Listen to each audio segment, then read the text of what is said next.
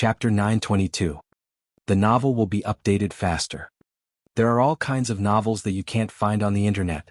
By the time Gu Jiao returned to Jade Water Alley, it was already 2 hours later. Since she was putting on an act, she really did buy something, a few sticks of Tonghulu. She carried the candied haws to the door of her house. She was surprised to hear a conversation in a low voice coming from the alley. "Go in." It was little Jing Kong's voice. "I don't dare." It was a young man's voice. Gu Jiao thought it was a little familiar, but she didn't immediately remember. Little Jing Kong sighed like an old man. "You have to face up to your mistakes." The young man said hesitantly, "But my hair hasn't grown out yet." "Jiao Jiao, you're back. Why are you so late?" Old Lady Zhou came out of Auntie Sun's house and saw Gu Jiao carrying the candied haws. The conversation in the alley stopped abruptly, followed by the sound of fleeing footsteps. The young man had left. "I want to buy some candied haws."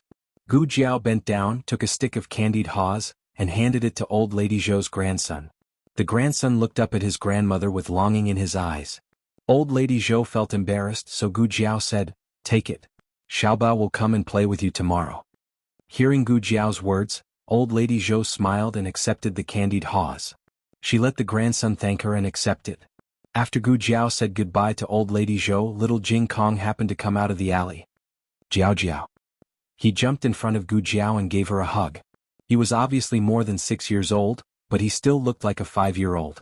It was easy for him to act cute. When he saw the candied haws in Gu Jiao's hand, he blinked his big eyes. "Wow. Jiao Jiao, you went to buy candied haws." Gu Jiao had to say yes. Otherwise, he would be jealous if she told him that she was going on a date with his bad brother-in-law. "Are you going to school tomorrow?" Gu Jiao asked. "It's a holiday tomorrow," little Jing Kong said. "It's okay to sleep a little later." Gu Jiao asked him to pick a stick of candied haws. He picked the second biggest one and left the biggest one for Gu Xiaobao. It was a good opportunity to boost his younger brother's strength. Gu Jiao held his hand and walked home. "By the way, who were you talking to just now?" Little Jing Kong held Gu Jiao's hand with one hand and licked the candied hawthorn with the other. He said, "Brother Qinglin." "Gu Qinglin?" Gu Jiao remembered this person. He was the youngest son who was raised the most by concubine Ling. He always thought that it was Madame Yao who killed his mother, so he always bullied Gu Yan. Later, he was ruthlessly stabbed by concubine Ling, who he trusted and was closest to. Since then he was disheartened and wanted to become a monk. When little Jing Kong was halfway through shaving his head, the old duke came back. He tucked his tail between his legs and went back to the mortal world. I remember that his hair has grown out." Gu Qingfeng bought a lot of hair growth agents from her. Little Jing Kong said, originally it had grown out. But during the new year he played with firecrackers and blew up his hair. Gu Jiao hit the nail on the head and asked, "Did he play with firecrackers or your black fire pearl?" Little Jing Kong blinked, "My black fire pearl." "Gu Jiao," little Jing Kong said innocently, "but I fixed it. I saw that his hair was messed up by the explosion, so I shaved it for him again. And then it didn't grow anymore." Little Jing Kong licked a mouthful of sugar-coated haws. "Oh. I suddenly remembered that I haven't fed little Jiao yet. I'll go feed little Jiao now." After saying that, he raised his head and looked at Gu Jiao cutely. "Jiao Jiao, you're so beautiful today. I can't extricate myself from your beauty. My heart is bursting with joy." Gu Jiao, well, little Jing Bao's sweet words have solved the case. "Wait." Gu Jiao stopped little Jing Kong, who was running into the house. Little Jing Kong rolled his eyes and turned around with a smile. "Jiao Jiao, is there anything else?" See, how could she lose her temper in front of such a well-behaved, cute and sensible child? Gu Jiao thought for a while and asked, "What is he doing here today?" The next day Gu Changqing and Gu Qingfeng got up early. Last night, Gu Qingfeng had returned home too late. Gu Changqing had already gone to bed. He had only confirmed the marriage that Yuan Tong had mentioned with his elder brother this morning. "Elder brother, are you really going to marry the daughter of the Yuan family?" he asked Gu Changqing. Gu Changqing had just finished the horse stance. His handsome face was dripping with sweat. He took the handkerchief from the servant, wiped the sweat on his forehead and neck and said, "What's wrong? Do you have a problem with it?" Gu Qingfeng snorted, "What problem can I have? I'm not your father." Gu Changqing looked at him coldly. He shrank his neck, smiled awkwardly and changed the topic. "Elder brother, didn't we agree to go to Clearwater Alley today? That girl has been resting for 2 days. In other words, they could come and disturb them now." Gu Changqing raised his eyebrows and said proudly, I saw Jiao Jiao yesterday. Gu Chengfeng glared, what? Didn't we say we were going today? You actually went behind my back, Gu Changqing said. Who told grandfather to call you to go to the palace and you didn't go? When grandfather and I came back from the palace, we ran into her visiting Duke Angua. Gu Chengfeng felt like he had missed out on 100 million yuan. Especially when his elder brother was showing off. Really? Elder brother, why are you so childish? Gu Changqing glanced at his younger brother and walked away proudly. Gu Chengfeng gritted his teeth and returned to his own courtyard. As he was packing up, Gu Chenglin came over. Why are you up so early today? Are you going to school? He asked.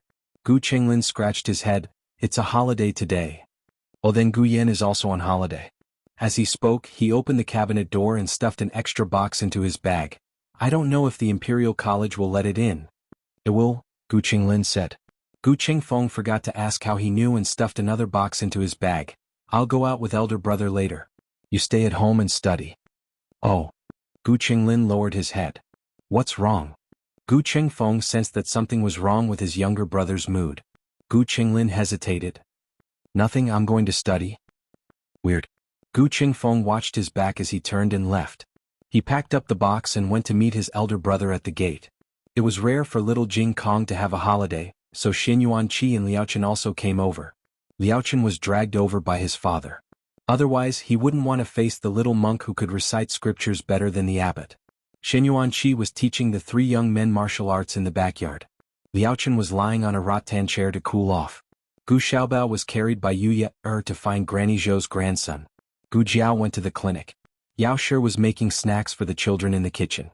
Xin Yuanqi was teaching them the most basic fist technique. He demonstrated it once and then taught them one by one. Little Jing Kong learned it the fastest, followed by Gu Xiaoshan. Gu Yin was the slowest. He barely learned it. Xin Yuanqi saw that the three children were sweating profusely and knew that it was about time for the day. Little Jing Kong's talent surprised him. Xiao Lu really left behind a very outstanding descendant for the Xinyuan family. The two brothers went to the backyard and greeted Xin Yuanqi and his son. Then they greeted Gu Xiaoshan and the other two. Then they went to the kitchen to greet Yao Shi. Elder brother, watch me do it. Little Jing Kong couldn't wait to show off his newly learned fist technique to Gu Changqing. Gu Changqing and Marquis Xianping had taught little Jing Kong some martial arts. He learned a lot of different things, but he practiced them very well. This was a hard-working child. His movements were smooth as flowing water. Well, not bad. Gu Chengfeng exaggerated. Little Jing Kong nodded. That's right. I'm the best at it. Gu Xiaoshan was not very familiar with some of the moves. He practiced them silently at the side. Xin Yuanqi corrected him from time to time. Only Gu Yin went back to the house with a long face. Gu Changqing followed him. Behind him, he said considerately, actually, I know this fist technique too. I can teach you too. Gu Yin turned his face and snorted. Who wants to learn it? The moves just now didn't require a lot of space. Gu Changqing demonstrated it to him in the house. Even if Gu Yin pretended not to care at first, he was gradually attracted to it. Try it. Gu Changqing said to him. I'm not going to try. Gu Yin refused to lose face in front of Gu Changqing. Gu Changqing smiled gently. He raised Gu Yan's arm and helped Gu Yin get into a stance. I said I'm not going to practice. Tighten the waist and abdomen. He pointed at Gu Yan's soft stomach with his slender finger and pointed at his thin back with his other hand. Gu Yin took a deep breath unconsciously. Like this. Gu Changqing came behind him and grabbed his arm. He led him through the first move. He leaned on his brother's arm and felt the details of each move. So it's like this? When he looked, he could only see the front or the back. It was always hard to combine the two. But after Gu Changqing grabbed his arm and did it once, he felt like he had suddenly seen the light. With Gu Changqing teaching Gu Yin one-on-one, Gu Yin finally learned the first half of the set of fist techniques taught by Xin Yuanqi. Not only that, he also previewed the second half in advance. Although it was not as smooth as the first half, he was still able to do it. He immediately went to show off to little Jing Kong. Little Jing Kong looked as if he was struck by lightning. He was in disbelief. Even Brother Yen could do it? No way. He wanted to practice more. Jade Water Alley officially started the inner volume. Gu Xiaobao came back from his afternoon. He looked for his sister the moment he entered the house.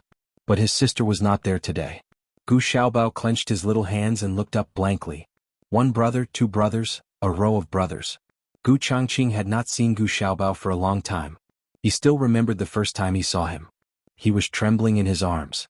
Now that he had grown up, he should not be like that anymore. Gu Changqing bent down confidently and carried the dumbfounded Gu Xiaobao up.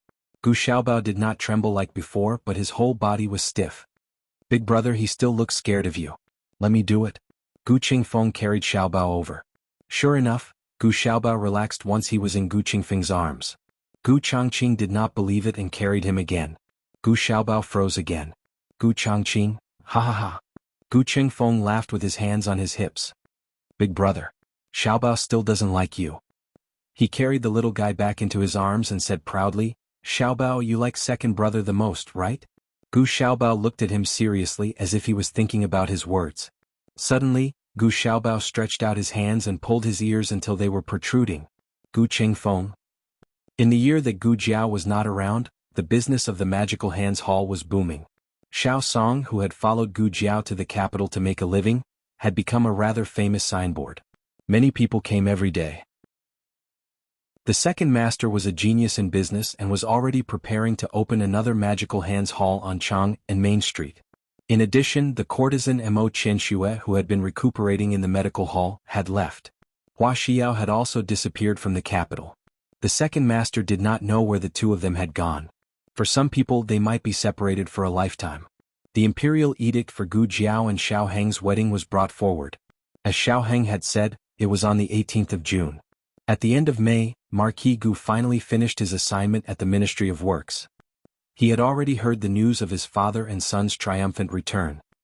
He first washed up in the Marquis residence and changed into dry clothes, intending to pay his respects to his father. In the end, he saw Gu Jinyu's servant girl rushing over to see him. What is it? He asked with a frown. Marquis Miss she. The servant girl stammered, hesitating to speak. Marquis Gu frowned and went directly to Gu Jinyu's courtyard. Ever since Gu Jinyu's true colors were exposed, Marquis Gu had suffered a blow. He could not accept that the daughter he had doted on for so many years was so scheming. He was angry with Gu Jinyu. But Gu Jinyu knelt down and cried about her difficulties, saying that she was only the adopted daughter of the Marquis residence. Her grandfather and brothers all did not like her. Even her mother only had her own daughter in her heart. She had no choice but to play some tricks to protect herself. She had already lost everything except her father. She did not want her father to hate her. If even her father did not want her, then there was no reason for her to live. She hit her head on a pillar and blood splattered everywhere. Marquis Gu's heart softened and he forgave his daughter. But there was still a knot in his heart. When Marquis Gu went to Gu Jinyu's side, Gu Jinyu's eyes were swollen from crying. Jinyu, what's wrong? Marquis Gu came to her side and asked. Gu Jinyu's eyes were red and swollen. She said in grievance, Father? Marquis Gu said, Don't cry. Speak properly. Gu Jinyu choked with sobs. To the side, Chun Lu added oil to the fire. Marquis, you probably still don't know. Eldest young miss has returned. She even recognized someone else as her father. Now, she is no longer the daughter of our Ding and Marquis residents. Marquis Gu's face sank. What? Gu Jinyu choked out, I saw it with my own eyes. Elder sister has become the daughter of the country. She wants to marry again as the daughter of the country? Marquis Gu clenched his fist. Unfilial daughter. Where is she putting the Marquis residence's face? Chun Lu said, Actually, eldest young miss can just marry. Why must she humiliate Ding and Marquis residence? There are so many places in the capital. Of all the places she could have bought, she had to buy the one opposite our Marquis residence. She even deliberately humiliated second young miss in front of all the servants. Gu Jinyu scolded, Chun Lu, don't say any more. Chun Lu sternly said, Today, second young miss wants to beat this servant to death. This servant also has to say it. Second young miss has become the daughter of the country and flaunted her dowry in front of the Marquis residence and second young miss. She also deliberately caused the old Marquis to misunderstand and make the old Marquis feel discord towards second young miss. Not only that, her wedding date was originally in the 10th month. In order to steal second young miss limelight, she changed the wedding date to the same day as second young miss wedding. Gu Jinyu wiped his tears. I've endured everything else, but why did elder sister change the wedding date to the same day as mine? I know I can't compare to her. I also never wanted to compare to her. I only hoped that father and mother could attend my wedding, but now. Marquis Gu coldly said, She really changed the wedding date? Gu Jinyu's tears dripped down. Chun Lu met elder sister and mother at the jewelry store. She said that my wedding date had been set. It was the 18th of the next month. A few days after that, elder sister's imperial edict to change the wedding date was issued. It was the same day as my wedding date? Marquis Gu's fists clenched so tightly that they cracked. Preposterous. That stupid girl. She was clearly going against Jinyu on purpose. She knew that Yao Shi doted on her and would definitely not give up on her wedding. That way Jinyu would not have a mother at his wedding. Marquis Gu did not even bother to pay his respects to his father and went to Jade Water Alley without another word. Stupid girl, did you bully Jinyu again? Who told you to change the wedding date? Who told you to move to the opposite side? Get out of... He pushed open the courtyard door and saw a courtyard full of big shots. His voice stopped abruptly. Today Xinyuan Qi and Liao Chen came to teach the three young men martial arts as usual. The old marquis came over to tease Gu Xiaobao. Empress Dowager Zhuang came to play the leaf card and brought along little Hong Hong who could not be shaken off. The old chancellor and Dukan were also there. The two of them were leisurely sipping tea and playing chess. Not to mention the big shots of the Yan kingdom, just the Empress Dowager and Emperor of the Zhao kingdom made his legs go weak. What was going on? Why were there so many hidden dragons and crouching tigers in this small courtyard? Empress Dowager, Wawa your majesty. Your majesty, father, you're here too. He couldn't stop stammering. Hearing him call the old Marquis Gu father, Dukan understood who he was. That Marquis Ding, and of the Zhao kingdom who was extremely biased. Dukan learned a little about his actions from Gu Shaoshun and knew that this person deserved a beating. Sure enough, the first day he returned to the capital, he came to the Jiao to denounce him. Dukan said indifferently, I bought the house. The Emperor of the Zhao kingdom said seriously, I changed the wedding date. Empress Dowager Zhuang said coldly, I have to ask you if you agree to it first? Marquis Gu, who was finally cheated by Gu Jinyu. Is it too late for me to leave now? In the end, Marquis Gu would propose a beating with his father and Xinyuan Qi. The day before the wedding, Gu Jiaojiao moved into Duke An's mansion. As for the location of the wedding, after a discussion among the elders, it was decided that the wedding would be held in Marquis Schwamping's mansion and the wedding room would be set in the princess's mansion. As for where the young couple would live after the wedding, it was up to them.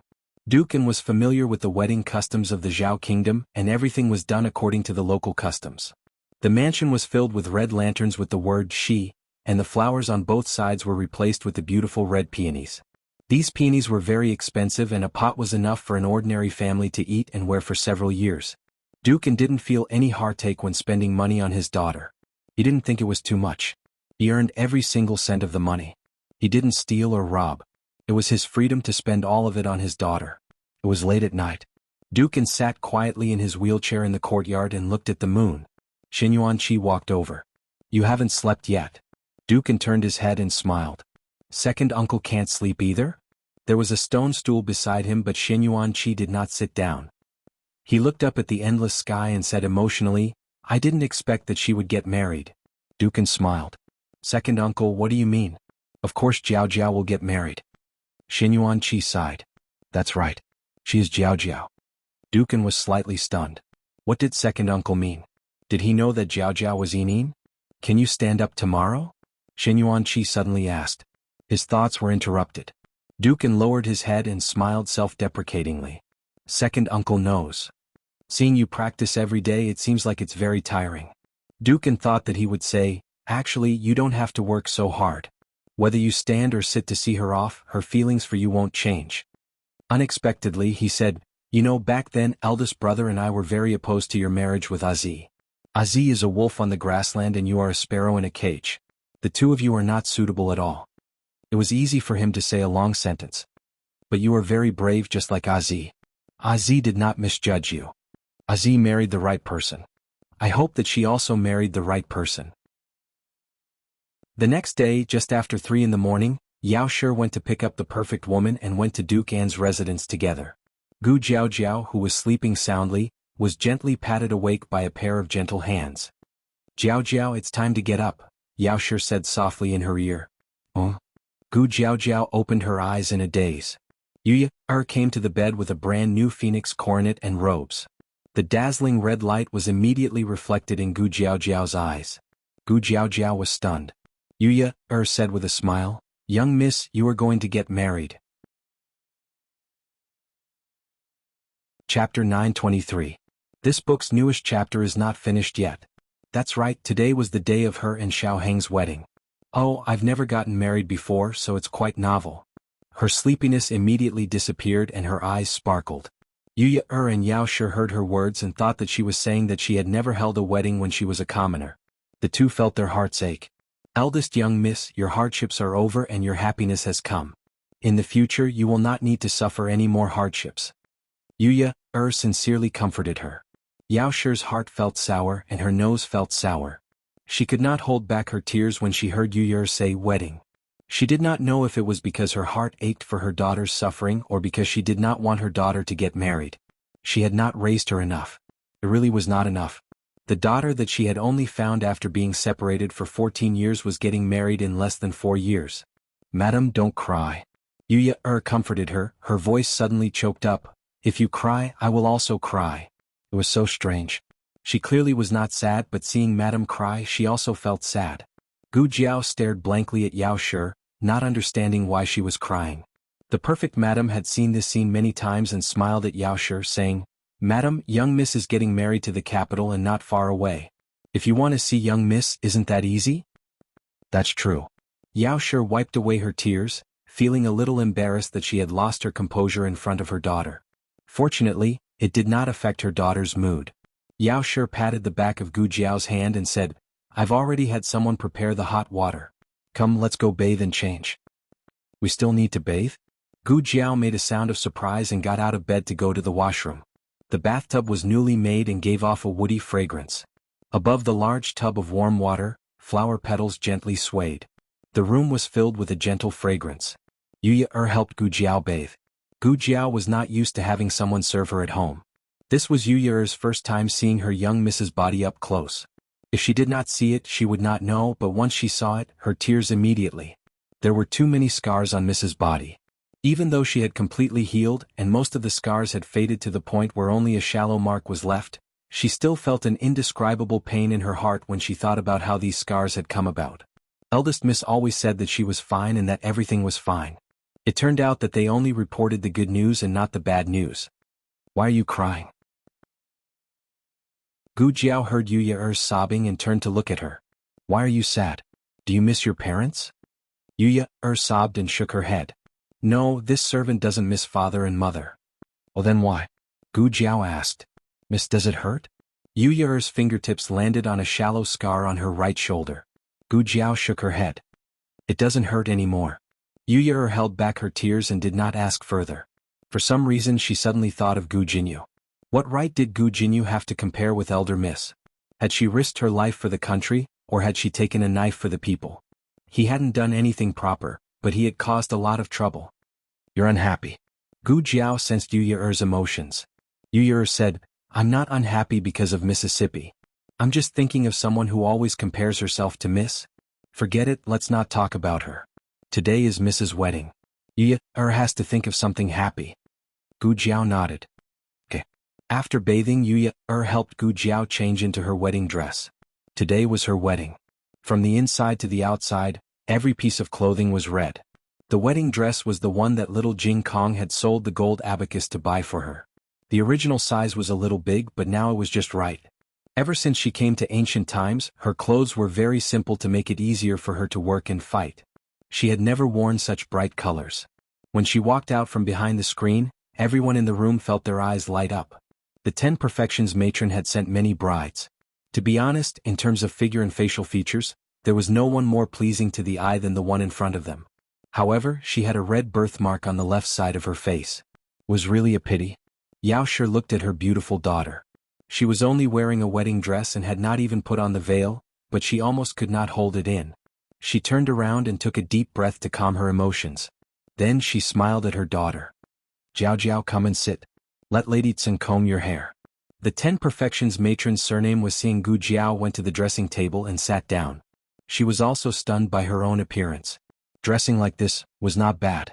The 10 Perfections matron was amused by Gu Jiao's expression. She thought to herself, this girl is really different. She is not shy at all and is as straightforward as a child. The 10 Perfections matron went in front of Gu Jiao and opened the small makeup box she had brought. She gently said to Gu Jiao, "I will also call you Jiao Jiao like your mother." "Okay," Gu Jiao said. The 10 Perfections matron smiled and said, "Before I comb your hair, I will first help you twist the noodles." What is twisting noodles? She had only heard of bandit suppression. It is this. You might not be used to it the first time. The 10 Perfections matron's voice was very gentle, making people have a good impression of her. She took out a long white thread. With her left hand she twisted it a few times with her right hand. Then she began to twist Gu Jiao's face. Gu Jiao was in so much pain that she was quivering. The little ahog on the top of her head stood up. "After all this time she was just plucking my hair." Yao Shi was originally very sad, but when she saw Gu Jiao's dumbstruck appearance she could not hold back her tears and began to laugh. Gu Jiao was soulless as she allowed the 10 Perfections matron to twist her little face. The little commander of the Black Wind Cavalry who killed enemies without blinking an eye, was actually pressed to a chair and had his hair plucked. Who would believe this? Because the 10 Perfections matron liked her, she even twisted her face twice. Just as they finished twisting the noodles, senior servant Fong came out of the kitchen with a steaming hot food box. "Madam, eldest Mississippi," she smiled and bowed. Yao Shi asked, "So fast? Didn't you just go?" Senior servant Fong smiled and said, "Duke ordered the servants to prepare it a long time ago." After a pause, she whispered to Yao Shi, "I heard the servants say that Duke did not sleep for the entire night." Yao Shi sighed, "He really cares about Jiao Jiao." Senior servant Fong said, "Eldest Miss is worth it." Originally, she was worried that eldest Miss's heart was too cold and that the madam would not be able to warm it up. Later she found out that eldest Miss's personality was cold, but her feelings were also very sincere and pure. If she was good to someone, then she would be good to them regardless of the cost. Mother. Gu Xiaobao woke up and was carried in by Yuan Yang. He originally wanted to find his mother, but he saw Gu Jiao in the bronze mirror. He widened his dark eyes and stared at her for a long time as if he was in disbelief. He twisted his small body and got down from Yuan Yang's arms. He walked in front of Gu Jiao and raised his small head to carefully examine Gu Jiao. "Oh." He spread out his small hands and waved, "She's gone." Gu Jiao curved the corners of her lips, "Older sister is not gone." He was startled by this familiar voice and looked at Gu Jiao again. Gu Jiao smiled and said, "Call me older sister." Gu Xiaobao did not call her that. He walked unsteadily to Yao Shi's side and pulled Yao Shi's hand to Gu Jiao's side. He did not forget to use his other small hand to point at Gu Jiao's wedding dress. He waved his hand and said, "I'm not wearing it, I'm not wearing it." Yao Shi smiled sadly, "Older sister is getting married, so she needs to wear it." Gu Xiaobao was stunned. Children did not understand the meaning of marriage, but subconsciously, they seemed to understand that this would become a kind of separation. "I'm not wearing it." He waved his small hand seriously and pointed at Nurse Fong, "Nurse, wear it." The person Gu Xiaobao disliked the most was Nurse Fong, who chased after him all day long and did not let him touch or play with anything. He told Nurse Fong to leave quickly. Older sister was not leaving. Everyone in the room did not know whether to laugh or cry. Gu Xiaobao was not a child who would throw a tantrum. He did not cry when he saw that his opposition was futile. Instead, he stood next to his older sister and grabbed the corner of her clothes. It seemed that as long as he held on tightly enough, his older sister would not be able to leave. After the well-behaved woman finished wringing the noodles for Gu Jiao, she began to comb Gu Jiao's hair and makeup. Gu Jiao had returned from the border and stayed at home for more than a month. Her skin had long turned white and her cheeks were tender and white. Coupled with her black hair that was as bright as satin, even the most perfect woman would be stunned by her beauty. The well-behaved woman had never seen such delicate skin and soft black hair. She gently held Gu Jiao's long hair in the palm of her hand, picked up a new comb and gently combed it. First comb to the tail. Second comb to the eyebrows. Third comb to the children and grandchildren. Fourth comb to meet a noble, Marquis Ding'an's manor. Gu Jinyu also got up and began to prepare for today's wedding. She changed into a bright red wedding dress and sat in front of the bronze mirror. The well-behaved woman, Lady Sun, was helping her with her hair. She had originally wanted to invite Lady Tsun, but Lady Tsun had been invited away. Old Madame Gu's personal servant, Nurse Zhang, came over before dawn. She was busy in the room and took over her mother's duties. As for her mother, she had gone to attend her good older sister's wedding. It sounded nice and fair, but in the end wasn't she biased towards her own child? Warm laughter came from outside the manor. This was not the first time. There had been a few times just now. Who is so noisy? Grandfather and grandmother are still resting. Gu Jinyu asked Chun Lu as Lady Sun helped her with her makeup. Chun Lu muttered unhappily, "It's not from our manor. It's from the Duke's mansion." Gu Jinyu bit her lip. "Why is it so noisy over there?" "Exactly. What's so great about getting married? It's so lively the second time. Does she think that no one knows she married before?" Lady Sun did her makeup silently.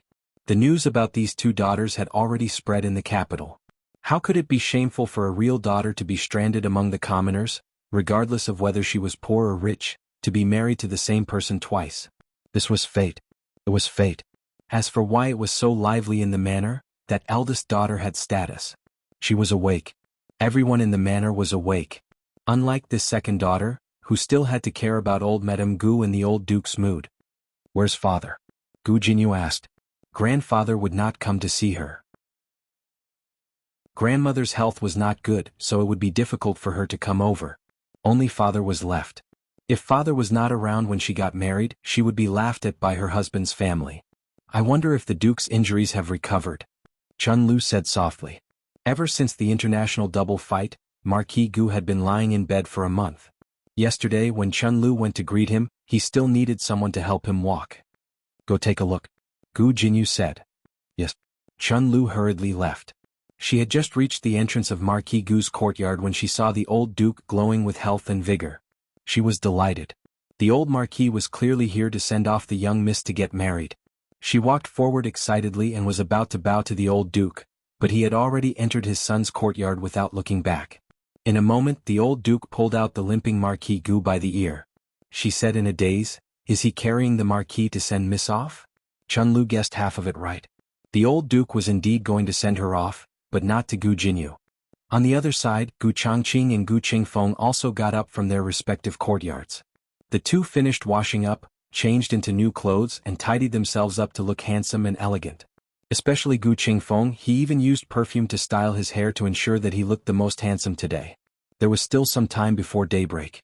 Gu Qingfeng did not plan on waking Gu Qinglin, but when he opened the door, he saw a neatly dressed Gu Qinglin. "You're up so early?" he asked in confusion. Gu Qinglin stammered, I want to go with you." Gu Qingfeng said seriously, "Where are you going?" "I'm going to the Duke's residence opposite." Gu Qinglin replied. "Yes, I know." Gu Qingfeng crossed his arms and narrowed his eyes. "You know and you're still going? Don't you dislike interacting with them?" He was referring to Lady Yao, Gu Jiao and Gu Yan. "It's been so long, why are you still bringing it up?" Gu Qinglin muttered sullenly. He raised his hand to scratch his bald head and stammered, "But if I stay here, I have to agree to grandmother's request, to carry Gu Jinyu. I don't want to carry her." Gu Qingfeng looked at his brother suspiciously. Just as he was doubting, Nanny Zhang's voice came from outside the courtyard. "Is third young master awake? Second miss is almost done, it's time for third young master to go over." Gu Qinglin hurriedly leaned close to his brother and whispered, "Did you hear? Did you hear?" Gu Qingfeng's eardrums almost blew a hole. He hurriedly waved his hand, Okay, I heard." He hated Gu Jinyu and naturally did not want his brother to carry her to the bridal sedan. He grabbed Gu Qinglin's wrist and used his qinggong to bring him out. "Ha will definitely be the first." After they left the residence and landed, Gu Qingfeng let go of Gu Qinglin's hand and proudly patted his own. Gu Qinglin counted with his fingers. "The first one? Then who's not human?" Gu Qingfeng, in the new courtyard of Marquis Xuanping's residence, Princess Xinyang tied the ribbon and red flowers for little Jing Kong's wedding gown and put on a small groom's hat for him. A mini version of the little groom was born. Little Jing Kong came to the Marquis's residence with the new bed a few days before the wedding. His original task was to press the bed. After that, he decided to stay in the Marquis's residence to ensure that no one else had slept on the bed before the wedding. He guarded Jiao Jiao's bed day in and day out. This coincidentally gave him a chance to pick up the bride. Xiaohing changed his clothes himself. The moment he entered the room, he saw a little groom who was dressed exactly like him. The corners of his mouth twitched. "What do you want?" he asked. "I want to get married to Jiao Jiao." Little Jing Kong put his hands on his hips and said confidently. Xiaohing chuckled. "The groom has to ride a horse. You don't have a horse so you can't go." "Who said I don't have a horse?" Little Jing Kong looked at the gate and shouted loudly, "Little she!" The horse with a small braid, a big red flower on its head, and red lipstick on its lips rushed into the courtyard. Xiaoheng looked at the extremely eye-catching horse and his body trembled. Wasn't this horse not brought to Zhao country? How did it appear? The 3-year-old horse king who had maxed out his tracking skills was not a problem at all. In fact, the horse king had just appeared. Gu Jiaojiao had chosen a gentle little black horse for little Jing Kong. But last night, when little Jing Kong went to find the little black horse, he accidentally found the horse king who was secretly forcing the little black horse to lead the way to Gu Jiaojiao. Little she. Hearing this demonic voice, the horse king was so scared that it did a split on the spot. But it was of no use. Little Jing Kong decisively caught it and brought it to Marquis Schwamping's residence. At this moment, there was a child's saddle on the horse king's back. It was drawn by Gu Jiaojiao and given to Gu Shaoshan to make it. Little Jing Kong walked out valiantly and said politely to the guards in the courtyard, "Please give me a hug, thank you." The guards picked him up and put him on the horse's back. He skillfully fastened the buckle and said proudly, "I'm going to pick up Jiao Jiao." Everyone in the courtyard couldn't help but laugh. How could Xiaoheng lose to a little monk? He snorted and went out of the courtyard. Then he turned over and rode the tall horse. Little Jing Kong was a cute little groom. Xiaoheng was a handsome young man of the Xiao family. He was dressed in bright clothes and rode a majestic horse. Everything in the world was overshadowed by him in an instant. His handsome face still had a trace of clean youthfulness, but his eyes had more of the calmness and charm of a mature man. Looking at him like this, Princess Xinyang suddenly felt a strong sense of melancholy and reluctance to part with him. Her son had grown up. He had really grown up. At 5 o'clock, Gu Jiaojiao pursed her bright red lips for the last time. The well-rounded woman looked at the beautiful bride and nodded with satisfaction. Then she put the veil on Gu Jiao's head. Almost at the same time, the sound of gongs and drums came from outside the residence. Yu Yer's eyes lit up. The son-in-law is here. Chapter 924. There are novels with connotations that can't be found online here. Is the son-in-law here? The bride stood up abruptly. Mrs. Sun's veil was not put back on. Mrs. Sun composed herself and said to Gu Jinyu, "Miss Gu, sit down first. The son-in-law shouldn't be here so soon, right? It's not the auspicious time yet." Gu Jinyu realized that she had lost her composure. She slowly sat back in her chair and said, "Chun Lu, go take a look." "Yes, Mississippi." Chun Lu turned and left. She came back very quickly. Her expression was ugly. She gripped her handkerchief tightly and lowered her head in silence. Gu Jinyu had messed up the phoenix coronet just now. Mrs. Sun was helping her put it back on. She glanced at Chun Lu and asked, "What's wrong? If you have something to say, say it. Don't hesitate." The sound of gongs and drums became louder. Chun Lu reported softly, but was quickly drowned out by the noise outside. Gu Jinyu reminded herself that today was her wedding day. She had to be happy and not angry. "Louder," she said to Chun Lu. Chun Lu braced herself and repeated in a slightly louder voice, "It's not Third Master Quan outside. It's the young Duke of Jiaodu." It really was the son-in-law. But it was not the second son-in-law but the eldest son-in-law. Gu Jinyu clenched her fists. There were still at least 2 hours before they set off. Was Xiaoheng mistaken? He couldn't have foolishly come so early on purpose. They were already husband and wife in the countryside. Was there a need to act as if they had never been married? "Miss Gu, don't move." Mrs. Sun was a step too late. Gu Jinyu was so angry that she trembled. The phoenix coronet caught her hair and she gasped in pain. Mrs. Sun had been a perfect married woman for so many years, but she had never encountered such a situation. Although it was not serious, it was not auspicious. She naturally did not dare to say it out loud. She smiled and said to Gu Jinyu, "Your hair is loose. I'll comb it for you again." Gu Jinyu also knew that he had lost his composure and could not blame a perfect woman. He took a deep breath to suppress his anger and said to Chun Lu in a normal tone, "That's right, didn't you call my father just now? Father hasn't woken up yet?" How would Chun Lu dare to tell him that the Marquis had long been taken away by the old Marquis? "Go and urge father. I'm almost done here," Gu Jinyu said as he looked at the beautiful woman in the bronze mirror. Chun Lu hesitated for a moment, but still summoned up the courage to explain. "Both the old Marquis and the Marquis have left the residence. The Crown Prince, and the 2 young masters have also gone out." What? Gu Jinyu's expression changed. This time Mrs. Sun reacted quickly and stopped in time. She didn't hook her hair. Where did they go? Gu Jinyu asked coldly. Chun Lu lowered her head and said in a voice that was almost smaller than a mosquito, I heard from the old woman guarding the door that the old duke and the others have all gone to the house of High Duke. Gu Jinyu was so angry that she pulled off the phoenix coronet on her head and slammed it on the dressing table. The people in the room were so frightened that they didn't even dare to breathe loudly.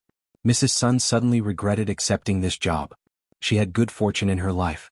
She had sent so many brides, but this was the first time she had met someone like this. All the men in the family had gone to attend the eldest young miss wedding. They did not leave any face for the second young miss. It was not good for her to meddle in other people's domestic affairs. She could only put on a smile and take the phoenix coronet. She said to Gu Jinyu, don't be angry. You just got married today. You should be happy. You will soon be marrying into your husband's family. This time, sure you did not need to interact too much with his maternal family. She swallowed the last sentence. You're right. When I get married, I will have nothing to do with Marquis Ding and Fu.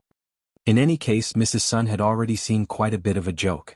She might as well be more indifferent and save some face for herself. After the wedding, I will be leaving the capital and going to the fief with Third Master. Third Master is the Marquis of Chongping's most beloved son. Presumably my days won't be too bad. Old Madame Gu's trusted aide, Granny Zhang, was still in the room. She dared to speak like this. It was clear that she was deliberately throwing a tantrum. Granny Zhang smiled and did not speak. Mrs. Sun, am I beautiful? Gu Jinyu looked at herself in the bronze mirror. Mrs. Sun said, beautiful. Of course you are beautiful. Gu Jinyu continued, how do I compare to my elder sister? Mrs. Sun was stunned. To be honest, she had seen that eldest young miss before. Last month, she had gone to Miracle Hand Hall to get medicine. She had accidentally heard a servant call her eldest young miss. She had asked around and found out that she was the rumored adopted daughter of Dukan.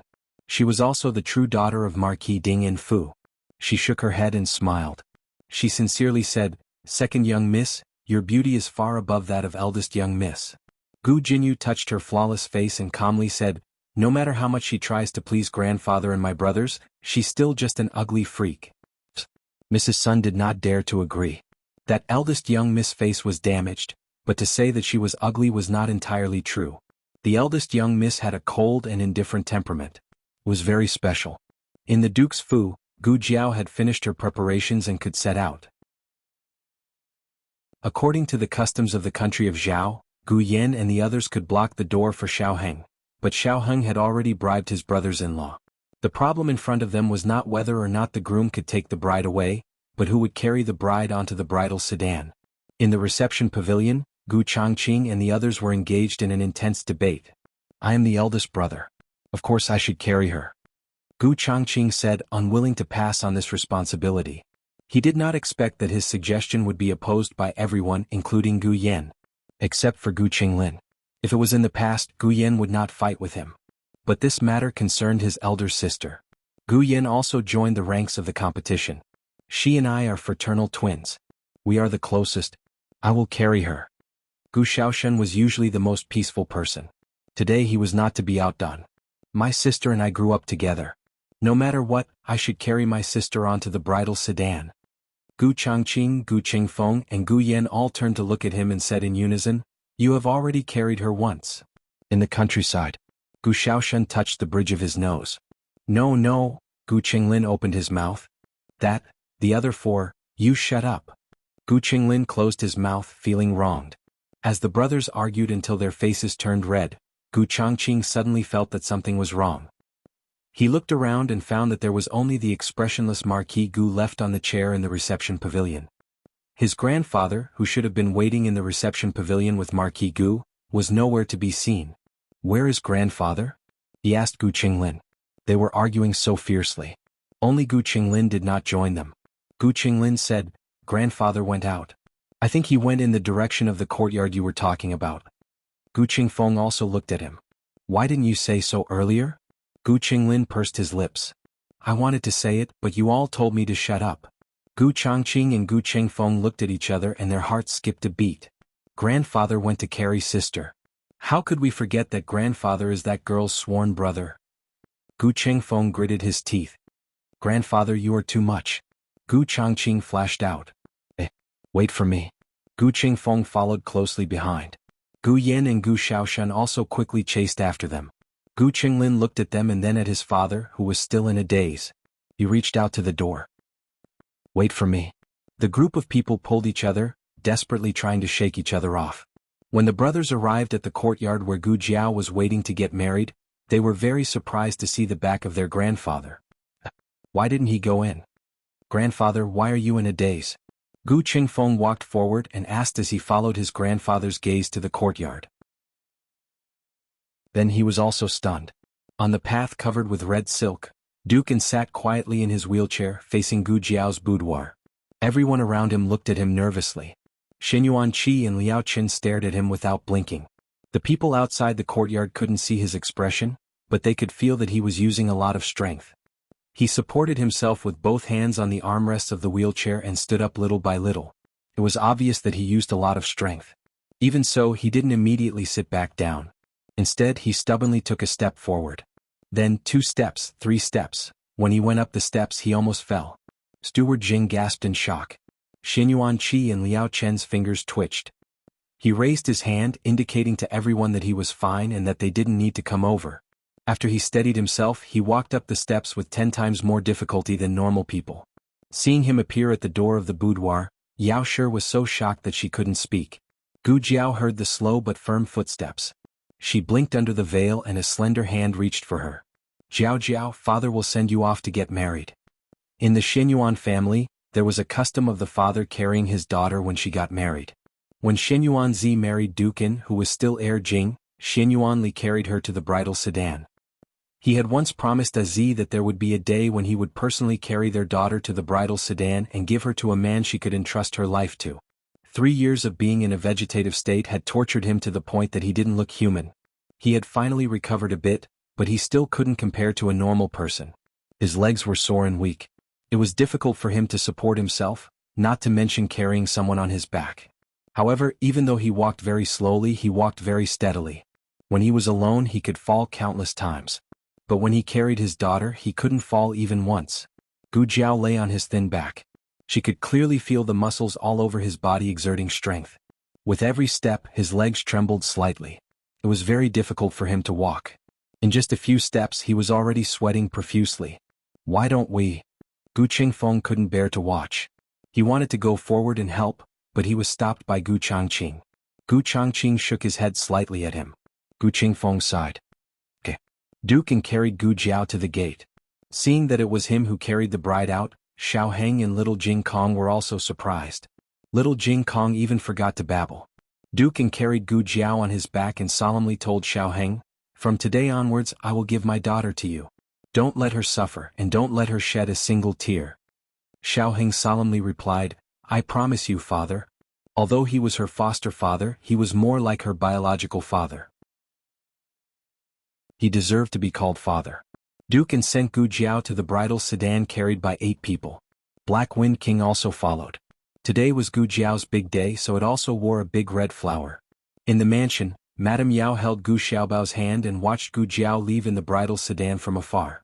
Her tears fell uncontrollably. Liao Qin, Xinyuan Qi, the old duke, and Gu Changqing all came to the gate to see Gu Jiao off. After greeting them one by one, Xiao Heng got on the horse. Little Jing Kong was not familiar with his child's saddle and could not undo the buckle. He sat on the horse and waved to everyone. "I'm leaving. Goodbye, foster father. Goodbye, granduncle. Goodbye, master. Goodbye, big brother. Goodbye, brother Qingfeng. Goodbye, brother Yan. Goodbye, brother Xiaoshan. Goodbye, brother Qinglin. Goodbye, brother Yan, grandfather." It was so tiring to wave goodbye to so many people. "Everyone, hurry up and go, little guy. Your horse is almost blinding us." The Horse King walked away valiantly with brisk and proud steps. It hopped to Black Wind King's side. Black Wind King, who was wearing a big red flower, had a look of disdain. "Stay away from me." The sound of drums and gongs went further and further away. After the commotion, the long street was unusually quiet. Gu Qingfeng gave a few instructions to the guard at the side. The guard understood and went to Marquis Ding An's residence to drive a spacious carriage over. He walked down the steps and came to the side of the carriage. He did not hear any movement behind him, so he turned to look at everyone. "Hey, why are all of you in a daze? What are you doing?" Gu Yan asked him. He grabbed the reins and checked the two horses pulling the carriage while saying, "It's a big day, what do you think?" "Of course, we're going to Marquis Xianping's residence for the wedding banquet. There's no rule that says the bride's family can't go to the wedding banquet. If you don't want to go, then forget it. I won't force you. You don't have to wait for me to come back tonight. I'm not drunk." Before he could finish his words, he sensed that something was wrong. He turned his head around with a swish. Everyone got on the carriage. Even Gu Xiaobao was sitting obediently on Gu Yan's lap. He was dumbstruck. "It can't be? At least leave a seat for me." After they had walked for a full 2 hours, the Quan family's procession finally arrived. Gu Jinyu was carried onto the bridal sedan by the wedding nanny. The procession was a man wearing a navy blue brocade robe. He smiled warmly and said, "I am second brother. I've come to escort third brother's bride." Beside the bridal sedan, Chun-Lu could not help but ask, "Why didn't third young master come personally?" The man smiled and explained to Gu Jinyu in the bridal sedan, "Third brother injured his foot last night. Younger sister, please forgive him." Gu Jinyu tightened her grip on her handkerchief and said in a normal tone, "I know. Thank you, second brother." On the same street, two brides were getting married. Actually, the procession for Marquis Changping's procession was very lively. There were over 100 people, but compared to Gu Jiao's procession, it was not enough. The Ghost Face Army, the Black Wind Cavalry, the Shadow Troop, and the Gu family's troops escorted the bridal sedan on the long street. Those who knew would say that it was a marriage alliance between two countries, but those who did not know would think that it was a military parade. Little Jing Kong woke up too early and fell asleep on the way back to the Marquis's residence. The adorable little groom sat on his little saddle and pecked at the rice grains like a little chick. The next moment he was sprawled on his back and drooling. The commoners along the way laughed. The future god of war's indescribable sleeping posture was watched by the entire city's commoners. It was another black mark in their history. Xiaoheng looked at the little fellow in amusement. He carried him down and placed him on Gu Jiao's bridal sedan. He slept like a log and completely missed the upcoming ceremony. When they arrived at the residence, the servant girls carried little Jing Kong down. Xiaoheng held Gu Jiao's hand and helped her down the bridal sedan. The wedding nanny handed over a red silk ribbon and handed it to the newlyweds. The two entered the residence with the red silk ribbon in their hands. The sound of firecrackers filled the entire street. In the residence, there was a hubbub of voices. Xiaoheng whispered next to her, "Don't be nervous." Gu Jiao replied, "Okay." The wedding nanny reminded her, "The bride, please step over the brazier." Gu Jiao stepped over easily.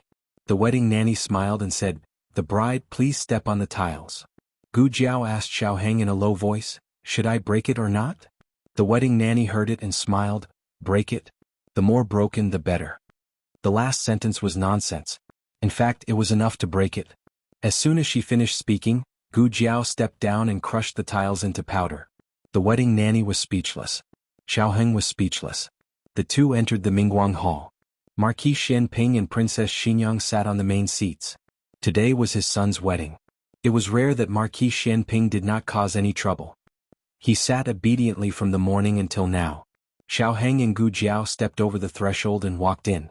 The wedding nanny said, "First, bow to heaven and earth." Xiaoheng and Gu Jiao turned around tacitly and bowed to the door. The wedding nanny said, "Second, bow to your parents." The two turned around again and bowed to Marquis Xianping and Princess Xinyang. Princess Xinyang's eyes flashed with tears. Marquis Xianping did not look at her. He just gently held her hand. There was no ambiguity in it. Princess Xinyang wanted to cry even more. She did not understand why. The wedding nanny said, "Husband and wife, bow to each other." Xiaoheng and Gu Jiao looked at each other. There were no excessive words or solemn vows. The two stared deeply at each other through the red veil. After 4 years, they finally waited for this moment. The two bowed deeply to each other. "Thank you for marrying me. Thank you for marrying me. Please take care of me for the rest of my life." Princess Xinyang's tears finally fell with a pitter-patter. Marquis Xianping held her hand tightly. The wedding nanny raised her handkerchief and said with a smile, "Send it to the bridal chamber." Chapter 925. Xiaoheng held Gu Jiao's hand and went to the princess's residence amidst the cheers of the men. Princess Xinyang had renovated the Lanting courtyard, which had the best view, to serve as the couple's residence after their wedding. The red silk on the ground had not been broken since they entered the residence and had been spread all the way here. Even the wedding of Princess Xinyang and Marquis Xianping hadn't been like this. The main reason was that Princess Xinyang refused to let anyone spread the red silk inside. Now, for the sake of her son and daughter-in-law, the two residences were almost connected. It was the most intimate time in 20 years. Be careful. When they arrived at the entrance of the courtyard, Xiaoheng softly reminded Gu Jiao to step over the threshold. Gu Jiao nodded and stepped over. The quality of the veil was too good. It was impossible to see through it. She could only walk carefully under Xiaoheng's reminder. It was still early. The peonies and begonias in the courtyard were competing with each other in the sun, filling the courtyard with their fragrance. The two maidservants lined up on both sides bowed to the two of them. Yuya hugged Gu Jiao's small medicine box and followed behind them. Today was Gu Jiao and Xiaoheng's big day. Even the Black Wind King was wearing a big red flower, so the medicine box was no exception. It was a celebratory medicine box today. The medicine box was as quiet as a chicken in Yuya's arms. However, Yuya's heart was unable to remain calm. Wow, so big! She couldn't tell the difference between the Marquis residence and the Princess residence. She only felt that they had been walking for a long time, but they still hadn't reached their destination. Moreover, this mansion was just too beautiful. The fake mountain is the same as the real thing. She inadvertently blurted out her thoughts. Xiaoheng smiled and said, "It's a real mountain." Yuya was startled. A real mountain? Xiaoheng nodded. Yes, Jinshan. Princess Xinyang was a very particular person. She didn't want fake things. The stone mountain in the princess's residence had been dug up and transported from elsewhere. The green hills were already there. Even the lotus pond was original. Wild lotus flowers bloomed in it. The Lanting courtyard was near the lotus pond. Just now, when he passed by, a gentle breeze blew across the water surface, bringing with it the fragrance of lotus flowers, which was very refreshing. After entering the bridal chamber, Xiaoheng held Gu Jiao's hand and sat down on the wedding bed. This was the bed that little Jing Kong had pressed down on before. According to the folklore, letting the little boy press down on it would allow the newlyweds to have a baby sooner. Little Jing Kong did not know the meaning behind it. Anyway, he was more than willing to sleep on Jiao Jiao's bed. When the maidservants saw the young master and young madam coming over, she tactfully retreated. Suddenly, only the two of them were left and the room suddenly became quiet. It wasn't the first day the two had met, nor was it the first time they were alone, but the feeling was very different from before. Perhaps it was because this time they could become a real husband and wife. Thinking about what would happen next, Xiaoheng's heart surged with anticipation, and he was a little nervous with Shi Yi. Your heart is beating so fast. Under the veil, Gu Jiao suddenly spoke. Xiaoheng was slightly stunned. He lowered his head to look and saw that a certain person's slender fingers had unknowingly placed on his pulse. She was indeed a physician. She could take someone's pulse anytime, anywhere. He opened his mouth. For a moment, he didn't know how to resolve the awkwardness in front of him. My heart is also beating very fast. Gu Jiao pulled his fingers over and placed them on her fair wrist. Her skin was cold, but Xiaoheng only felt that his fingertips were burning. His heart was beating so fast that even his breathing was irregular. Young Mississippi Yuya's voice came from outside the door. What's the matter? Gu Jiao asked. Yuya said, someone came to the front hall and urged the young master to hurry over. It was still daytime, so it wasn't time for the wedding night yet. Xiaoheng still had to entertain the guests at the banquet. Gu Jiao said, oh. Hearing her emotionless tone, Xiaoheng couldn't help but laugh. He said to Yuya, got it? Have them wait a little longer. Yes, young master. Yuya happily went to pass the message. She knew it. In the young master's heart, her young miss was the most important. Are you tired? Xiaoheng asked Gu Jiao. I'm not tired, Gu Jiao said. She wasn't being polite. She really wasn't tired. The phoenix coronet and robe were very heavy for a normal woman, but it wasn't as heavy as her armor. She hadn't complained about being tired even after wearing her armor and fighting for a day and a night. What was so tiring about getting married? She still had a lot of energy. Rumbled her stomach growled. Xiaoheng smiled and said, you haven't eaten for half a day. You must be hungry, right? I'll have someone go get some food. Gu Jiao said, Yuya can go get it. You go entertain the guests at the front. Xiaoheng's lips curled up as he looked at her. Are you sure? Gu Jiao nodded. Go early and come back early. Yes, if you don't go, they'll punish you with alcohol. It was Eugene's voice. Eugene smiled as she walked in with a box of food. Yuya smiled and bowed to her at the door. At Eugene. Eugene smiled and patted her hand. You should go eat something too. I'll be here. Yuya shook her head. No, I have to take care of the young miss. Eugene said gently, don't worry, I'll take good care of her for you. Yuya looked at Gu Jiao in the room. Then, listen to Aunt Eugene, Gu Jiao said. Give it to me, Eugene said to Yuya. Since Gu Jiao had spoken, Yuya was no longer stubborn. She stuffed the small medicine box tied with red silk and big red flowers into Eugene's arms. Thank you for your trouble, Aunt Eugene. Bye. Eugene called over the servant girl beside her. The servant girl took Yuya to eat. Eugene carried the box of food into the room and said to Xiaoheng, Young Marquis, I'll be here. You should go quickly. Xiaoheng glanced at Gu Jiao and said softly, I'll be back soon. Gu Jiao nodded. Xiaoheng left the Lanting courtyard. Eugene took out the pastries in the box one by one. She put them on a tray and placed them next to Gu Jiao's hand. Gu Jiao didn't like sweet food, so these pastries were very light. She took a piece of crab cake and put it under the veil. Eugene poured her a cup of scented tea. She took the cup and asked, Aunt Eugene, what are you looking at? Eugene was shocked. How did you know I was looking around through the veil? Eugene smiled embarrassedly. Nothing. The princess said she'll come see you in a bit. As soon as she finished speaking, Princess Xinyang walked over in her luxurious clothes. Eugene retreated. Princess Xinyang sat down on a stool by the bed. Seeing that Gu Jiao was almost done eating, she coughed lightly and handed over the bundle in her hand. What is it? Gu Jiao asked. Princess Xinyang looked a bit embarrassed. Fortunately, Gu Jiao was wearing a veil and couldn't see her expression. She said in her usual tone, see for yourself. Gu Jiao took the bundle and opened it. She was instantly dumbfounded.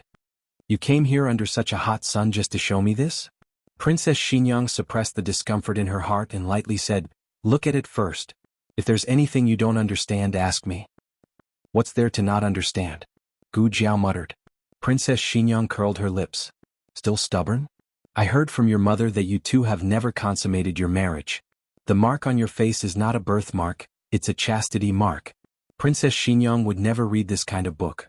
But for her son and daughter-in-law to successfully consummate their marriage, she could only throw caution to the wind. She was a fastidious person. She didn't like those vulgar and rough picture books on the market. She spent a lot of money to hire an artist to draw it, and it was very beautiful. Even she wouldn't be disgusted by it. Moreover, the paper she used wasn't coarse paper that cost one tael on the market, but the extremely expensive water-patterned paper. More importantly, this book wasn't a black and white picture, but a colored picture. You really don't have anything to ask? She lightly said. Her tone was calm, but her heart was embarrassed. But who told the two little ones to be inexperienced? If Shang Guanyin was here, she would definitely let them learn without a teacher. Princess Xinyang couldn't let it go, so she was able to do such a feat. Gu Jiao gave her face and asked, can you first put ginger and onions, then blanch it? Princess Xinyang frowned. What ginger and onions? Blanch it? Gu Jiao handed the book to her and pointed to a page. Here, marinated pork belly. Princess Xinyang was startled. She took the wrong book. Princess Xinyang closed her eyes in annoyance. In order not to be discovered, she put a cookbook on top of the book to cover it up. She hurriedly returned to her courtyard. Just as she arrived at the door, she saw a tall and sturdy figure sitting in her room. It was Marquis Xianping. Marquis Xianping didn't seem to notice her arrival. He was concentrating on reading a book on the table. When Princess Xinyang saw the painting on the page, she was so shocked that she staggered and almost fell to the ground. Marquis Xianping didn't move his gaze away and continued to stare at the book without blinking. As he read, he turned the pages and said, Qin Fengwen, Qin Fengwen, I really didn't expect you to like reading erotic pictures. Princess Xinyang walked over with a red face and snatched the book. Who let you into my room? Marquis Xianping looked at her strangely. Didn't you ask me to come? When did I? Halfway through her words, she realized something and suddenly turned her head to look at Eugen at the door. Eugen lowered her head resentfully. Just now. He was crying a lot. You had something to do, so I went to call the Marquis over. She gritted her teeth and hid the book behind her back. But I didn't let you go through my things. Marquis Xianping defended himself. It's just on the table. No, Qin Fengwen, it's no big deal that you like to read this. Who doesn't have a hobby? She said coldly, I don't like to read it. If you don't like to read it, then why are you reading it? Marquis Xianping looked her up and down. Her face was so red that it was dripping blood. After being married for so many years, this was the first time he saw her so embarrassed.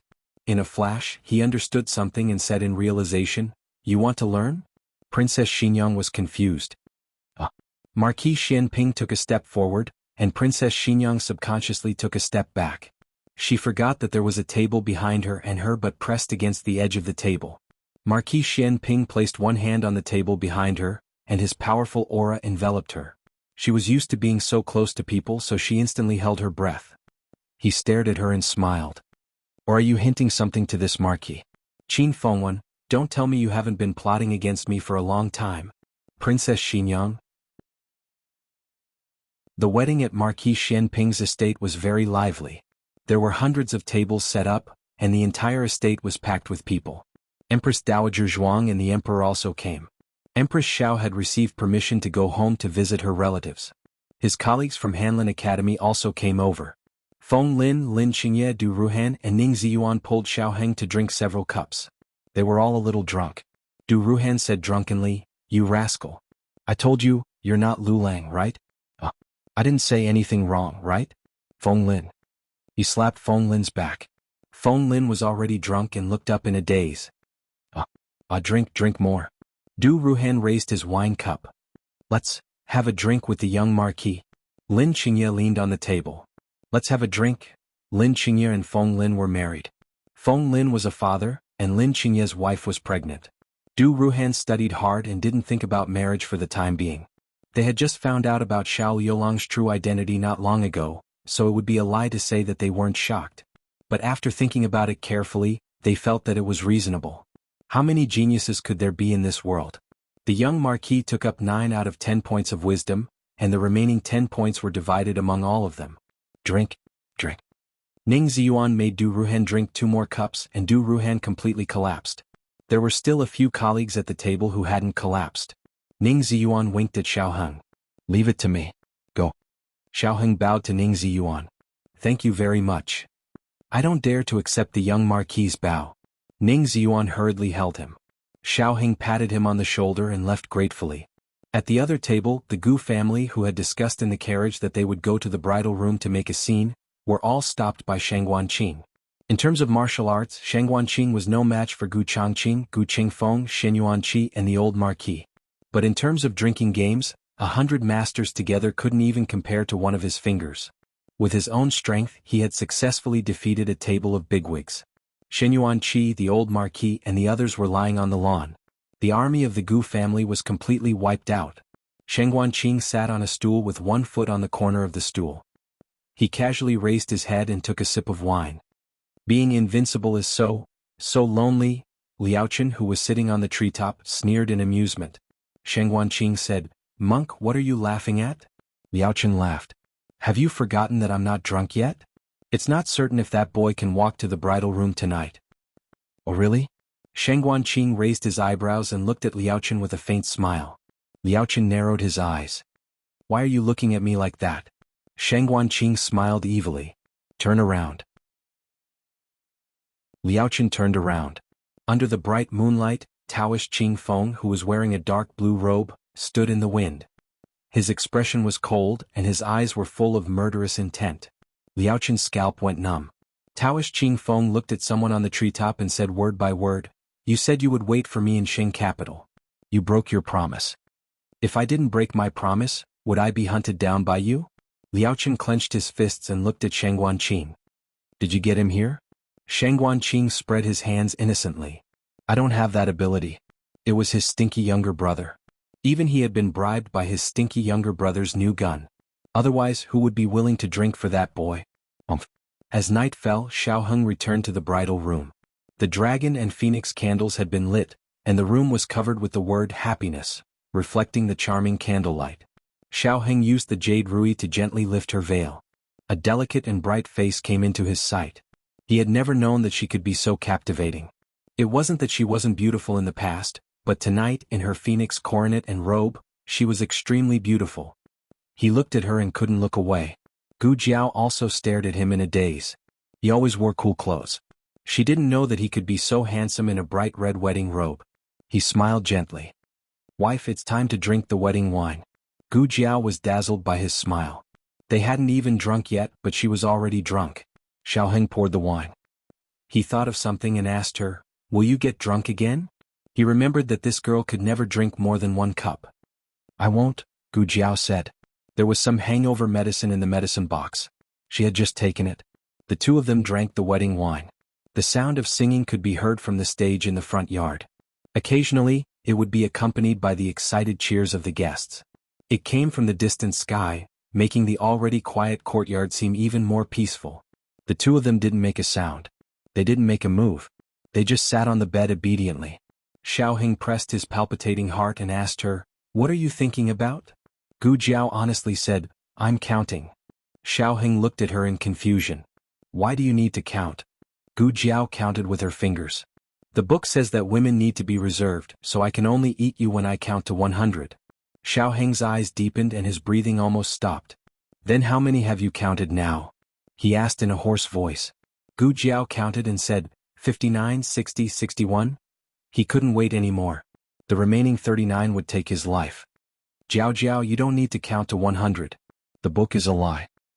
He raised his slender hand and gently held the back of her head. He lowered his head and covered her soft lips. The moonlight was gentle and the night was endlessly dark. The large red curtain was slowly lowered and the clothes scattered on the ground. There was a tempting fragrance. On the branches outside the window, Xiao Jiu used his large wings to cover his head. Shame, shame. On the tall candlestick, the dragon and phoenix candles shed tears, looking like the blood of a virgin. Chapter 926. For the young Marquis wedding, the Marquis Manor was lively for an entire night. The opera troupe changed shifts 3 times, and they sang until smoke came out of their throats. Only when the sun began to rise did the performance end and everyone leave. Xiao Yi was so noisy that she could not sleep. She cried in her room until the middle of the night, causing Princess Yang to also sleep late. When she opened her eyes, she found that the sky was already bright. Massaging her aching forehead, she said, "Why didn't you wake me up earlier?" Eugene helped her up and gently said, "You slept too late last night. It's still early. How about you sleep a little longer?" Princess Yang tiredly waved her hand, "I can't sleep anymore. In a moment, Aheng and Jiao Jiao will be coming over to offer tea."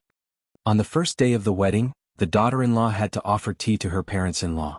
Only like this could she be considered to have received the approval of the family. Although Princess Yang approved of Gu Jiao, she was a person that valued rules. Etiquette could not be ignored. After she finished washing up, she changed into a set of dignified clothes and sat down in front of the dressing table. Eugene came behind her and began combing her hair. She said, "You also didn't sleep well, right? You don't need to be on duty today. Have Hua Ping come over." Eugene smiled, "I slept well. I wasn't here last night." Speaking to this point, she paused and looked at her own princess in the mirror. Sure enough, the princess' expression was ugly. She gently coughed and no longer spoke, silently combing Princess Yang's hair. As she combed, her expression began to look a little off. Princess Yang saw it from the mirror and strangely asked, "What's with that expression?"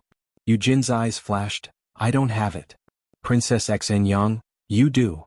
Eugene opened her mouth and braced herself to say, "You. Next time, have the Marquis pay more attention." "Pay attention to what?" Just as Princess Yang finished asking, she looked in the mirror at where Eugene was staring. It was her neck and there was a bright red mark on it. She inhaled sharply, finally understanding where Eugene's expression came from. She sternly said, "It was a mosquito bite. It's not what you think." Eugene continued combing her hair. When she heard Eugene's tone, she knew that Eugene did not believe her. She sighed and said, "It's really a mosquito bite." "Whatever you say." Eugene raised her eyebrows. She tied her combed hair into a bun and fastened it to Princess Xinyang's head with a white jade hairpin. "The Marquis only left last night?" Princess Xinyang gritted her teeth. "That's because he made a ruckus for half the night."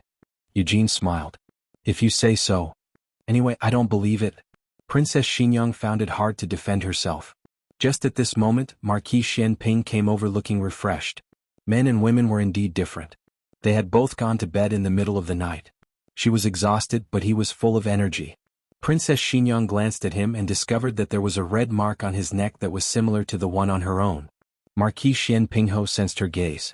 Qin Fengwan, why are you looking at me like that? Is there something on my neck? He looked at himself in the bronze mirror. When did you bite me? No wonder it's so itchy. Yujin snickered. Princess Xinyang glared at her. Yujin held back her laughter. Marquis, was it a mosquito bite? It couldn't have been a human bite, right? You two were too intense last night. Yujin really misunderstood. Nothing happened last night. There were just too many mosquitoes. Now that she thought about it, Yi's crying wasn't entirely because the troop was too noisy. She might have been bitten too. But what should she say to make Yujin believe her? Princess Xinyang was so gloomy that she wanted to beat someone up. Her current appearance was another matter in Marquis Xianping's eyes. He sat lazily on the dressing table and smiled coldly. Qin Fengwan, are you suspecting that I went out to find another woman last night? Princess Xinyang looked coldly at Yujin. Look at what you've done. Yujin pinched the comb. I think I heard Jing Kong's voice. I'll go check on him. With that, she fled the scene like a wisp of smoke. Princess Xinyang was too lazy to explain. It was useless anyway. He would have 100 reasons why he wouldn't listen. You can go find whoever you want. It has nothing to do with me. She stood up coldly and walked toward the cradle. Marquis Xianping looked at her back and suddenly said, I didn't. I come to your place every night. Where would I have the time to find another woman? Princess Xinyang held the cradle and didn't look back. She said coldly, if you want to go, then go. I'll take care of Yi myself. Marquis Xianping raised his brows. That won't do. You can't coax her. Princess Xinyang took a deep breath and secretly warned herself to calm down. She mustn't beat him to death. Otherwise Yi wouldn't have a father. Then why did you come here in the morning? Yi doesn't cry in the morning. At least she could pinpoint one of his faults. Marquis Xianping sighed innocently. Today your daughter-in-law served tea. You didn't go to the Marquis estate, so I had no choice but to come to the princess estate. Princess Xinyang clenched her fists. Truly, an irrefutable reason. For the sake of her son and daughter-in-law, Princess Xinyang suppressed her raging anger and didn't bicker with a certain fellow who deserved a beating. The two of them sat down in the room. Xiao Yi opened her eyes and saw her beautiful father. She was so happy that she danced for joy. Where's Qing'er? Marquis Xianping asked Qin Fengwan while holding his daughter. Princess Xinyang said, she hasn't come yet. She should have taken Jing Kong out. Otherwise, Jing Kong would be looking for Gu Jiao everywhere. Marquis Xianping, then, Princess Xinyang, don't talk anymore. Xiao Yi, wah, you too. Both father and daughter obediently shut their mouths. The two of them exchanged glances. Marquis Xianping looked bitterly at his daughter in his arms. Your mother is so fierce. Xiao Yi looked at her father aggrievedly. Your wife is so fierce. Princess Xinyang dressed herself up and prepared to welcome her new identity. However, she waited from morning to noon and then from noon to night. The sun had already set, but the two of them still hadn't come. Marquis Xianping stood up with a smile and brushed his wide sleeves. As expected of my son. Princess Xinyang. Lanting courtyard. Xiaoheng slowly woke up in the twilight. In fact, he had already woken up once. Looking at Gu Jiao sleeping soundly in his arms, he didn't have the heart to wake her up and fell asleep again in a daze. Thick curtains covered the doors and windows, and the room was dark, making it impossible to tell whether it was day or night. Until a trace of golden twilight penetrated through the gaps in the curtains, leaving bright spots of light on the red gauze canopy. The spots of light faintly fell on her tightly shut eyes. He raised his hand to block her eyes. He maintained this posture of blocking the light for her for an unknown amount of time. His arm was stiff, but he didn't feel tired. If it wasn't for, he could still, the person in his arms moved and an unclear murmur came out of her small mouth. Jiao Jiao, are you awake? He asked softly. Gu Jiao opened one eye and looked at him before quickly closing it again. I'm not awake. I still want to sleep. Wait, why is my voice so hoarse? My voice doesn't even belong to me. My legs don't seem to belong to me either. I can't move. It's so sour. What happened last night? The first half of the wedding night was normal. Although the couple didn't have any practical experience, they had plenty of theoretical experience, so they still managed to complete the ceremony. But the first experience wasn't very good. The two decided to try again. At this time, Gu Jiao was thirsty and accidentally drank the flower wine instead of water. After that, the scene went out of control. Xiaoheng had no choice but to dismiss all the servants in the courtyard and ordered them not to return without his orders. This was also why no one went to Princess Xingyang to report the situation in Lanting Courtyard during the day. Gu Jiao vaguely remembered that she opened the medicine box, but she didn't know what she took from it, or that indecent medicine box had conjured up something indecent for her again. Xiaoheng said, "You're awake." Gu Jiao closed her eyes. "I'm not," rumbled Gu Jiao's stomach growled. The spot of light moved to another place and no longer shone directly into her eyes. Xiaoheng put down his stiff arm and gently stroked her soft face. "Get up and eat something." Gu Jiao moved her slender legs. Xiaoheng gasped and said hoarsely, "Jiao Jiao, don't move." Gu Jiao stopped moving. It wasn't that she was obedient, but that she really didn't have the strength to move. How could it be more tiring than fighting a war?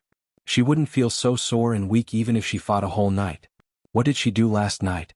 While thinking, she secretly opened her eyes and inadvertently glanced at the pillow. Who knew that she would almost choke? What did she see? Little doo-doo. She endured the soreness in her arm and stealthily walked over with 2 fingers. She planned to take the box back when Xiaoheng wasn't paying attention and destroy the evidence. "It's used up," Xiaoheng said calmly. 2 boxes. Gu Jiao. Chapter 927. It was a small box of 3 in a box with various flavors. Little Marquis said that he liked the blueberry flavor the most. He used to think that it was a golden sore medicine, but he didn't expect it to be used like this. As an ancient person, he naturally didn't know how to use it, so it could only be. Gu Jiao hated that she couldn't bang her head on the pillow and die. She was going to lose her memory. She was going to lose her memory. The sky was completely dark. Gu Jiao was very tired. It wasn't the kind of tiredness that one would feel after a battle, but a kind of soreness and weakness that she couldn't describe. "You didn't control yourself," she complained first. "Young people need to control themselves." Xiaoheng nodded with a smile. "Yes, it's this husband's fault. Then, in order to express my apology, this husband will go and get some food for my wife?" Gu Jiao raised her small chin and said seriously, "Seeing that your attitude can be considered sincere, okay." The light in the room was dim to begin with. After that ray of twilight slipped away, the room was completely dark. Xiaoheng was worried that the light would hurt her eyes, so he didn't light the lamp. He tidied up and planned to go to his mother's courtyard to pay his respects. He also planned to ask the chef to make some hot food and send it over. Just as he arrived at the entrance of Lanting Courtyard, he bumped into Eugene, who was carrying a food box. Eugene came to deliver food for the 2 of them. It had been an entire day, so they would starve if they didn't eat. A trace of embarrassment flashed across Xiaoheng's face. Fortunately, there was the cover of the night. He pretended to be calm and greeted Eugene. "Aunt Eugene." Eugene couldn't hold it in any longer and burst out laughing. Sleeping so late, everyone knew what was going on. Xiaoheng could only lie flat and let himself be mocked. This was just Aunt Eugene. When he saw his parents later, that would be. Eugene glanced at him and smiled. "All right, the princess and the marquis took ye out. You can come and pay your respects tomorrow." Xiaoheng heaved a sigh of relief. Eugene passed the lunchbox to him and told him and Gu Jiao to eat while it was still hot. Before she left, Eugene looked at him meaningfully and pointed at her neck. Xiaoheng understood.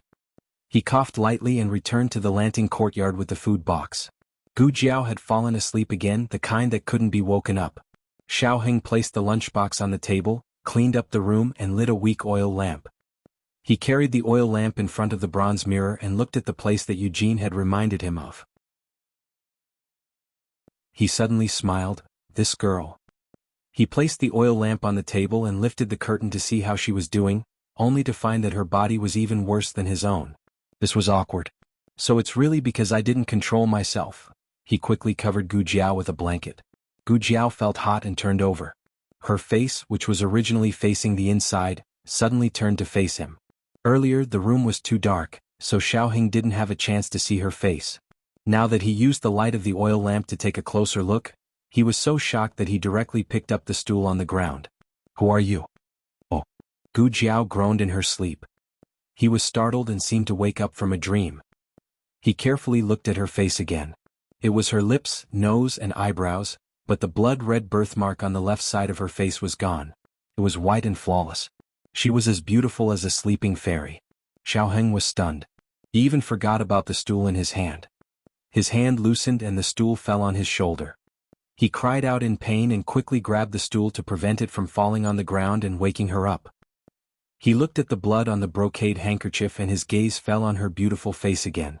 He muttered in disbelief, "It really is the chastity mark." Gu Jiao didn't know anything about her appearance. She slept until the morning of the 20th. Xiao Heng had woken up early and was sitting in front of the window reading a book. The morning light shone through the window and fell on his handsome face. Seeing such a pleasing scene early in the morning, Gu Jiao was in a very good mood. Xiao Heng had been in this pose for half an hour and his body was almost stiff. Finally, he was able to show his perfect and handsome side to a certain someone. He calmly put down the book and turned to look at her with a faint smile. "You're awake. Did you sleep well? Are you tired?" Her husband looked really good when he smiled. Gu Jiao couldn't help but curve her lips. She didn't know how enchanting her smile was. Much better," she said. "I'm someone who has fought in a war, so I still have some strength." Then she stood up, but her legs gave way and she fell back down. "Gu Jiao, Xiao Heng." Gu Jiao sat for a while and finally got used to it. She looked at the pajamas on her body and said, "Did you put it on for me?" "Yes." Xiao Heng nodded. Gu Jiao said, "Thank you." Xiao Heng smiled gently, "It's my honor." Shouldn't he be blushing and saying that if you mind, I won't make decisions on my own next time?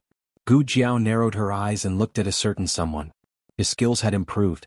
However, this kind of husband was also very interesting. Gu Jiao looked away and asked, "How many days did I sleep?" 2 days, Xiao Heng said. "You slept for so long? No wonder your voice is not hoarse anymore."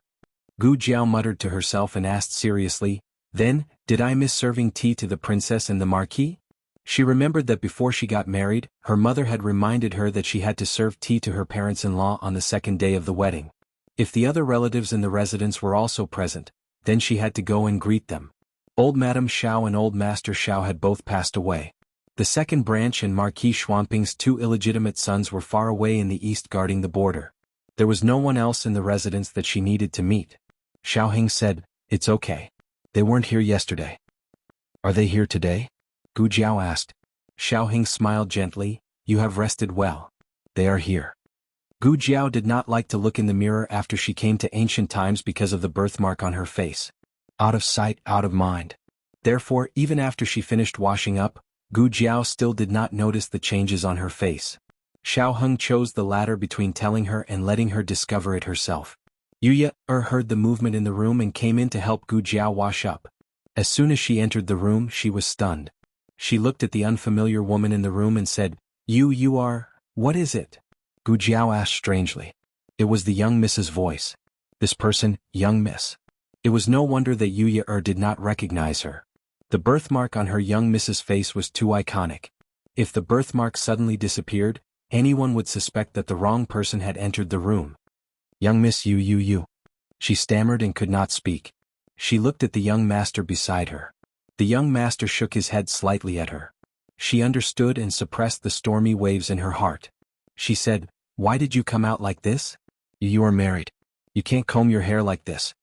Gu Jiao was a fool in the village. No one asked her what kind of hairstyle she wore. After coming to the capital, her family knew that she and Xiao Heng were not a real couple. Therefore, they did not force her to comb her hair like a married woman. "I don't know how to," Gu Jiao said.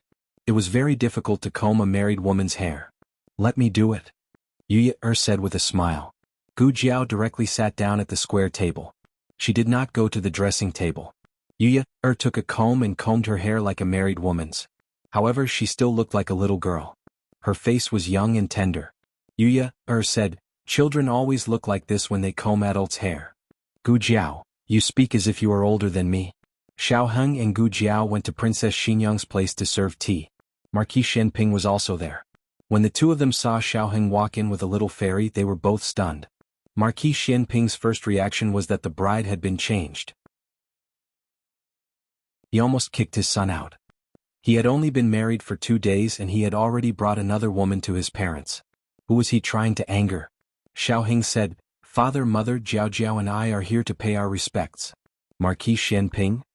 Gu Jiao whispered to Xiao Heng, "Why are father and mother looking at me like that? Is there something on my face?" Xiao Heng whispered back, "There is nothing on your face." Gu Jiao did not understand.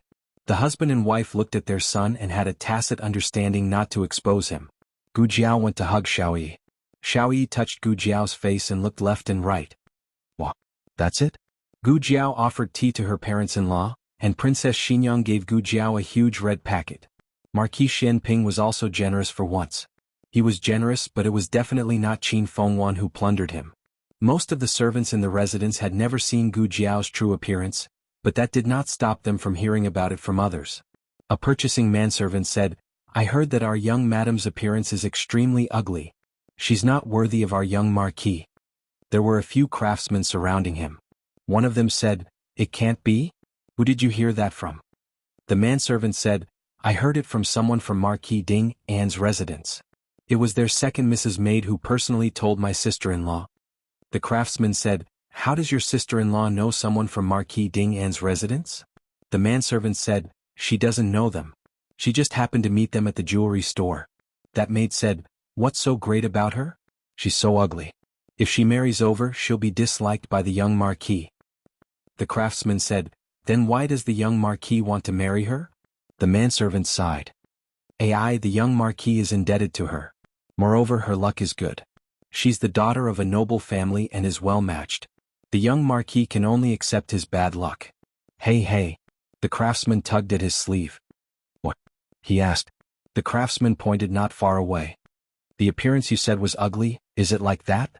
Everyone looked in the direction he was pointing at and gasped in shock. In the midst of the flowers, the young marquis in a crescent white brocade robe and a woman in a green dress walked over hand in hand. A gentle breeze blew up her light muslin skirt. If she didn't walk out of the mural, she must have fallen from the ninth heaven palace. A sentence floated in everyone's mind: "This is ugly? Are you ***king blind?" After serving tea to her parents-in-law, the two entered the palace to greet her grand-aunt and the Empress. Empress Dowager Zhuang fell this morning. After receiving the news, everyone rushed over. The Empress, the old Chancellor, and the whole family in Bishui Alley, except for little Jing Kong. He was taken to the capital for a 3-day tour by Shangguan Qing. Empress Dowager Zhuang was fine, but eunuch Qin was crushed and limped. Empress Dowager Zhuang gave him a few days off. She didn't want the young couple to worry, so she didn't send the news to the princess's residence. Who knew that the young couple would come today? "Newlyweds, are you sure you don't want to spend a few more days in the residence?" After the Empress left, Gu Xiaobao was taken to the back by the palace maid to play with eunuch Qin's little tortoise. The rest of the people sat under the trees in the garden. Gu Jiao used to be a frequent visitor to Renshou Palace. All the old people here had seen her before, but no one recognized her today. If she wasn't held by Xiaoheng, they wouldn't have dared to let her in. Empress Dowager Zhuang, who was lying on a rattan chair and secretly eating preserved fruits, saw a certain little one who had transformed into a fairy. She raised her eyebrows and said meaningfully, "Oh, you consummated your marriage?" Her little great-granddaughter could finally be put on the agenda. She wanted the chubby type, one who was cuter than Xiao Yi. Yao Shi made an N sound and nodded in a daze. "I think so." The old chancellor stroked his beard. He was very shocked and happy. "That's great, I can hold my little grand-disciple now." Gu Yen sighed regretfully, "My brother-in-law got off too easy." Gu Xiaoshen scratched her head with a confused expression. "Am I the only one who doesn't understand what you're saying? Also, that person, is she really my older sister? I don't dare to recognize her." Gu Jiao had announced long ago that she and Xiaoheng had consummated their marriage. Of course, she could not slap her own face at this time. Even if nobody believed her at that time, she did not know. She had always thought that she had been wearing her little disguise properly. She puffed out her small chest and said with a stern expression, "I already told you. Aheng and I have already been a true married couple for a long time. We have already consummated our marriage in the countryside." Gu Yen, liar. Yao Shi, impossible. Empress Dowager Zhuang, you haven't. Gu Jiao's small body stood perfectly straight. Her eyes were resolute, and her aura was incomparably strong and confident. "How could I not?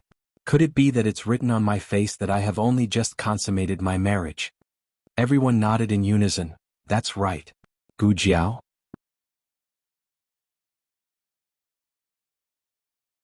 Chapter 928. Something was wrong. Everyone's reaction was not right. Gu Jiao asked Xiaoheng in a small voice, "Did you spill the beans?" Xiaoheng coughed softly and said in a low voice, "No." He could not take the blame for this. Then what is going on? Gu Jiao muttered in confusion. No matter how smart she was, she would not have guessed that the birthmark on her face was actually a chastity mark. After all, who put the mark there? And after all, who put such a large mark? Xiao Heng could not bear to see her continue to be kept in the dark. He planned to tell her the truth about the chastity mark. Who knew that just as he was about to speak, Gu Xiaobao was carried over by a palace maid. Gu Xiaobao was sweating from the sun and the palace maid carried him over to change his clothes. He immediately saw the fairy-like Gu Jiao. Children always had no resistance to beautiful things and would be uncontrollably attracted to them. He twisted his small body and got down from the palace maid's embrace. He was a lazy baby and could not walk more than 5 steps a day. It was clear how attracted he was to someone who could get off the bed voluntarily. He came to Gu Jiao's back and walked around Gu Jiao. He raised his small head to take a look. Then he exclaimed in surprise, "Oh? Xiaobao?" Gu Jiao's lips curved. She bent down and reached out to lift the little guy up. Gu Xiaobao widened his black gem-like eyes and blinked as he looked at Gu Jiao. He looked at the left side of her face and then looked at the right side of her face. He was certain that the person in front of him was his older sister, but it seemed like something had disappeared from her face. He turned his head to look at Madame Yao and his great-aunt. He waved his small hand and said seriously, "Nothing." "Xiaobao, what do you mean nothing?" Gu Jiao asked him. Gu Xiaobao looked at her again and pointed at her face. He waved his small hand and said, "Nothing, Fei Fei." "What Fei Fei?" Gu Jiao still did not connect the dots to her birthmark, but Gu Xiaobao's reaction made it obvious that there was something wrong with her face. She passed Gu Xiaobao to Xiao Heng and turned to enter her room in Rinshou Palace. Everyone exchanged glances. Gu Yan counted, 3, 2, 1. Just as he finished counting, an earth-shattering scream came from the room. Wah, bang. It was much louder than Xiao Yi's and the roof was almost blown off. The birds on the trees fluttered their wings and fled in all directions. The fallen leaves scattered all over everyone. Xiao Heng removed the leaf from Gu Xiaobao's mouth and raised his eyebrows. "Your reaction is much better than mine." When Xiao Heng led Gu Xiaobao into the house, Gu Jiao had already stopped. She sat quietly in front of the dented bronze mirror. Actually, it was just a birthmark, but for some reason, the difference between having it and not having it was so great that even Gu Jiao herself did not recognize it. When she first saw an unfamiliar face in the bronze mirror, it completely overturned her understanding. She thought that she had seen a ghost and punched down. After punching, she realized that the person was herself. She slowly turned around and looked blankly at Xiao Heng. "Husband, they say that a woman who has been nourished by love is the most beautiful, but I'm thinking, isn't this nourishment a little too much?" Xiao Heng chuckled softly. He bent over slightly and covered Gu Xiaobao's small ears with both hands. He could not help but say, "It's the chastity mark." Gu Jiao's almond eyes widened. "A chastity mark?" Xiao Heng laughed helplessly. "Mother knows more about this matter." Gu Jiao quickly went to ask Yao Shi. Thanks to her, Gu Xiaoshen also heard the whole story. Gu Jiao's small face darkened. "So it's the abbot. What's going on? Do all the monks in your temple drink wine?" After drinking, they even gave people the chastity mark. Their hands trembled and they lit up such a big pile. Gu Jiao said, "I'll settle the score with him when we get back." "But how did Yan know?" Gu Xiaoshen asked. That day, when Yao Shi confessed the situation to Xiao Heng, Gu Xiaoshen and Gu Yan were not present. The ones present were Grand-Aunt, the old Chancellor, Gu Changqing and Gu Qingfeng. "I guessed," Gu Yan said. He did not like to study, but it did not mean that he was not smart. On the contrary, he was very observant and meticulous. Nothing in the family could be hidden from him. Gu Jiao pursed her lips. "Why didn't you tell me earlier?" Thinking of how she had shamelessly said that she had consummated her marriage with the chastity mark in front of them, it really was a black history that could not be erased. Yao Shi held her daughter's hand and said with unconcealable relief, "Mother's Jiao Jiao has finally become beautiful." In fact, no matter what Gu Jiao looked like, it was the best appearance in her eyes. But if one could have a good appearance, who would not want it? She had once been angry with the abbot, but she later thought about it.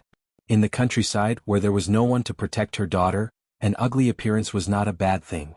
Otherwise, with this face, who knew how many disasters it would attract? "Grand-Aunt?" Gu Jiao cleverly looked at Empress Dowager Zhuang. "Do I look good?" Was she showing off just like that? Empress Dowager Zhuang snorted. More arrogant than a little monk. Naturally, she looked good. Although she had guessed that she would no longer be ugly after removing the chastity mark, she did not expect her to be this beautiful. Her beauty had been completely sealed by the chastity mark. She was still young and her facial features had not fully developed. When she grew older she would become more and more beautiful. Perhaps one day she would be extremely beautiful. She was already old and did not know if she could stay with her for that long. Gu Jiao and Xiao Heng went to pay respects to the emperor and empress. As expected, the emperor and empress Xiao were both shocked. They asked Gu Jiao what had happened to her face. Gu Jiao cared about her face, so of course she didn't say that it was her chastity mark. I used some medicine to remove it, Gu Jiao said. What kind of medicine? Is it so magical? Empress Xiao expressed that she also wanted it. Gu Jiao, no, you don't want it. Auntie, how is little Qi these days?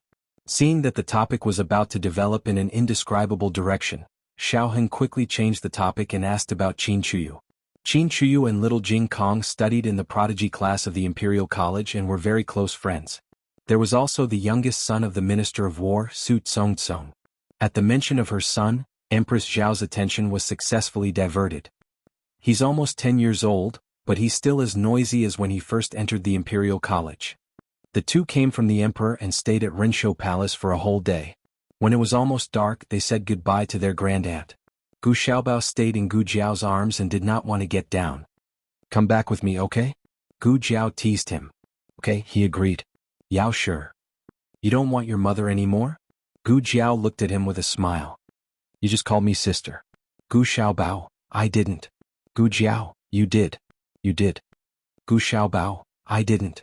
Gu Jiao, you didn't call me what? Gu Xiaobao, sister. Gu Jiao, yeah. Gu Xiaobao, who was tricked. Gu Jiao laughed and carried the adorable Gu Xiaobao into the carriage. Halfway through the journey, Gu Xiaobao fell asleep in her arms. Yao Shi carried Gu Xiaobao over and said to the two, it's getting late. You should go back quickly. The two bid farewell to Yao Shi, Gu Yan, and Gu Xiaoshan and took another carriage back to the princess's residence. The two planned to pay respects to the princess and the marquis first. When they entered the courtyard, they were told that Marquis Xianping and Princess Xinyang had taken Xiaoyi to see the lanterns. Gu Jiao said, oh, the second spring is here. Is that how you use it? Xiao Heng looked at her in amusement. This look made him unable to look away again. She was like a little peach that had just ripened. Her entire body was filled with an alluring scent. Gu Jiao sensed his burning gaze and asked strangely, why are you looking at me like that? Are you still tired? He asked softly. Gu Jiao did not realize that he was asking if she was still tired from entering the palace. She shook her head and said, I'm not tired. 2 hours later, the maids in Lanting courtyard all left the courtyard with red faces. They did not need to be on duty tonight. Marquis Chongping's residence. Gu Jinyu had just finished bathing and was wearing a cold, tight-fitting red nightgown as she sat on her wedding bed. Chunlu, do I look good like this? She asked.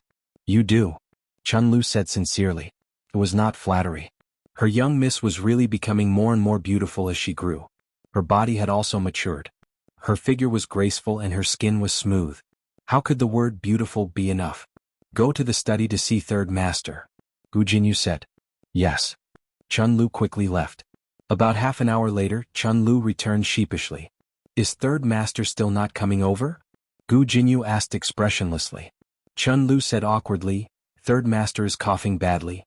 He said he's afraid that his illness will affect young Mississippi. He wants young Miss to sleep first. He'll rest in the study tonight. Illness, it's illness again. Gu Jinyu clenched the handkerchief in her hand. She had married into the Marquis of Chongping's mansion on her wedding night. It was fine if the groom did not come to pick her up, but he did not come to their wedding night either.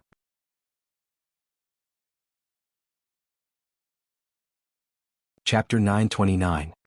3 days after she married, he was sick for 3 days. Until now she was still a virgin. Gu Jinyu calmed her emotions and instructed Chunlu, go and tell third master that I am in good health and am not afraid of getting sick. Invite him to my room to rest. For a woman to say such words, it could be said that she was throwing away all her pride and face. If he still did not come, she had grown up in a house. No one knew better than her how difficult life could be for an unfavored woman. She could not follow in the footsteps of those women. Yes. Chunlu braced herself and went to the study again. However, the results were the same. Third young master Quan still insisted on resting in the study. Chunlu said, but third master said that he will rest well tonight and accompany Miss home tomorrow morning. Hearing this, Gu Jinyu's expression softened. Third master is really sick. He does not want to pass his illness on to me. He dotes on me. Chun Lu hurriedly nodded, that's right. Third master dotes on Miss. Otherwise, why would he cut his finger and let someone take the bleeding to the Marchioness? Gu Jinyu sighed, you are right. Third master is considerate. I should not let my imagination run wild. Chun Lu smiled, that's right. This servant will wait on you to rest? Gu Jinyu did not object. Chun Lu let down the bun on her head. Gu Jinyu asked, what do you think is going on with my sister? Marrying the same person twice. Only she could think of that. Chun Lu snorted and said, in my opinion, the young Marquis has long been tired of her. Anyone who has looked at the same face for 4 years will be tired of it. Moreover, she is so ugly. The young Marquis had no choice but to marry her. She is the benefactor of the Empress Dowager and His Majesty. She also used her good medical skills to treat Yen Kingdom's Dukin. Other than this, she has no other skills. In my opinion, young Marquis only marrying her as a decoration. As time passes, she'll suffer. Gu Jinyu lowered his eyes and straightened the corner of his clothes. She and the young duke have been married for 4 years and still have no children. Tell me, why is that? Chun Lu combed her hair with a fine-tooth comb and said disdainfully, of course it's because she can't give birth. It turned out to be a hen that couldn't lay eggs. Young miss, don't worry. Her days in the Marquis' estate won't be easy. Gu Jinyu sighed faintly. She's my elder sister after all. I still hope for the best for her. The next day Gu Jiao woke up late again. While she sat in front of the dressing table and was combed by Xiao Heng had already been busy for more than 2 hours. He had prepared all the gifts for the return trip. In addition, Princess Xinyang and Marquis Xianping had also paid their respects. His parents teased him, saying that Yi was going to have a nephew soon. Xiao Heng smiled but didn't say anything. He didn't tell his parents that they had used protection, except for the first time, which wasn't a good experience. But they probably wouldn't fall for it that time. The probability was too small. Breakfast was red bean and barley porridge, carrot and mutton buns, scallion rolls, crab cakes, and some exquisite and delicious side dishes. The two had good appetites and ate a little of everything. Gu Jiao still went to sit with Princess Xinyang. Marquis Xianping was also there. Marquis Xianping usually didn't come over in the morning. Ever since he came once on the day of the tea ceremony, Xiao Yi knew that her beautiful father could also come in the morning. Thus, she started looking for her father every day when she opened her eyes. Are you used to living here? Princess Xinyang asked Gu Jiao. Gu Jiao said, I'm used to it. It's all very good. Lanting Courtyard was decorated according to Gu Jiao's preferences. Some details that Gu Jiao herself didn't notice were noticed by Princess Xinyang in Jade Water Alley. Princess Xinyang was the same as her grandaunt. She never said anything and hid her love in the details. In truth, mother doesn't have to live here the entire time. Gu Jiao was referring to the Princess Manor. Princess Xinyang understood her meaning and said, it's nothing. Previously I moved out of here because Aheng died. When I came to the Princess Manor, I would think of Aheng. Now that Aheng has safely returned and Qing has also returned, there's nothing but. Being too close to a certain person had no other shortcomings. She silently glanced at Marquis Xianping. Forget it, this person didn't seem to be asking for a beating recently. Marquis Xianping was currently holding his daughter in the corridor to enjoy the cool air. He inadvertently turned his head and met Princess Xinyang's gaze. He raised an eyebrow. Qin Fengwen, you're peeking at this Marquis again. Princess Xinyang clenched her fists and took back her earlier words. This person was truly asking for a beating. Princess Xinyang didn't want to see him again and coldly said, don't you need to go to court? Marquis Xianping smiled. This Marquis is on vacation. Princess Xinyang chuckled. What vacation? Aheng is getting married, not you. Marquis Xianping looked at the daughter in his arms and shamelessly said, maternity leave. Princess Xinyang. Gu Jiao and Xiao Heng came out of the Princess Manor and sat in a carriage headed to the Duke's Manor. Today was also the day Gu Jinyu would return home. She wasn't as willful as Gu Jiao, who could get up whenever she wanted. Before the sun rose, she went to her mother-in-law's place to set the rules. After serving her mother-in-law breakfast, she returned to her own courtyard to check the gifts for her return home. After everything was tidied up, third young Master Quan finally got up. At this time, they had already paid respects to old Madame Gu and Marquis Gu and were preparing to return home. The carriage had barely taken 2 steps when Gu Jinyu heard the sound of horses galloping in their direction. Speaking of which, it was strange. She wasn't familiar with Gu Jiao, but every time it was her horse she could always tell. It was the Black Wind Cavalry that had fought on the battlefield. They carried a fierce murderous aura. Even though they were far away, the horses of Marquis Champing's manor were still a little frightened. Gu Jinyu lifted the curtain to take a look and happened to see a group of carriages stop in front of the duke's manor. Xiao Heng, who was dressed in a white brocade robe, led Gu Jiao, who was dressed in a green robe, out of the carriage. Gu Jinyu snorted sarcastically. That girl knew martial arts. Did she still need someone to help her? They were so careful. Did they treat that girl like a treasure? Stop the carriage, Gu Jinyu said. Third young Master Quan, who was resting with his eyes closed, immediately opened his eyes and asked in confusion, "What's wrong?" Gu Jinyu smiled gently and said, "I saw my sister and brother-in-law. I want to go and greet them." Third young Master Quan asked, "Young Marquis?" Marquis Champing's manor was in the eastern region and had some connections with the Xiao family.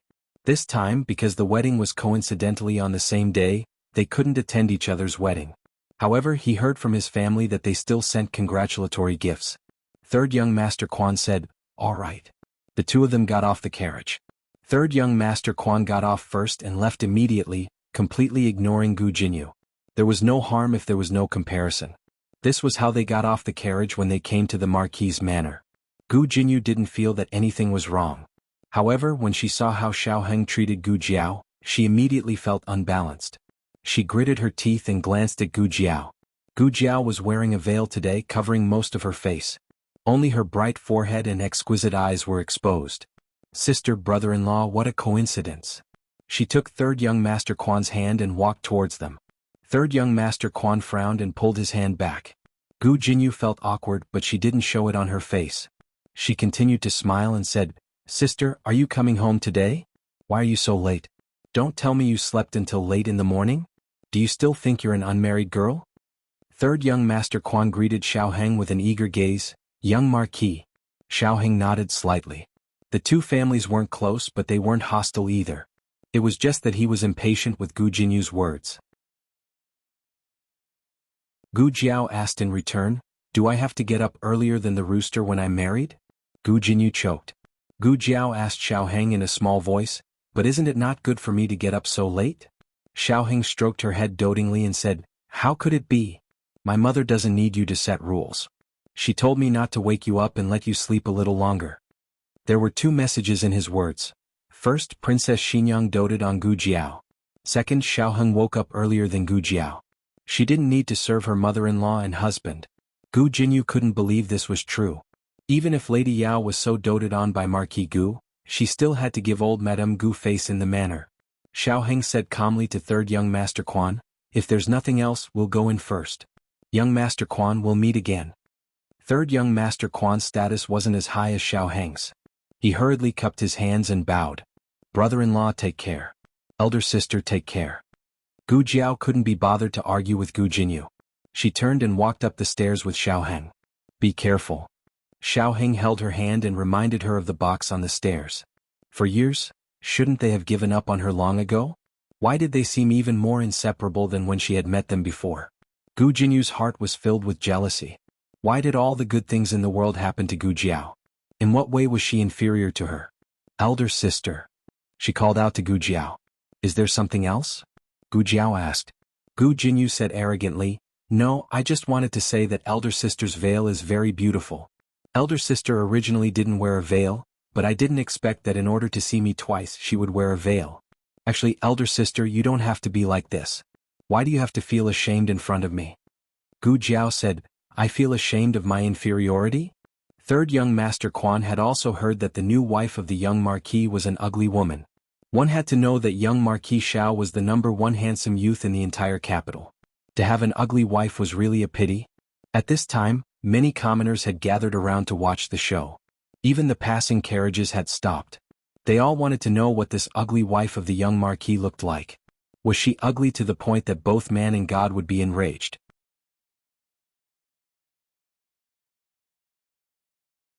Chapter 930. There are novels with connotations that can't be found online here. A person's rationality would not collapse overnight. To be honest, Gu Jinyu's actions today were not wise. Even if she made Gu Jiao make a fool of herself in front of everyone, it would not benefit her in any way. It was an action that harmed others without benefiting oneself. But after Gu Jiao returned, Gu Jinyu had suffered too many blows from Gu Jiao. Her rationality had been eaten away until there was not much left. She did not care what she could get. As long as she could make Gu Jiao the laughingstock of the capital, she would accept it even if she hurt herself and the enemy by 1,000. It was not the first time Gu Jiao's appearance had become so ugly. But in the past she had only been a mediocre little female doctor. No one had any requirements for her appearance. Now that she had climbed up the social ladder and married the young Duke of Jiaodu, there would naturally be people who would feel that her appearance did not match. This marriage was like a fresh flower being stuck in cow dung. And men all cared about face. His wife had embarrassed him so much in front of everyone.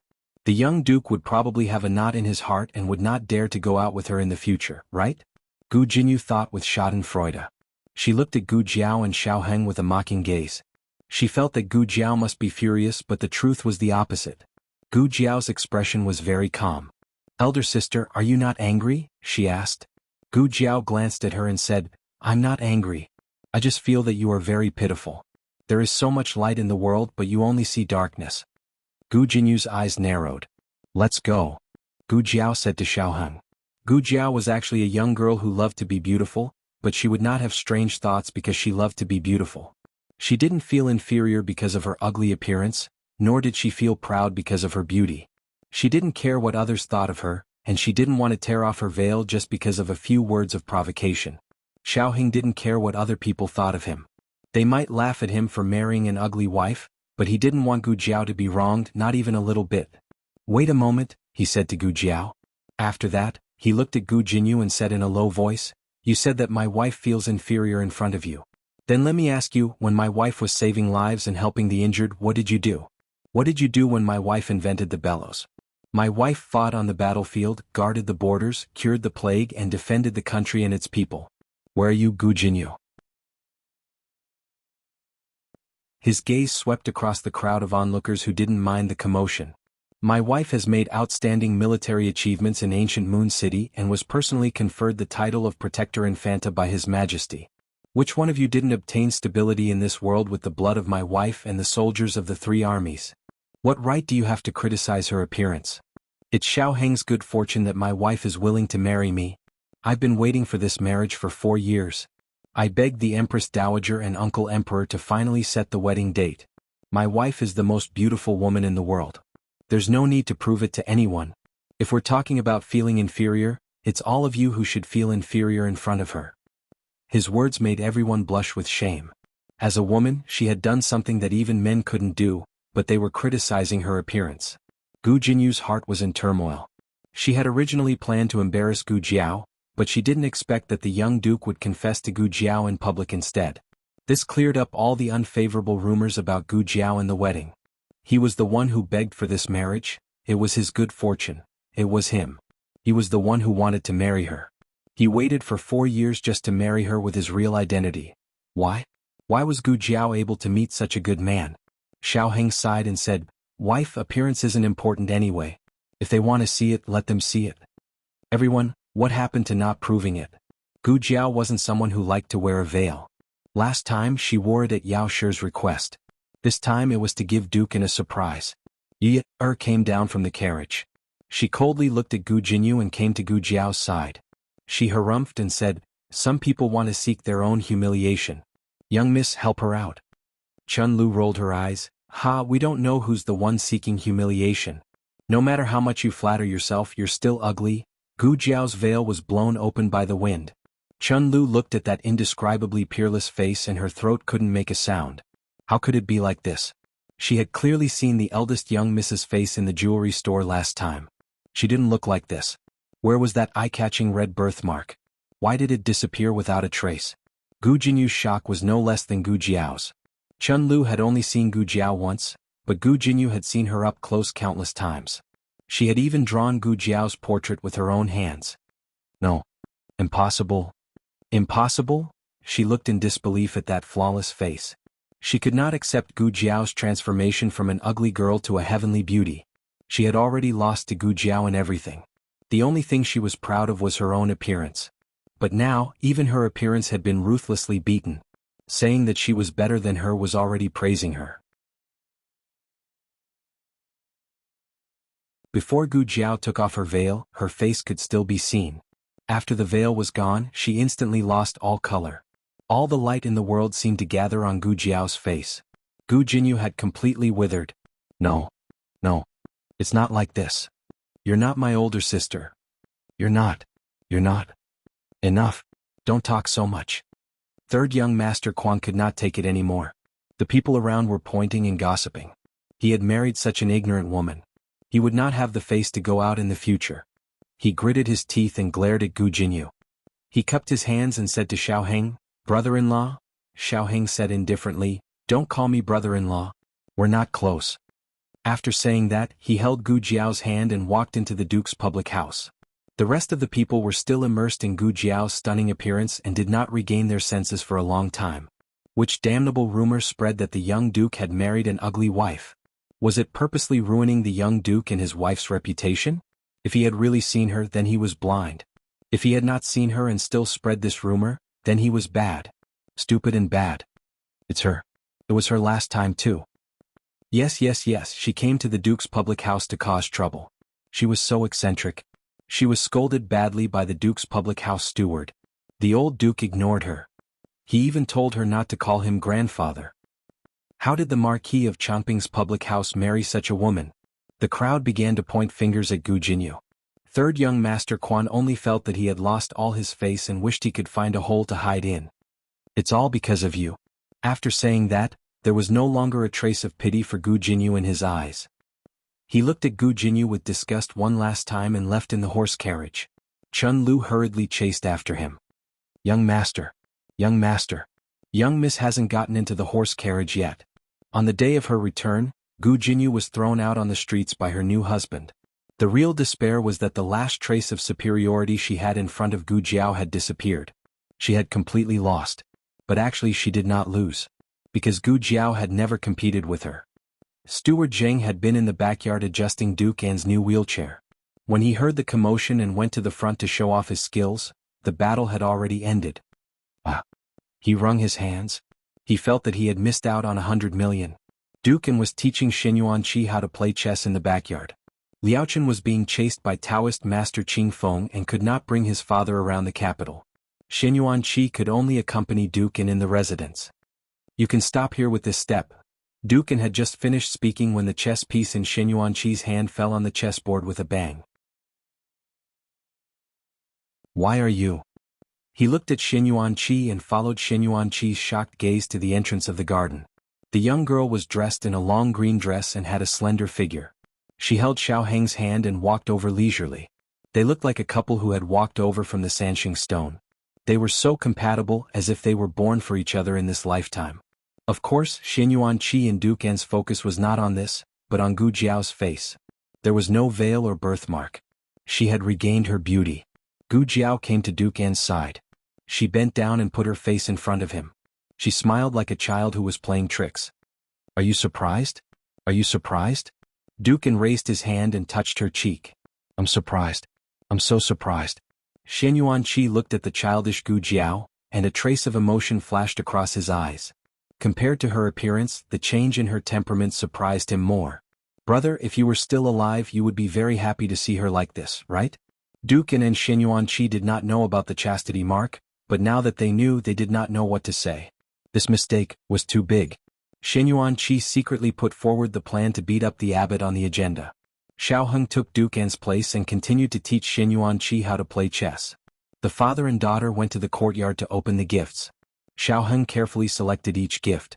In order to show how much he valued his son-in-law, Duke An wanted to see each gift one by one. After that, he asked someone to bring in a big box. What is this? Gu Jiao asked. Duke An sat in his wheelchair and smiled. He said, the state preceptor asked someone to send it over. He said it was the wedding gift that he promised you before. Gu Jiao immediately remembered. The weapons that Jin Kingdom offered as a tribute. Such a big box. Are they all for me? Duke An was amused by her impatience. There are 2 more boxes. Here it comes. Here it comes. Steward Zheng ordered the servants to bring in the other 2 boxes of weapons and open the lids. Gu Jiao began to choose carefully. Jin Kingdom had spent a lot of money this time. They offered all good things as a tribute. Suddenly, Gu Jiao's gaze fell on a long and narrow mahogany box. Miss wants to see this? Steward Jing cleverly walked over and opened the mahogany box. He presented it to Gu Jiao with both hands. Inside was a long sword made of dark iron with peacock feathers that shone with cold light. When Gu Jiao saw it, a strange feeling arose from the bottom of her heart. She held the sword in her hand and looked at it carefully. When she pulled the sword out of the scabbard, the cold light reflected in her eyes. Suddenly, an image flashed in her mind. Is this? In the dream of the battle, she saw her own ending, dying under this sword.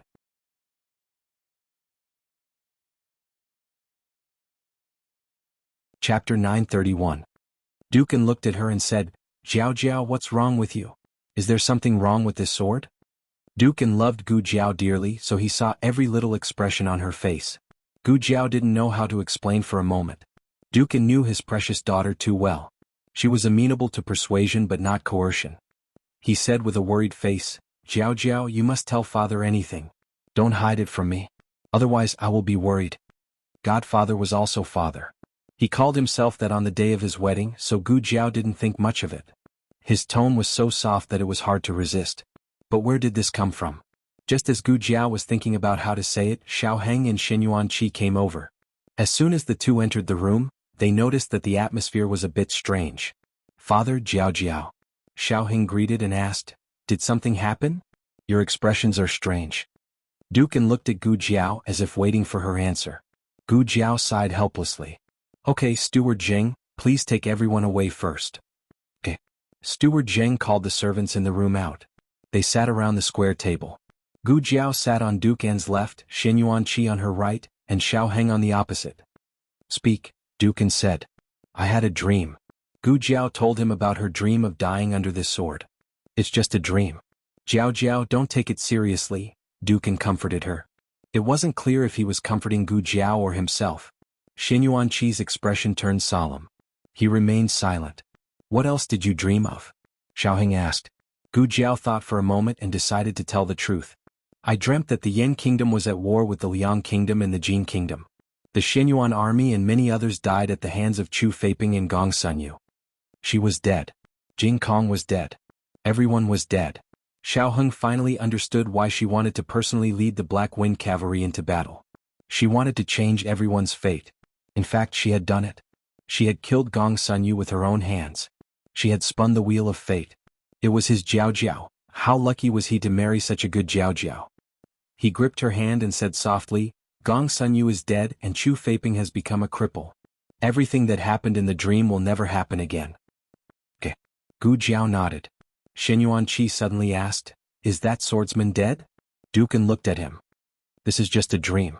Why did you really believe it? From his point of view, those dreams on the battlefield could be interpreted as nervousness before the battle. Xiao Heng also looked at Shen Yuanqi in surprise.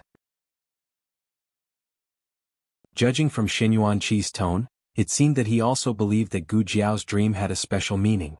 Shen Yuanqi. Did he know something? Gu Jiao was focused on thinking about the sword. She did not spare any extra brain power to think about Shen Yuanqi's reaction. She shook her head in a daze. I don't know who that swordsman is, so I can't be sure if he's dead or not. Many people had died in this battle. Perhaps that swordsman was already dead, or perhaps he was not. Moreover, the battle in Puqing happened 9 years earlier than in her dream. In other words, she would only meet that swordsman 9 years later. That swordsman might still be a child. Maybe after 9 years he wouldn't be a swordsman anymore. He would not be like Gong Sunyu's 4 subordinates who were already malignant tumors. You have to be careful. Shen Yuanqi did not want to be careless when it concerned Gu Jiao. He asked again, Is that swordsman from Jin State? Or from Liang State? Gu Jiao shook her head. I'm not sure either. She knew nothing about the swordsman. She was stabbed in the heart from behind. If it were not for the extra perspective in her dream, she would not even know what kind of mask the swordsman was wearing. Can you draw that mask? Xiao Heng asked. Let me try, Gu Jiao said. Xiao Heng went to get a brush and paper. Gu Jiao's brush was not very good at drawing, so she sketched with charcoal. After she finished, she was quite satisfied. Something like this. She put the drawing on the table. The three of them stared at the fanged mask in the drawing. They really could not imagine its origin. And this sword, Shen Yuanqi said. Write a letter and ask the state preceptor about the sword's origin. And Guogong nodded. Okay. Gu Jiao paused and said, About this sword I suddenly remember someone. Maybe we don't need to ask the state preceptor. Just ask him. After the newlyweds left, and Guogong sat in his wheelchair and turned to look at Xin Yuanqi, who was deep in thought. He voiced his doubts. You seem to really believe in Jiao Jiao's nightmare. Xin Yuanqi said, she can see in her dreams. And Guogong was stunned. Xin Yuanqi said, she has been rewriting everyone's fate. Now it's someone's turn to rewrite hers. It would be best if that assassin died. If he was still alive, he would find him personally and kill him. It was June in the capital and the weather was hot. A master and servant walked listlessly on the busy street. Peddlers pushing stalls passed by them from time to time, almost knocking into them. Be careful. How can you walk? The guard in gray dodged to the side and used his body to block his master. The peddler who was scolded by him saw the sword at his waist. He was angry, but he didn't dare to say anything. He rolled his eyes and left. Master, oh master, how long do we have to stay in Zhao country? That monk won't tell us anything. We can't beat him or persuade him.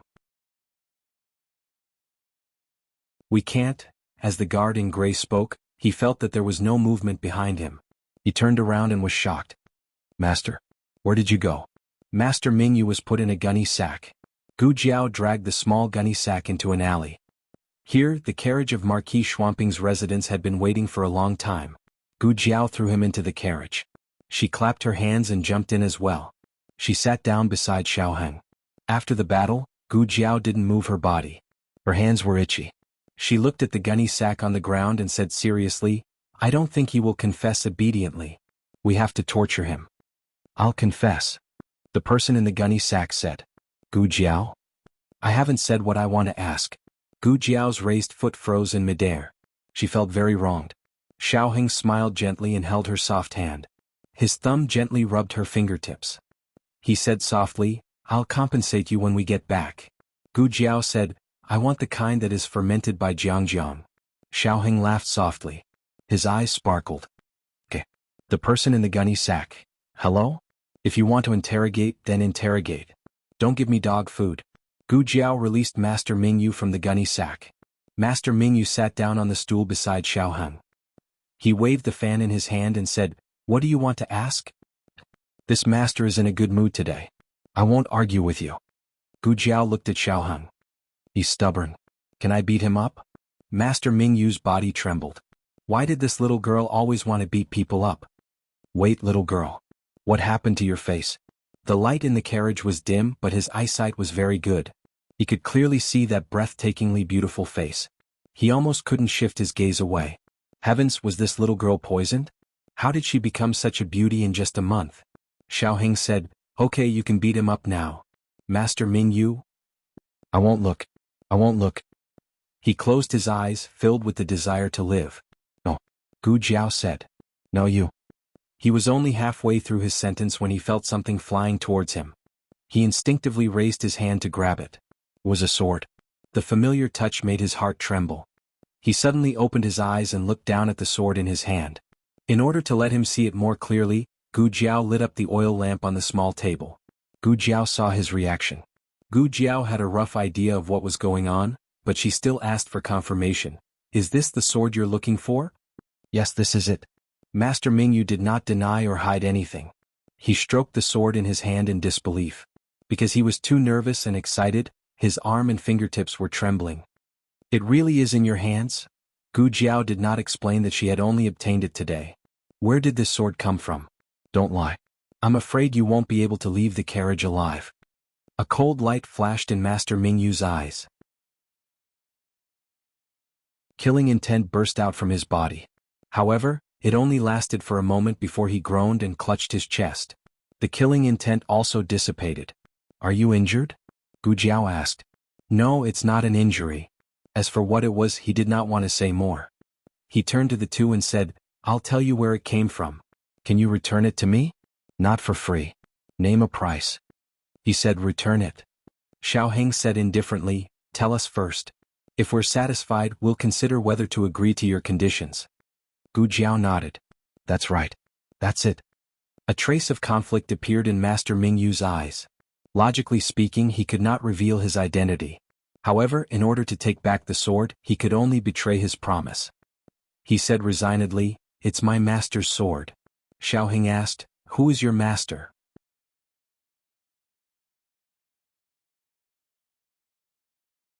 Chapter 932. Novels with content that cannot be found online can be found here. Sir Mingyu frowned. Clearly he was conflicted about what to say next. It's fine if you don't want to say it, but I can't give you the sword. Xiaoheng stretched out his hand and acted like he wanted to take the sword back. Sir Mingyu hurriedly hugged the long sword. I'll say it. Gu Jiao said fiercely, say it or I'll beat you up. Sir Mingyu suppressed his anger. He was getting weaker and was no match for this girl. He had no choice but to lower his head. Have you heard of the sword hut? He asked. The couple nodded in unison.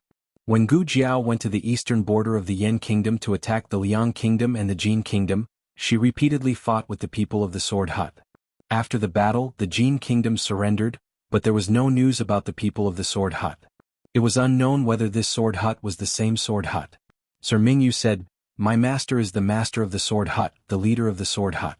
This sword is called Xianyu and is the leader's keepsake. I came to the Zhao kingdom because there was a traitor in the sword hut who escaped with the sword. I came to find its whereabouts. But who would have thought that the moment I found it, it was snatched away by that stupid monk? Gu Jiao said, did you say Liaochen? Liaochen did not snatch your sword. He picked it up. Sir Mingyu said, I don't believe it. Gu Jiao laughed. It's up to you to believe it or not. Sir Mingyu wanted to say something but stopped. There was no point in investigating the monk's actions. The important thing was that Xianyu had been found. He could finally return to the sword hut. Gu Jiao said again, how many sword huts are there in the world? Sir Mingyu said without hesitation, only one. He thought of something and said, but we can't rule out the possibility of some small sects using the name of the sword hut to swindle people. Gu Jiao touched her delicate chin. Is the sword hut that colluded with the Jin kingdom's royal family? Young Master Mingyu was slightly stunned. The royal family of Jin nation? Ah, you're talking about that? I guess so. That's a branch of the sword hut. Only two of them are from the inner sect. Gu Jiao asked, Sky Splitter and An Hun? You know them? Young Master Mingyu was surprised. Gu Jiao thought to herself, not only do I know, but I'm also very familiar with it. I fought with An Hun, I fought with Heaven Splitter. It was no wonder that Long Yi and An Hun were so powerful, but the masters of the sword hut at the border were so weak. It turned out that only the two of them were inner sect disciples. Mr. Mingyu snorted and said, the Jianghu does not know that the sword hut is divided into the inner and outer sections. You are lucky to have met me. Otherwise, you would never have known that the sword hut that interacts with the Jin nation is just a branch. Gu Jiao was puzzled. Why are you colluding with the royal family of Jin nation? Young Master Mingyu's face darkened. We're just friends. What do you mean by collusion? I'm not sure about the details. I'm not in charge of it. However, the two people you mentioned just now, according to seniority, perhaps I should call them senior brothers. Who's older and who's younger? Gu Jiao asked. Young Master Mingyu said, An Hun is the eldest senior brother, Sky Splitter is the youngest. Now I'm the youngest. When they went to the branch I was still young so I didn't meet them. I only heard about them from my master. Gu Jiao nodded. Continue. Young Master Mingyu looked at her strangely. Are you asking about my sword or my senior brother? Gu Jiao said, I'm asking about both. Why did they go to the branch? Young Master Mingyu thought for a while. It seems to be to kill someone. Kill the second Master of Shadows, Xianyuan Qi. That year Long Yi came to Zhao Nation with such a mission. However, for some unknown reason Long Yi gave up his mission. Thus, An Hun replaced him and stayed in the branch. Together with the royal family of Jin Nation, they secretly carried out the annihilation of Xianyuan Qi and the Shadow Division. Long Yi? I miss him a little. Gu Jiao whispered. Xiaoheng held her hand and didn't say anything. He also missed Long Yi. He missed him very much. He didn't know if he had found the answer he wanted. Are you done asking? Can I take the sword now? Young Master Mingyu asked. I can't yet. Xiaoheng took the sword. He said angrily, You don't keep your word. Xiaoheng said neither too fast nor too slow. I only said that if your answer satisfied us we might consider it.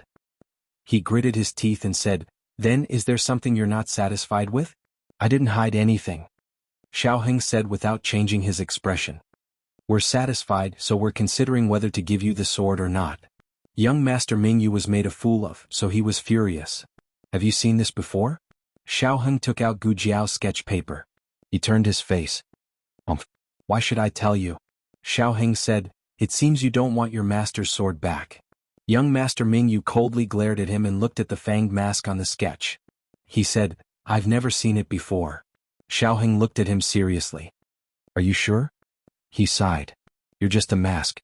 If I've seen it, then I've seen it. If I haven't seen it, then I haven't seen it. Why should I lie to you? Xiao Heng looked into his eyes without blinking. Last question, where is the sword hut? After half an hour, the gray-robed guard found his master in the alley, who was supporting himself against the wall and gasping for breath. He walked over in large strides and supported his master's arm. He worriedly said, Young master, are you all right? Why did you leave me here alone? It's nothing. Young Master Ming Yu covered his chest. I met the young Marquis of Jianghu and that girl from Jade Water Alley.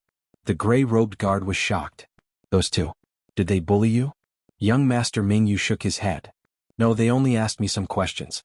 The origin of the Xianyu sword, my two senior brothers, and the location of the sword hut. The gray-robed guard frowned. Why did they suddenly ask about this? Then did you tell them everything? Young Master Ming Yu looked in the direction where the carriage disappeared and said lightly, I told them a little. In the carriage. Gu Jiao played with the long sword in her hand and asked Xiao Heng, what do you think? Did that Ming Yu lie? Xiao Heng said, he didn't lie, but he didn't tell the whole truth either. He hid something. Gu Jiao said, oh? Xiao Heng said, it's not strange. Every sect has its own secrets. Gu Jiao pointed at the paper on the table. Then is the map of the sword hut he drew real or fake? Xiao Heng said seriously, it should be real. Also he said that he had never seen that mask. It doesn't seem like he was lying. They still didn't know who the swordsman in Gu Jiao's dream who killed her was. Xiao Heng stroked her hair and said softly, don't worry. If he is still alive, we will definitely find him. They were no longer alone and helpless. Behind them were the royal families of two countries, the Imperial Preceptor Hall, the manor of Marquis Shenping, and the powerful Black Wind Cavalry and the Shadow Troop. Gu Jiao shook her head. I'm not worried. Xiao Heng took her hand and smiled. That's right. It's not easy to get married. Don't worry about anything. Just wait to be the wife of the Imperial Preceptor. Gu Jiao blinked. Wife of the Imperial Preceptor? Xiao Heng smiled. I forgot to tell you. Grand Secretary Yuan proposed the Imperial Preceptor examination to my uncle last year. My uncle agreed. But for some reason the examination was postponed for a year. It will be held next month. Gu Jiao was surprised. You don't plan to be the prince of the Yin Kingdom? Xiao Heng smiled. The identity of the prince was given by my parents. The position of Imperial Preceptor was obtained by me through the examination. Gu Jiao raised her eyebrows. You speak as if you have already passed the examination. What if you don't? Xiao Heng looked at her gently. I'll be punished by my wife. But if I pass the examination, you have to reward me. It didn't sound like a serious reward. Gu Jiao said seriously, today's account hasn't been settled yet, but you are already thinking about the future. Xiao Heng held her soft hand and leaned close to her ear. He said in a low and magnetic voice, my wife means that we should go back early and settle today's account. Gu Jiao said, I didn't say that. Xiao Heng said, you did. Gu Jiao was speechless. The two returned to the princess residence. They first went to Princess Xinyang and paid their respects to her and Marquis Xianping. Then they played with Xiaoyi. Xiaoyi was getting more and more energetic. She lay in the cradle and kicked her legs happily. Princess Xinyang asked about their return and whether they had gone to visit Lady Yao. We went, Xiao Heng said. They went to the Duke's residence in the morning and Jade Water Alley in the afternoon. They only went to catch Master Mingyue at dusk. Father, I have something to say to you, Xiao Heng said to Marquis Xianping. It has to do with the sword hut. During the war at the border, the person who had interacted with the sword hut the most was Marquis Xianping. In the end, the elders of the sword hut had all died at his hands. Come to the study. Marquis Xianping put his hands behind his back and strode outside. Princess Xinyang glared at him and muttered, That's my study. The father and son went to the study next door. Eugene brought over a bowl of black medicine and looked meaningfully at Gu Jiao. Gu Jiao felt her hair stand on end. What? Princess Xinyang said, Drink it. Gu Jiao smelled it. She was a doctor, so of course it was not difficult for her to recognize the medicine. This is, Princess Xinyang admitted, pregnancy medicine. Drink it while it's hot. When it cools, the medicine won't be effective enough. Gu Jiao was speechless. Should I tell you that I've already used little Tao Tao? Princess Xingyang glanced at her and asked, why aren't you drinking it? Are you afraid it's bitter? Fine, I'll drink it. There's no baby anyway. Gu Jiao raised her head and drank the pregnancy medicine in one go.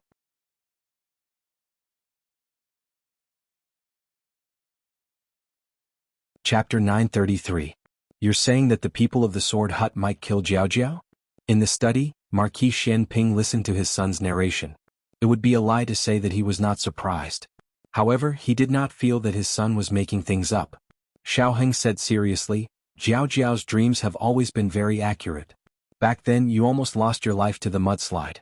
It was thanks to her that you saw the storm and the mudslide in your dream. Marquis Xianping was a person who always had his head tied to his belt.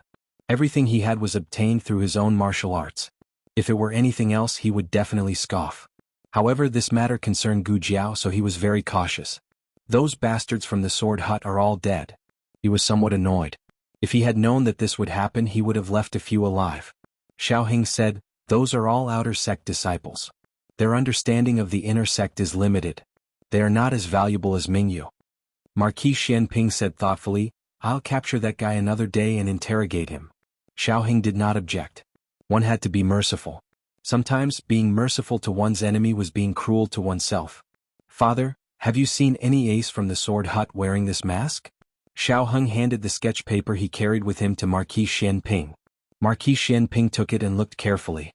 He shook his head. No. Why would the people of the Sword Hut wear masks? This question stunned Xiaoheng and Gu Jiao. Because this was an established fact, Gu Jiao and Xiaoheng did not question the irrationality of this phenomenon. However, Marquis Xianping was a bystander and immediately sensed that something was wrong. Xiaoheng quickly came back to his senses and said, I was almost led astray by you. And Han and Shitian both wore masks.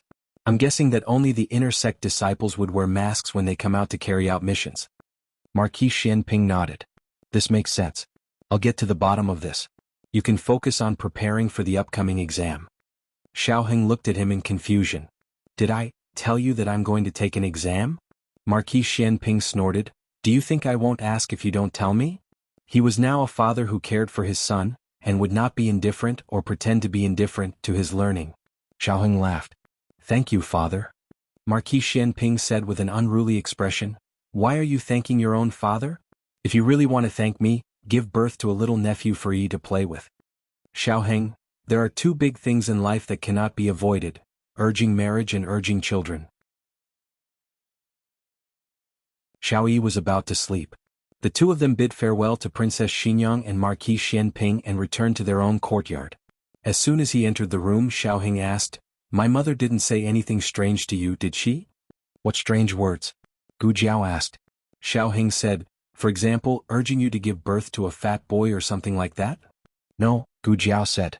Xiaoheng secretly heaved a sigh of relief.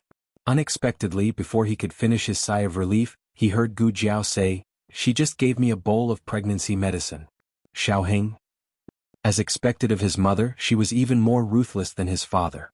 Xiaoheng didn't know whether to laugh or cry. Tomorrow, I'll talk to my mother and tell her not to do these things in the future. Gu Jiao said, It's fine. Actually, it's just some medicinal herbs that replenish blood and qi. There's no harm in drinking it. Xiaoheng thought for a moment. That's fine too. It was better than telling his mother that they didn't plan to have children for the time being.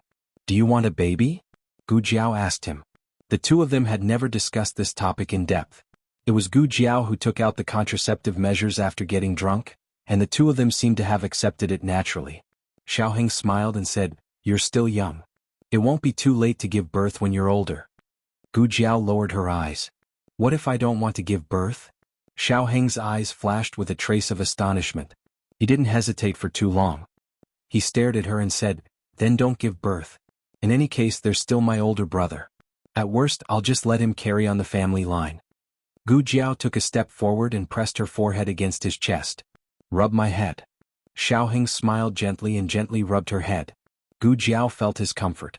It was the intimacy that she hadn't been able to obtain from her parents when she was young. After a long time she said in a low voice, I'm a little monster. I'm afraid that if I give birth to a baby, it'll also be a little monster. This was the first time she had said that she was afraid in front of him. She had never been afraid of anyone or anything. War, bloodshed, plagues and death, she had never shown a trace of fear. Xiao Heng's heart clenched and he hugged her tightly. "You're not a little monster. You're my Jiao Jiao." Gu Jiao didn't say anything. She just leaned quietly in his arms. She knew that Xiao Heng wasn't her parents in her previous life, and neither was she. They wouldn't treat their children like that. But there were some shadows in her subconscious that she couldn't control. She could bear all the pain in the world, but she didn't want her baby to be full of wounds. "It hurts," she said. "They don't want me. It really hurts." Duke's mansion. It was late at night, but Dukin didn't feel sleepy. He went to Xin Yuanqi's courtyard. Xin Yuanqi always went to bed early. As expected, the lights in his room were still on. Dukin pushed the wheelchair into the room. "Can't you walk?" Xin Yuanqi pushed the door open and pushed him in. Dukin smiled and said, "I can't walk too much." "What's the matter?" Xin Yuanqi stopped the wheelchair beside the square table and sat down opposite Dukin. Dukin said bluntly, "You seem to know Jiao Jiao very well." "We fought together," Xin Yuanqi said. Dukin remembered that Gu Jiao and Xin Yuanqi fought against Gong Sun Yu and the Jin army in Ghost Mountain and Pu City. He nodded and said, "Is that so? But I feel that you know more about her than that." Xin Yuanqi didn't answer him. Instead he asked seriously, "Why are you so quick with your words?" Dukin fell off the horse and was in a vegetative state for 3 years. It was much worse than Xin Yuanqi. Dukin smiled and said, "Because I'm smart." Xin Yuanqi's face darkened. He went to the door and said, "Goodbye." Liao Qin returned to Duke An's mansion in the middle of the night. He was chased for 3 days and finally got rid of that guy. He climbed over the wall and returned to the courtyard. After walking for 3 days, he didn't know if his father went out to look for him or if he was worried sick. He immediately went to tell his father that he was safe. Father really didn't sleep. "It seems that he was very worried about me." Liao Qin knocked on the door.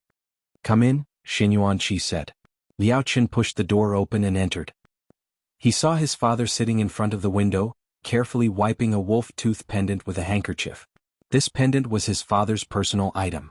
He had worn it for decades. It was said that it was a birthday gift from the First Lord of Shadows. He had treasured it until now. He smiled and said, "Father, I'm back. I'm sorry that I ran into some trouble these days and made you worry." Xin Yuanqi glanced at him and decisively put away his pendant, as if he was afraid that his own son would take it away. Liao Qin was speechless. "You don't have to be so guarded against me. I won't steal it." Xin Yuanqi snorted. "Who knows?" Liao Qin was speechless. Xin Yuanqi said lightly, "I'm not worried." Liao Qin was stunned for a moment before he realized that his father was answering his first question. He expressed his confusion. "I've been missing for 3 days. You're not worried?" Xin Yuanqi said calmly, "Qing said that you should go and chase after your wife. He told me not to look for you." Liao Qin was speechless. "Sheng Yuanqing, come out. I promise I won't beat you to death." Xin Yuanqi's martial arts were so good that he woke up halfway after getting drunk. Seeing that his son was not there, he wanted to find his son. Sheng Yuanqing had an idea and came up with this plan to fool Xin Yuanqi. In the name of congratulating Xin Yuanqi, he once again made Xin Yuanqi drunk. "Where's my daughter-in-law?" Xin Yuanqi asked expectantly. Liao Qin was speechless. On the 22nd of June, little Jing Kong and Shang Guanqing finally returned to the princess mansion after a 3-day tour of the capital city. Little Jing Kong got off the carriage and ran quickly to the Lanting courtyard. Shang Guanqing couldn't stop him even if he wanted to. Looking at the little guy's small back, Shang Guanqing, who had lost a layer of skin, sighed wearily. "I can only help you this much, brother." It had only been 3 days and he had already broken down. He really didn't know how his brother had taken this little guy from Zhao State to Yen State. Also, a new gun was not enough. Stinky brother should at least give him 3 guns. "Young master." A servant saw Shang Guanqing and hurried over to salute him. Shang Guanqing said stiffly, "Come here and give me a hand." "I can't move." The little monk had squeezed out all his energy. Little Jing Kong was mercilessly stopped by his brother-in-law as soon as he entered the Lanting courtyard. His bad brother-in-law held him and took him to the practice room. "I want to see Jiao Jiao," he said with a dark face. "Jiao Jiao is not awake yet." "I'll take you to see her later," Xiaoheng said. Little Jing Kong looked up at his bad brother-in-law. "Why is she not awake yet? Is Jiao Jiao sick?" It was no wonder that little Jing Kong asked this. Gu Jiao's work and rest were too regular. She was always the one who got up early in the family. She would only get up a little later when she was not feeling well. Xiaoheng said calmly, "She's not sick." Jiao Jiao slept late. Why did Jiao Jiao sleep late? Little Jing Kong asked. Of course Xiaoheng could not tell him the real reason. He could only say, Jiao Jiao is getting married. She's a newlywed and has a lot of things to do. For example, the luggage, dowry and so on. She needs to organize them. She did bring a lot of things on the wedding day. Little Jing Kong nodded seriously. Then he looked at Xiaoheng disapprovingly. Why didn't you organize them? Why did you let Jiao Jiao organize them? You're too lazy. You didn't put in any effort at all. Even Xiaobao is more diligent than you. Xiaoheng, who had been working hard all night, was speechless.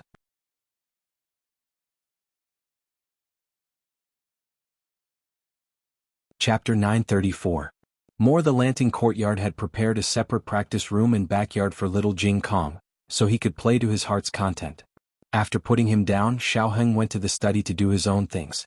Sheng Guanqing was carried into the study by 2 servants. His cheeks were thin and he looked miserable. Xiaoheng was tidying up the desk and was shocked by his appearance. What happened to you? Were you beaten? Sheng Guanqing motioned for the servant to help him to the chair opposite the desk. The servant helped him to the southeast corner. He shook his head and said, I want the seat over there. That seat was facing his younger brother, and he could show his miserable state without any blind spots. It had to be said that the 3 of them had excellent wisdom and talent when it came to showing themselves. After he sat down painfully, he said to the servants, Okay, you can leave. The 2 servants left without saying a word. Xiaoheng flipped through the books in his hand and picked out the ones that needed to be dried. He glanced at him and said, You are my father's son. No one in Jianghu would dare to beat you, right? Let me guess, you want a gun again? Sheng Guanqing gasped. What kind of monster was his stinky younger brother? Could he see through his thoughts at a glance? He opened his mouth. Xiaoheng didn't give him a chance. Don't deny it. I saw through it. Sheng Guanqing's handsome face darkened. In the next second, he removed his disguise and casually placed his feet on the table. He crossed his hands behind his head and leaned his body against the back of the chair. He said casually, Tell me, where did I expose myself? Xiaoheng said with amusement, You didn't expose yourself. I tricked you. Sheng Guanqing's body shook.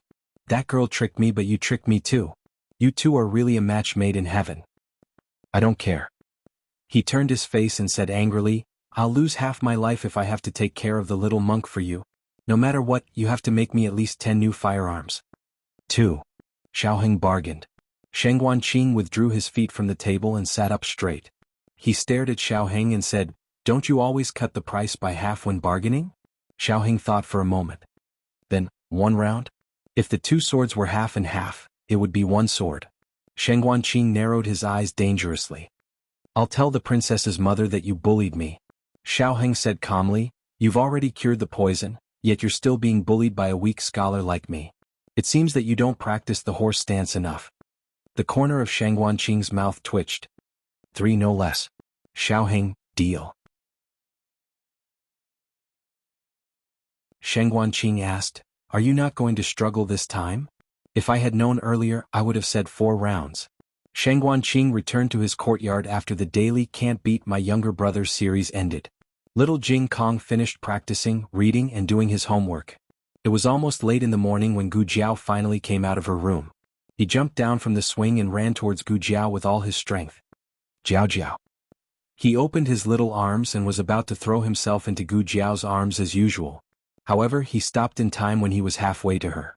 He gathered his qi in his lower abdomen and stabilized his lower body. His little feet were firmly nailed to the ground, and his little body swayed as he tried not to fall to the ground. He raised his head and looked at Gu Jiao in disbelief. He pointed at her face with his little finger. Jiao Jiao? Gu Jiao smiled and walked forward. She raised her hand and patted his little head. Wow, what have you been doing? You're tanned again. On the wedding day he was still a boiled egg. Now he was almost a shiny little egg. He quickly covered his head and said with grievance and resentment, It's all Brother Qing's fault. He took me with him on the boat for 3 days. I'd become dried fish under the sun. Gu Jiao thought of that scene and laughed until she bent over. She laughed very happily. Little Jing Kong was addicted to her smile and felt very happy. Jiao Jiao. He looked at her left face curiously. Why are the flowers on your face gone? Flowers? Gu Jiao was stunned. She suddenly realized that little Jing Kong did not say the word fold just now. He had grown up and was no longer the 3-year-old monk who had just left the mountain. Gu Jiao felt an indescribable feeling in her heart. Was it relief? Or melancholy? There seemed to be a trace of reluctance.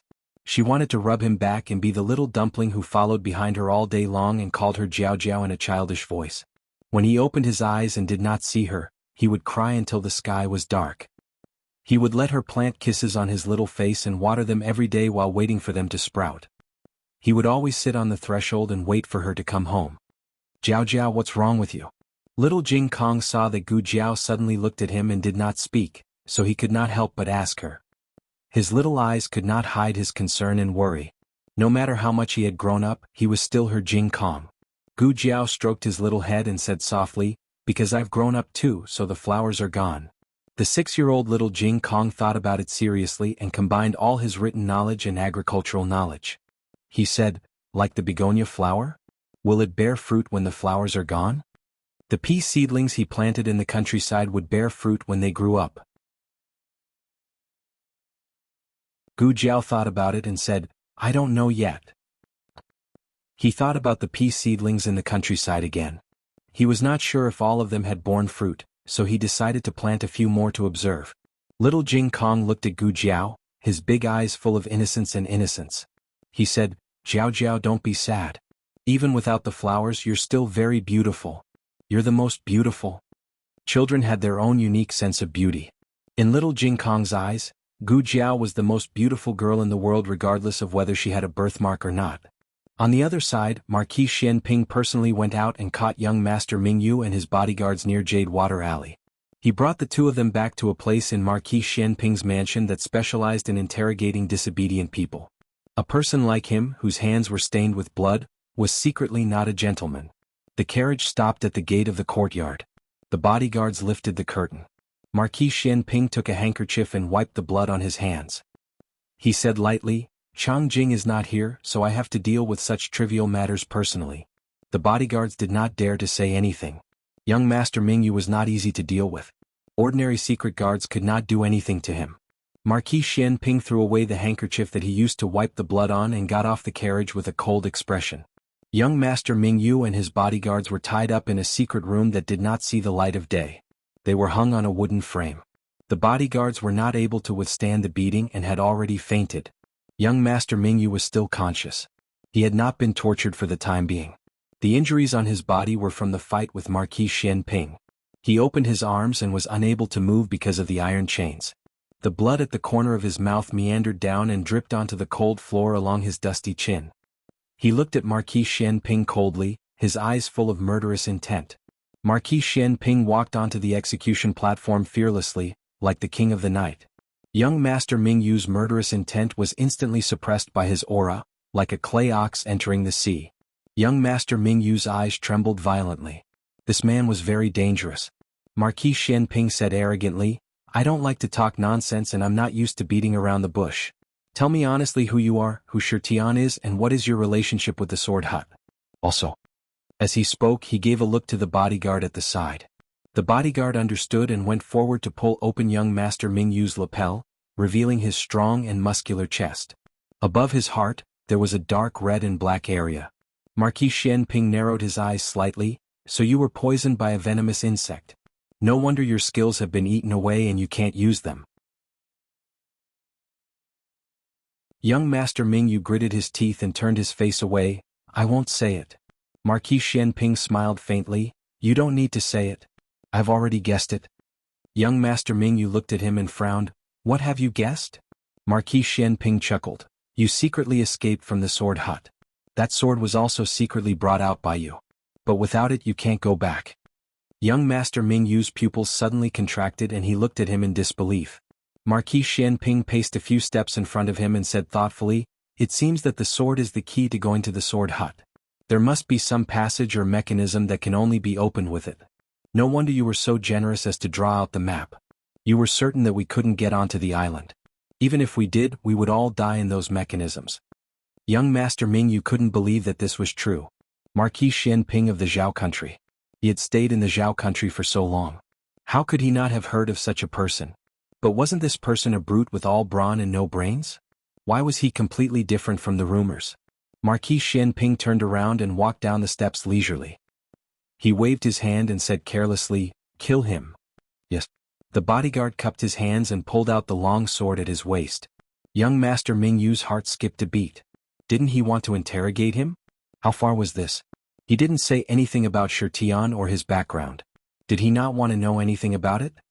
"Aren't you being too careless like this?" Marquis Xianping turned around and smiled arrogantly. "With the map and the key you no longer have any value. Whatever I want to know, I will naturally be able to find out when I get to the island."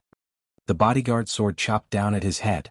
Young Master Mingyu almost instinctively blurted out, "I am the young master of the Sword Hut. The sect leader is my father."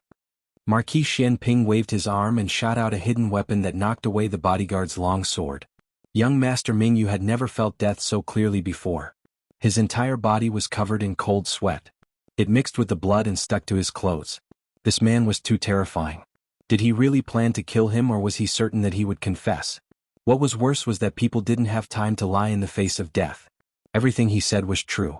Damn it. Marquis Xianping looked at him with a smile that wasn't a smile. "Then, young master of the Sword Hut, happy working together?"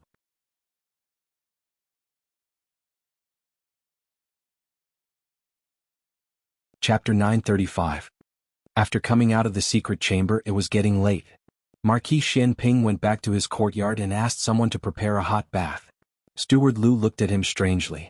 "Didn't you just wash up after practicing in the morning? I've never seen you so clean before." "What do you know?" Marquis Xianping took off his blood-stained clothes, revealing his strong upper body. His body was covered with scars. It was the body of a general who had been on the battlefield for many years. His muscles were firm, strong, and well-defined. Steward Lu was a man, but he couldn't help but say that he was very envious. He put the clothes into the basket and sighed. "I know you're going to see the princess." Marquis Xianping raised his hand to untie his belt. "I'm going to see..." "Forget it, I'm too lazy to talk to you." After bathing, Marquis Xianping changed into dry and light clothes, then went to see his precious daughter. Today the whole family was eating at Princess Xinyang's place. Little Jing Kong, Shangguanqing, and the newly married couple. When Marquis Xianping entered the house and saw the big family, he was in a daze. Little Jing Kong looked like a young Xiaoheng. It was as if he had returned to the past, but it wasn't just the past. Gu Jiao, Shangguanqing, and Yi were also there. He had been alone all these years. He was not used to the sudden bustle. "What are you doing? The food is getting cold."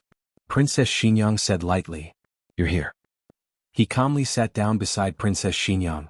Princess Xinyang's rule was to eat without talking, but she couldn't stand Yi, who was just 6 months old and couldn't stop talking. Little Jing Kong responded to her from time to time, and Shangguanqing and Xiaoheng bickered. The meal was lively, and there was a bit of the atmosphere of a common family. After eating and drinking, Marquis Xianping and his 2 sons went to the study. Princess Xinyang and Gu Jiao took the 2 little guys for a walk. By the time they returned from their walk, the conversation between the 3 of them had also ended. The brothers' courtyards were in the same direction, so the 4 of them left together. Shangguanqing snatched little Jing Kong's toy, and little Jing Kong chased him all over the mansion. The 2 of them were in hot pursuit. The newlyweds held hands as they strolled along the flower-filled path. Xiaoheng told him about young Master Mingyue. Gu Jiao did not expect Marquis Xianping to act so quickly. It was really surprising. Xiaoheng looked at Shangguanqing, who stuck out his tongue and made a face at little Jing Kong. He couldn't help laughing and said, "My brother and father are usually not serious, but when they meet someone they care about, they will risk everything." Gu Jiao nodded. Xiaoheng smiled gently and said, "There's no need to be envious. They're your brothers and father now." Gu Jiao, "Then I'll envy myself." Xiaoheng smiled. Gu Jiao said, "So, young Master Mingyue is actually the young master of the Sword Hut. Then are he and Long Yi fellow apprentices?" Xiaoheng nodded and said, "Yes, his father is the master of Long Yi and Enhun. Long Yi and Enhun are both orphans. They are also the first batch of children to survive the purple grass poison." Gu Jiao asked, "Are the people of the Sword Hut using the purple grass poison to cultivate men of sacrifice?" Xiaoheng said, "He's not sure. He only said that he had this guess." Young Master Mingyue's situation was somewhat similar to Chang Jing's.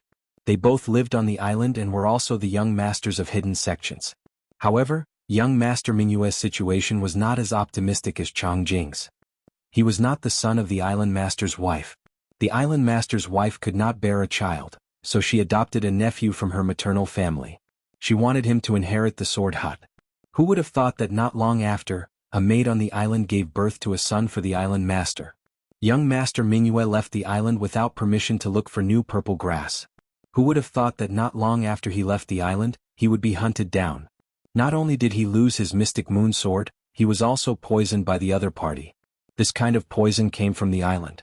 If he wanted to detoxify it, he had to return.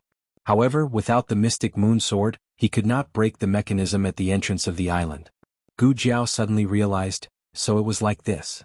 Xiao Heng said, Mingyue said that if this kind of poison is not used, it will take effect very slowly. Once the internal force is used, it will produce a large amount of poison. No wonder he did not fight with us. Gu Jiao touched her chin. I'm really curious about his strength. I also have a question. If the mechanism on the island can only be opened by the sect master's sword, how did the rest of the people return to the island? They can't return. Xiao Heng said, in the past, when the people on the island went out to do something, they only needed to send a signal when they returned. Then a disciple would take the mystic moon sword and open the mechanism. Since the disappearance of the mystic moon sword, the mechanism has never been opened. The people on the island have never returned. Thinking of something, Gu Jiao frowned and said, so, Long Yi can't go back either? Xiao Heng said, what he said is the truth that he knows. But maybe there are still things on the island that he does not know. Gu Jiao thought that this made sense. Xiao Heng continued, no matter what, with the young master of the sword hut in our hands, the following actions will be much easier. Gu Jiao nodded, yes. To be honest, this incident happened suddenly, but she did not feel that it was very difficult. Perhaps the most difficult days had passed. Now she did not have to tread on thin ice no matter what she did. Do you have a plan? She asked. Xiao Heng told her the result of the discussion between the three of them. There are two plans. First, release the news of the mystic moon sword and lead the people of the sword hut to come and find it. Second, go to the sword hut personally. The sword hut is not far from the Dark Night Island. If the first plan does not work, my father said that he would go and see Changjing on the way. Little Jing Kong played with Shengguan Qing and exhausted all his strength. After taking a bath, he was listless. He carried his small pillow to the wedding room. Gu Jiao thought that he wanted to sleep with her. However, he rubbed his eyes, yawned and said, Jiao Jiao, I'm going to sleep. See you tomorrow. Gu Jiao said in a daze, okay. See you tomorrow. Little Jing Kong went out with his small pillow in his arms, looking sleepy. Xiao Heng had gradually let little Jing Kong get used to sleeping alone since 3 months ago. The effect was obvious now. Children had to grow up. They had to be separated from their parents and learn to grow their own wings. The next day, after sending little Jing Kong to the Imperial College, Gu Jiao and Xiao Heng went to Pushui Alley. Qinghe Academy was on holiday today. Gu Yan and Gu Xiaoshan were both at home. They were very happy to see Gu Jiao and her brother-in-law. Gu Xiaoshan put down the half-filled water and walked over. He said, Sister, didn't you just come back? Why are you back? Gu Jiao raised her eyebrows and said, You don't want to see me? No. Gu Xiaoshan scratched his head and stammered. He did not know what to say. He liked his sister very much and wished that he could see her every day. He was afraid that his sister would not stay in the mansion and make his parents-in-law unhappy. Princess Xinyang was a very open-minded mother-in-law. If Gu Jiao really stayed in the mansion and did not go out, she would be worried. What's more, today was a special day. Gu Yin saw through it but did not say anything. He greeted his sister and brother-in-law and looked outside. What are you looking at? Gu Xiaoshan asked him. Here. Gu Yin used his eyes to signal Gu Xiaoshan to look outside. Gu Xiaoshan looked carefully. Another carriage stopped in front of the door. Eunuch Qin, who was in disguise, helped his great-aunt, who was dressed like an old lady, out of the carriage. Great-aunt. Gu Xiaoshan's eyes lit up. Is your foot okay? Eunuch Qin corrected, It's my foot that is not okay. The Empress Dowager fell and he became a human cushion. Gu Xiaoshan coughed softly and asked, Is Eunuch Qin's foot okay?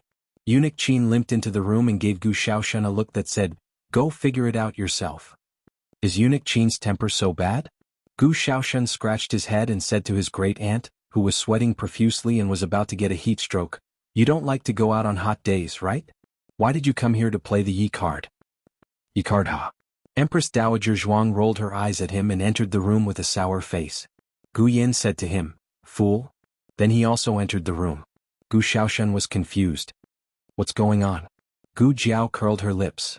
You've even forgotten your own birthday? His birthday? Gu Xiaoshan was stunned. There were 5 children in the family. Gu Jiao and Gu Yen were fraternal twins. Xiao Heng and little Jing Kong's birthdays were on New Year's Eve. They were easy to remember. Only his birthday was lonely. It wasn't a special day just like him. What's so good about a small birthday? He curled his lips and muttered.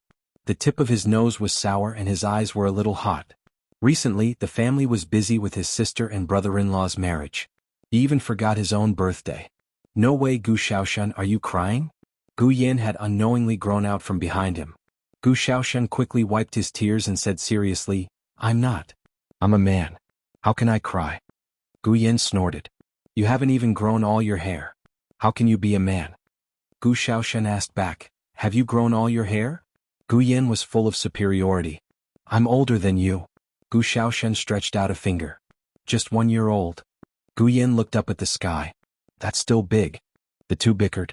Suddenly Yuya rushed in a panic. Oh no. Something happened. Gu Jiao heard the noise and came out of the room. She asked Yuya, what happened?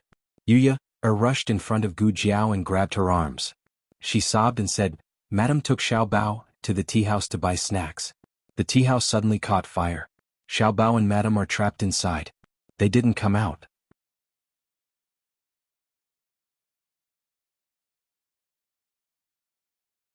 Chapter 936. Today was Gu Xiaoshuan's birthday. Early in the morning, Yao Shi brought Gu Xiaobao to the tea house to buy tea and snacks. She never expected to encounter such a situation. A madman actually set fire to the tea house. The fire on the first floor had been extinguished, but none of the customers on the second floor dared to rush out. There was no other reason than the madman had splashed kerosene all over the corridor and even the backyard.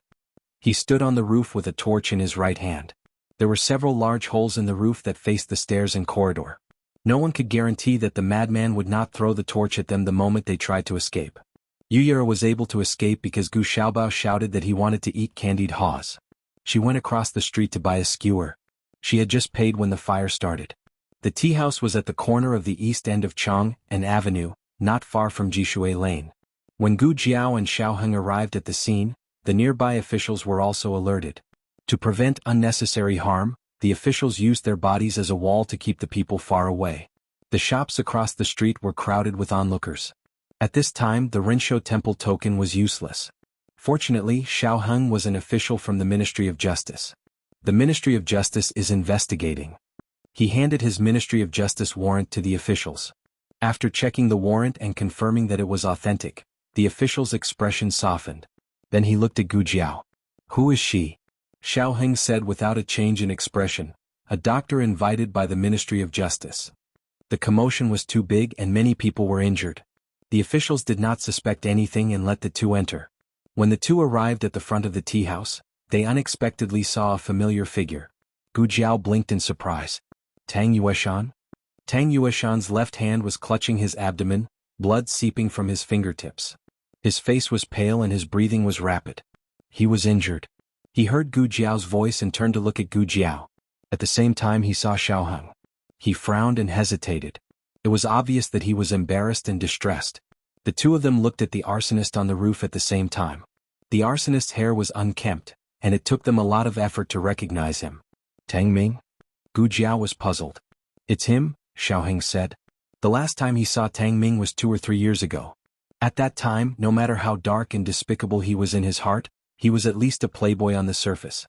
He was like a completely different person from the crazy arsonist in front of him. What happened? Gu Jiao asked Tang Yueshan. She glanced at his abdomen. You're injured. Yueshan, Tang Yueshan, did he do this? Gu Jiao was referring to Tang Ming. With Tang Yueshan's martial arts skills, it would be difficult for anyone to hurt him in a one-on-one fight, unless the big shots intervened. Tang Yueshan sighed. After I returned to the capital, I found him hanging out with some shady people. I had a big fight with him and he ran away from home. This morning I found him lying in a gambling den taking cold food powder with those people. Cold food powder was a drug used to treat typhoid fever. However, it had a side effect. It could make people feel absent-minded, which was similar to ecstasy. Long-term consumption could be addictive. No wonder Tang Ming's mental state seemed abnormal.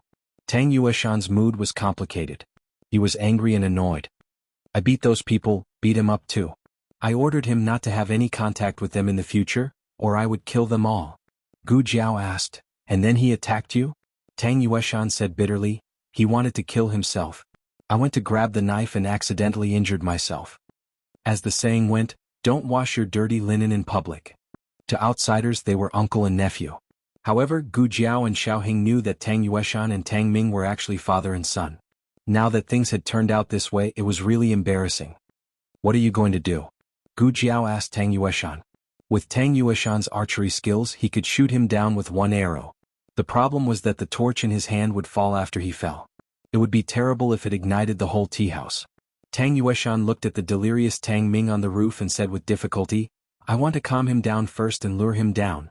But he doesn't seem to be listening to me now. Gu Jiao said, he just took cold food powder.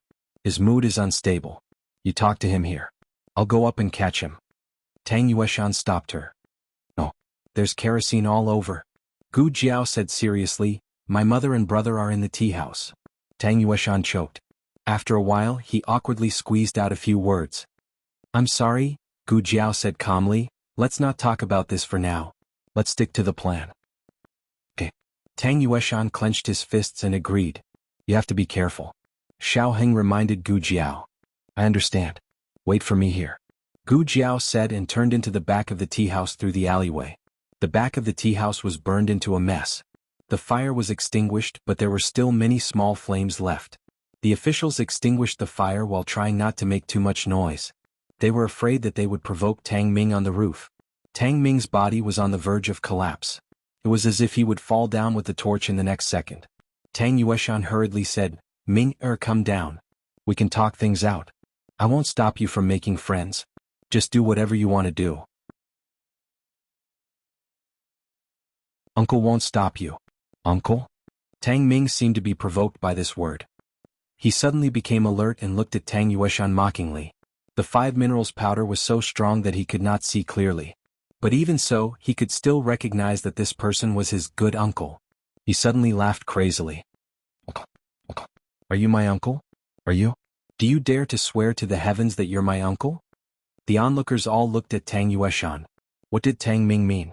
Tang Yueshan was his father's younger brother. Didn't that make him his uncle? Everyone's attention was focused on the first word, biological uncle. Could it be that Tang Yueshan was not old Master Tang's biological son, so they were not uncle and nephew? That was impossible.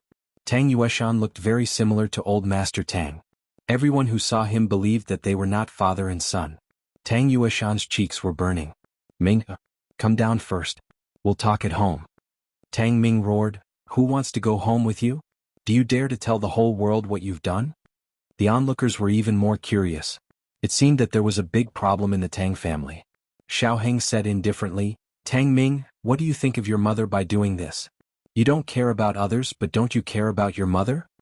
Once the relationship between father and son was exposed, Tang Yueshan would be criticized, but Mrs. Tang would not be able to escape unscathed. Mrs. Tang could not bear the loneliness and seduced her brother-in-law. If such a reputation was spread, Mrs. Tang would be drowned in the public spit. Perhaps Xiaoheng's words had awakened Tang Ming's last bit of rationality. He swallowed the shocking secret that was about to come out of his mouth. Xiaoheng said airily, your mother will be worried. Come down quickly. Tang Ming sneered. You want me to come down? In your dreams? Xiaoheng asked Tang Yueshan in a low voice, is there anything he wants in particular? Tang Yueshan had an idea. The Tang family bow. Tang Ming had always wanted to get the Tang family bow and become the heir of the Tang family army. Unfortunately, Tang Yueshan was never satisfied with him. Just before Tang Yueshan went to war, the two of them had a conflict because of the Tang family bow. Tang Yueshan remembered that his tone was a little harsh at that time. Is it because of this that he went to take the cold food powder tomorrow? Tang Yueshan was insensitive when it came to family matters.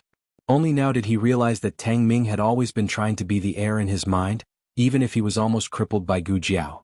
But he never gave up. He worked hard to practice martial arts and recover his body. He was full of expectations and wanted to take over the Tang family Bao, but his father strongly opposed it. He said that he was not worthy. Xiao Heng said decisively, "Give him the Tang family Bao." Tang Yueshan was stunned. "What?" Xiao Heng said calmly, "Announce that he is the next owner of the Tang family Bao." Tang Yueshan's face changed. "Oh." Xiao Heng said, "Is the Bao more important or your son more important?" Tang Yueshan frowned. "Both are important, but, no buts." Xiao Heng said and stopped arguing with Tang Yueshan. He looked at the man on the roof and said, "Tang Ming, if you die, the Tang family Bao will belong to someone else forever." Hearing the Tang family Bao, the obsession in Tang Ming's heart disappeared. At this time Gu Jiao slowly climbed up the wall. Because it was covered in kerosene, it was very slippery. She almost fell down several times. Xiao Heng's hands, which were hidden in his wide sleeves, suddenly clenched. He said to Tang Yueshan, "If you don't give it to me, your son and Jiao Jiao will die." Tang Yueshan gritted his teeth and went to the carriage to get his Tang family Bao. Tang Ming looked at the Bao greedily. Tang Yueshan took a deep breath and said with difficulty, "Come down. I'll give you the Tang family Bao." Tang Ming said coldly, "Give it to me first, then I'll come down." "Give it to him," Xiao Heng said. Tang Yueshan gritted his teeth and threw the Bao in his hand onto the roof. Even though Tang Ming had been poisoned by the cold food powder, he was still vigilant of his surroundings. However, the moment the Tang family Bao flew toward him, he completely forgot about everything. All that was left in his eyes was the Tang family Bao. He held the torch tightly with one hand and eagerly reached out with the other. Now was the time. Gu Jiao leaped up and grabbed onto the roof with one hand. She pulled up forcefully and flipped her entire body in the air. She landed steadily behind Tang Ming and kicked him down with one foot.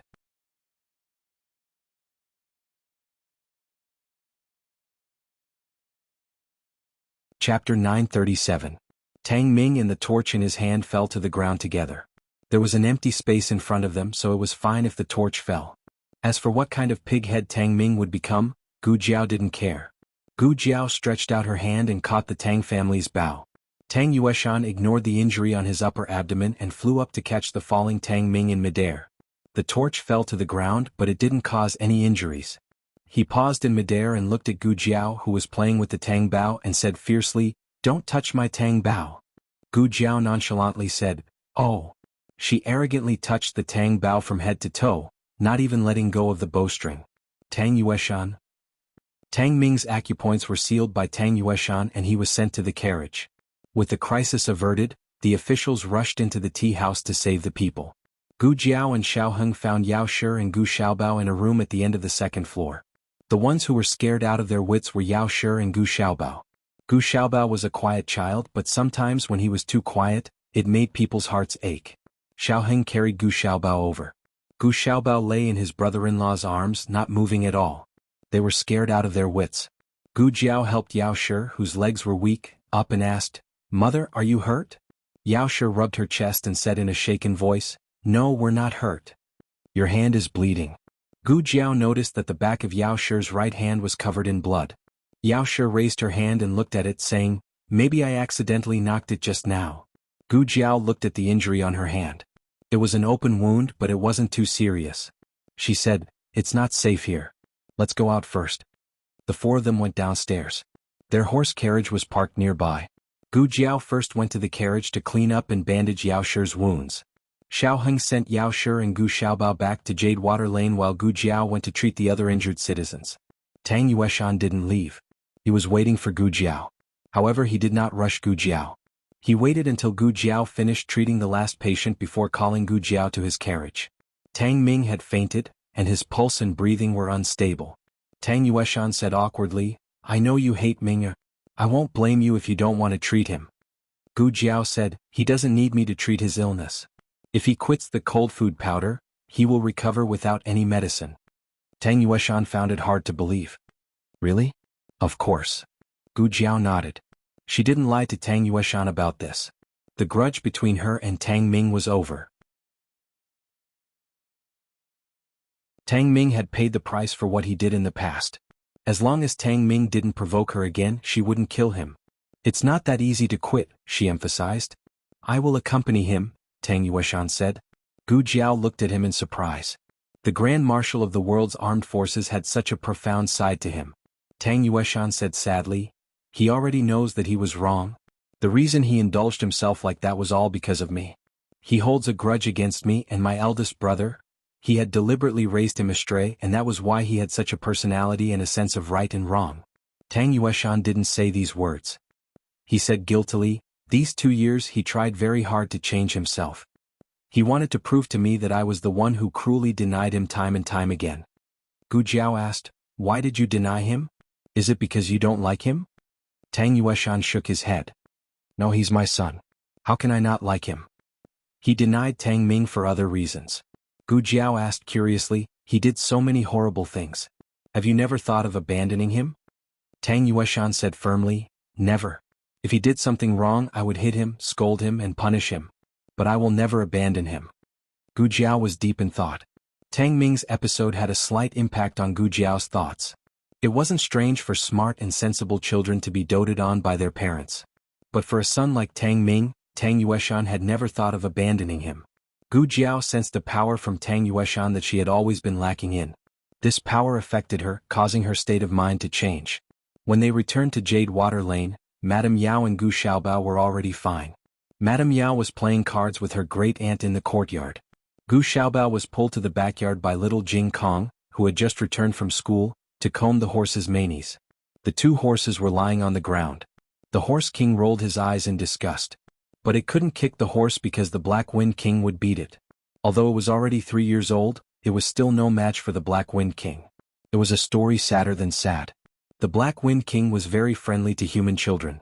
Gu Xiaobao's small body lay on its neck. He had just experienced a scare. The Black Wind King's strong and gentle aura comforted him. Gu Xiaobao was not so scared anymore. In the evening, Xinyuan Qi and his son as well as Dukan came over. Dukan was very particular when he visited. He would usually choose when her great-aunt was also present. The 3 of them gave Gu Xiaoshan the birthday gifts they had prepared. Gu Xiaoshan was a little confused. It was just a small birthday celebration. Why were there so many big shots? Then at night, Gu Changqing and Gu Qingfeng also came over. Looking at the birthday gifts stuffed in his chest, he became a little confused. Fruit on the tree. There's no need to make such a big fuss. I'm only 17 years old. I'm not even 20 years old.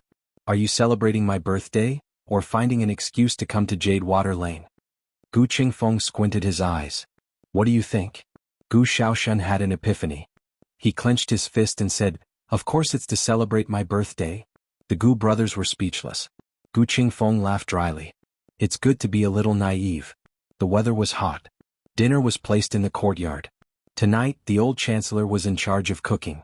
He cooked a table full of Zhao country specialties according to the children's tastes. He also cooked a few Yen country dishes according to Dukan and Xinyuan Qi's tastes. Little Jing Kong said, young master, I want to eat brown sugar glutinous rice cake. The old chancellor said without hesitation, no more. It's gone so fast. Empress Dowager Zhuang muttered. She also wanted to eat it. The old chancellor coughed lightly and said to little Jing Kong without changing his expression, there seems to be some glutinous rice flour left in the jar. I'll go and take a look. Little Jing Kong crossed his arms and snorted. Grandaunt has it when she eats it, but I don't have it when I eat it. Granduncle is biased. The old chancellor was flustered. What are you talking about? I just remembered that I have it. I'll make it for you. I'll make it for you now. Then he went to the kitchen seriously and made a bowl of brown sugar glutinous rice cake. He sprinkled white sesame seeds and put it in front of Empress Dowager Zhuang. It was 108,000 miles away from little Jing Kong. Little Jing Kong, who couldn't even reach with a ladder, was speechless. At the end of the dinner, Gu Xiaoshan ate a bowl of longevity noodles. Little Jing Kong and Gu Xiaobao each got a small bowl of longevity noodles. Today was Gu Xiaoshuan's birthday, so she didn't force the children to practice martial arts. Xinyuan Qi went to the backyard to play with little Jing Kong and the others. Gu Yen dragged Gu Changqing to his granduncle's courtyard when no one was paying attention. What's the matter? Gu Changqing asked Gu Yen. Gu Yen said, give me special treatment. Gu Changqing was stunned for a moment before he realized that Gu Yen wanted to continue practicing the boxing technique from last time. Gu Yen's motive for practicing martial arts was very simple. He wanted to show off to the little monk. He didn't expect himself to become a martial arts master or a swordsman. Gu Changqing didn't care about his motive. Practicing martial arts could strengthen the body. As long as he was willing, he had no reason not to teach him. He looked at Gu Yan lovingly and said, "You finished learning the boxing technique from last time. I'll teach you a set of palm techniques." Gu Yan's eyes lit up. Iron sand palm? The kind that can stay in hot sand for a long time? Gu Changqing smiled. No. If you want to practice to that level, you won't be able to do it without 7 or 8 years of hard work. Oh. Gu Yan only wanted to show off quickly. He didn't want to practice hard. Gu Changqing taught him a set of palm techniques that looked impressive, but in reality, could only be used to strengthen his body. It was late at night. The children were tired from playing. Gu Jiao and the others also went home. Grandaunt was old. Gu Jiao and Xiaoheng didn't tell her and granduncle about the sword hut. Xinyuan Qi and Duke knew about it. They asked Xiaoheng in private and got the information from young Master Mingyue. They sat in the carriage with little Jing Kong, who was sleeping soundly as soon as he got on the carriage. Xinyuan Qi was carrying little Jing Kong. Horse King and another black wind horse were pulling the carriage. With Horse King, the carriage was fully automatic. Black Wind King walked at a leisurely pace and stared at it. He didn't want it to run off to some corner to play. Xinyuan Qi said, "Are you planning to try and spread the news to attract the people from the sword hut?" Xiaoheng nodded. "That's right. If this plan doesn't work, my father will go to the sword hut personally." "The people from the sword hut won't come," Xinyuan Qi said with certainty. "What?" Gu Jiao looked at him in confusion. He said, "The young master of the sword hut has been missing for many years. If they wanted to come, they would have come long ago. Your father just had a daughter. It's inconvenient for him to be separated from his wife and child. Xing'er and I will go this time."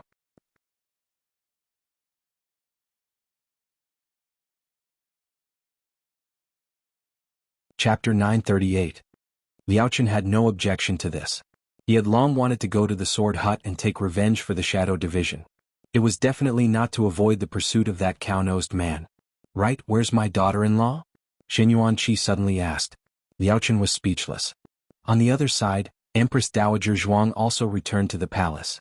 She glanced at the old chancellor who had rubbed against her carriage for the umpteenth time. Her eyes were like daggers. The old chancellor said without changing his expression, "I suddenly remembered that I have an urgent matter to report to His Majesty." After a pause, under the cold gaze of Empress Dowager Zhuang, he said, "My carriage is broken." Empress Dowager Zhuang was too lazy to pay attention to him. She hugged her candied fruit jar and closed her eyes to rest. Today's candied fruit was personally made by Gu Jiao, and Empress Dowager Zhuang cherished it very much. After entering the palace, Empress Dowager Zhuang glanced at someone and said, "Still not getting out of the carriage? Have we arrived? So fast." The old chancellor muttered with dissatisfaction and got out of the carriage resentfully under Empress Dowager Zhuang's sharp gaze. The carriage carried Empress Dowager Zhuang in the direction of Rinqiu Palace. The old chancellor looked in the direction of the carriage without saying a word until a palace guard on duty came over and bowed to him. "Lord Hua, the palace gate is about to be locked. Do you have something to report to His Majesty?" "I'll ask them to wait." "No need, it's fine." The old chancellor waved his wide sleeves, put his hands behind his back and strode out of the palace. Only the palace guard was left behind. He scratched his head and looked confused. "You entered the palace in the middle of the night to admire the moon?" Xiaoheng and Gu Jiao returned to the princess residence. They first went to greet Princess Xingyang, but were told that the princess was not there. The maid reported, "Something happened in the barracks today. The duke went to the barracks and didn't come back until night. Miss wanted her father and cried until she couldn't catch her breath. The princess had no choice but to take Miss out to see the lanterns." As she spoke, she looked around and whispered, "Actually, he went to look for the marquis." Everyone in the manor was well aware of this, but who would dare to expose Princess Xingyang? Did he not want to live anymore? Xiaoheng didn't know whether to laugh or cry. The princess of Xingyang, who had been the great empress of the household for so many years and who always kept her word, was actually being toyed around by a little kid one day. Not bad, she was more capable than her two brothers. The couple returned to the Lanting courtyard. Xiaoheng carried little Jing Kong back to the house and gave him a bath. Little Jing Kong was in a deep sleep and did not wake up even when his bad brother-in-law kept poking him. When Xiaoheng took the pajamas for him to change into, he suddenly realized that the cuffs and trousers were shorter. It was also at this moment that Xiaoheng truly realized that the little kid had grown up. Jing Kong was brought home by Gu Jiao when he was 3 years old. In the past 3.5 years on the surface, Jing Kong was more attached to Gu Jiao. This was because he always said Jiao Jiao Jiao Jiao, but in fact he spent the most time with Xiaoheng. First of all, they slept in the same room, which took up 1/3 of their time. Secondly, Gu Jiao couldn't take him with her when she went to battle. But when he went to the Yin Kingdom to look for Gu Jiao, the little kid followed him closely. He had never raised a child before, so he had no experience in dealing with children. He accepted him because he was brought back by Gu Jiao. But after a difficult journey and a battle of wits and courage, the two of them became an inseparable part of each other's lives. Xiaoheng pinched the cuffs that were shorter and said, "He's starting to grow taller. It's time to make new clothes. You really don't save the cloth." Little Jing Kong mumbled in his sleep, as if he was complaining about his muttering. When Xiaoheng returned to the upper room, Gu Jiao had finished washing up. She was wearing cold silk pajamas and sitting at the table sorting out the medicine in the small medicine box. When Xiaoheng saw her, he felt a sense of peace. He smiled and said softly, "I'm going to take a bath first." "Okay." Gu Jiao continued to bury her head in sorting out the medicine. When Xiaoheng came out of the bath, she was still sorting out the medicine with a strange expression. "What's wrong?" He came to her side and asked. 1, 2, 3. Gu Jiao counted the anti-inflammatory medicine in the box and turned to Xiaoheng. "Did you notice that it seems to have become bigger?" "Is it a medicine box?" Xiaoheng looked at it carefully. Gu Jiao said, "In the past, this box could only fit 2 boxes side by side. Today there are 3 boxes." Xiaoheng didn't have a deep memory of the internal structure of the small medicine box. He only knew that it looked small, but it was very big. In Gu Jiao's words, there was a different dimension inside. As for the box, Xiaoheng looked at it for a moment and measured its length, width, and height with his fingers. "It seems to have grown by an inch." Gu Jiao opened her eyes wide and said, "Is that right?" "I just found out today." The main reason was that she had been busy with her wedding recently. After the wedding, she had been shameless and had almost no time to sort it out carefully. The small medicine box was too mysterious. Gu Jiao still couldn't completely understand it. She could only be sure that it came from a higher civilization and wasn't a product of this dimension. Xiaoheng sat down beside her and asked, "How did you get this box in the first place?" "Godfather gave it to me," Gu Jiao said truthfully. Gu Jiao had confessed to Xiaoheng about her origins. She said that she came from another spacetime. In terms that Xiaoheng could understand, it was her soul that occupied this body. However, she rarely mentioned her specific experience in that spacetime. "What's a godfather?" This was a new term for Xiaoheng. Gu Jiao explained to Xiaoheng the meaning of a godfather in the market.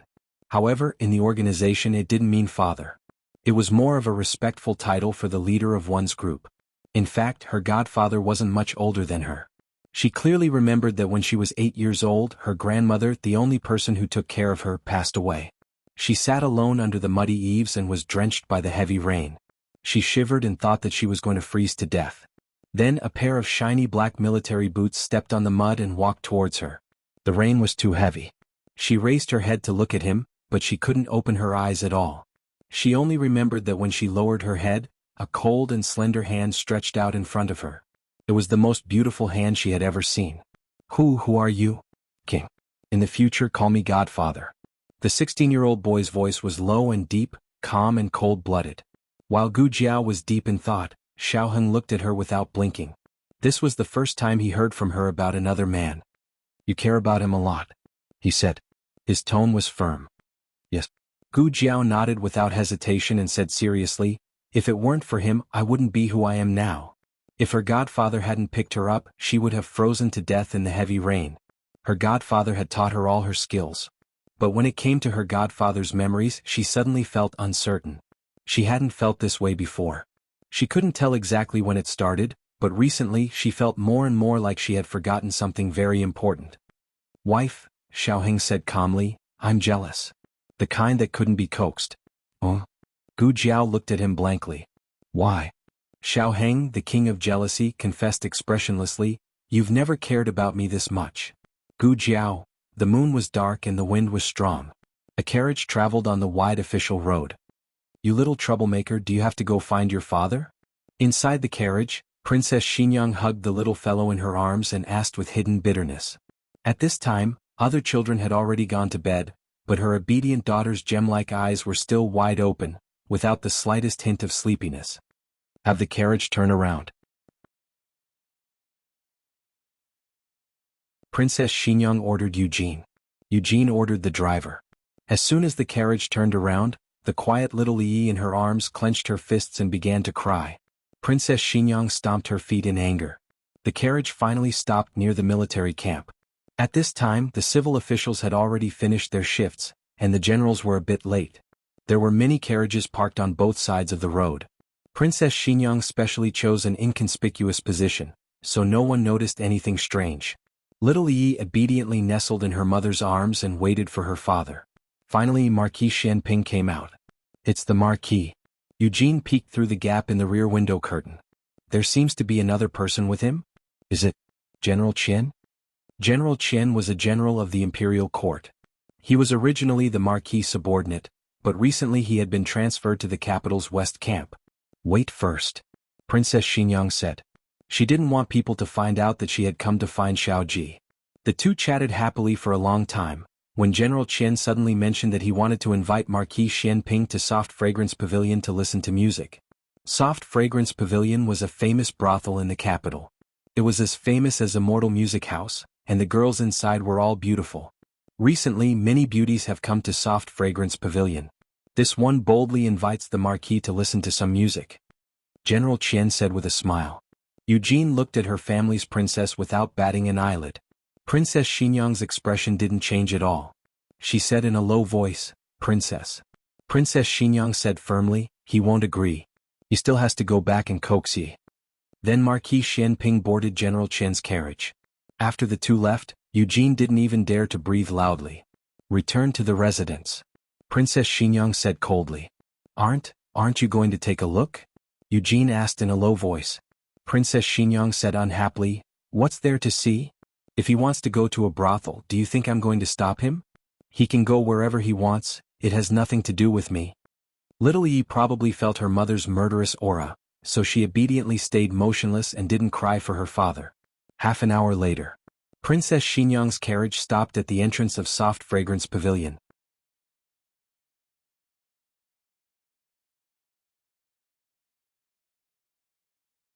Chapter 939. Princess Xinyang's face darkened. Why are we here? Eugene's eyes flashed and she smiled awkwardly. The carriage broke down. The coachman said, Aya, the wheels are loose. I have to fix it. Xiao Yi, who was nestled in the bride's arms, cried out, Wow! Princess Xinyang, she raised her chin like a proud peacock. Don't do these useless things. I won't go in and catch them in the act. She was a princess of a country. How could she lower herself and step into such a brothel?